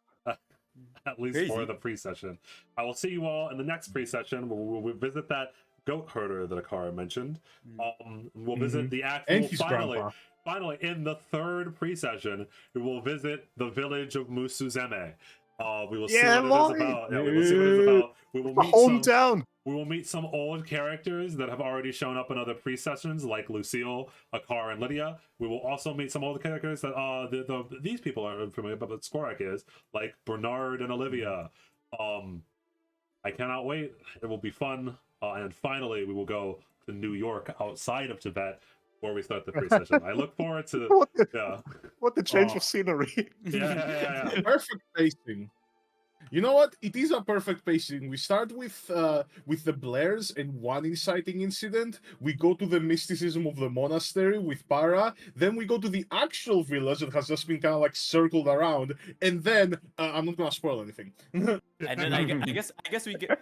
I guess we don't What the like fuck is spoiler. happening? We go like we Don't go worry to, like, about the it. person from Don't worry about it, outside. Risu. Nothing's Yeah, we go happening. from like the person from the outside after like Mhm. the man.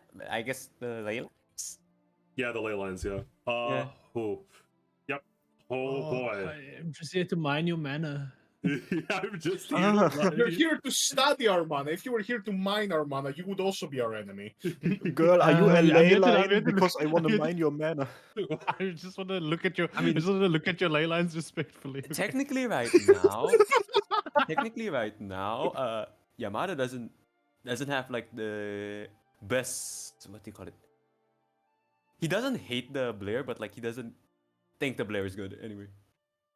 Yeah, I mean, like, because all from Yamada's all the perspective, things he heard. ever since that day where Daigo was like, yeah, the Blair family may or may not have broken into the inner sanctum, shit's kind of gone downhill since that day.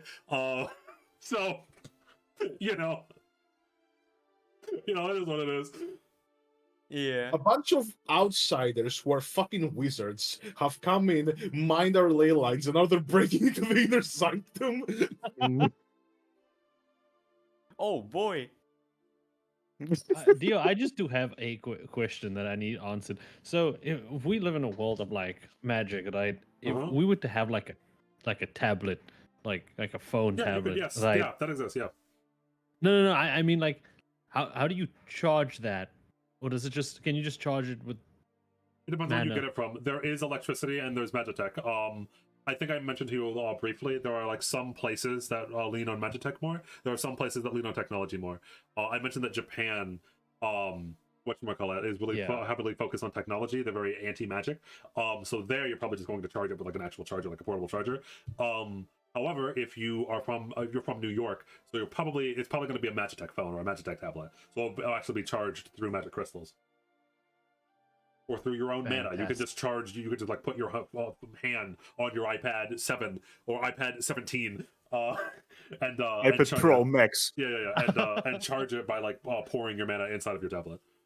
Oh, that's gonna be the hardest thing to roleplay, having an iPhone. Oh god. Yeah, you're from the outside. Yeah. This is, No, I and think it it's is- because I mean because I've always used Android. yeah, I thought this because you don't have. And it is very just as a side note, it's supposed to feel like this place is very isolated from the outside world, so it heavily clashes when like these Voldens come in fucking mecha suits and are like, give us your give us your natural resources, or like there was going to be like the Pandora Institute with like iPhones and stuff, be like, hey, we would like to study your ley line.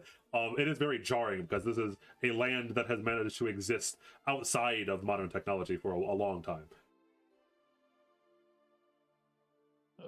But anyway, yes. So we will see you all in the next pre-session, and we will maybe even see you on the 18th of February for the first session with as. Oh wait, it's still low. It's still. As Risu said, yeah, we're still rolling. As Risu said, with Oh, or I think it was Kaiser, with like hours and hours of content already out. Good luck with that, and we'll see you all next time. And please look forward to it. Oh, please look forward Please to it. Please look forward to it.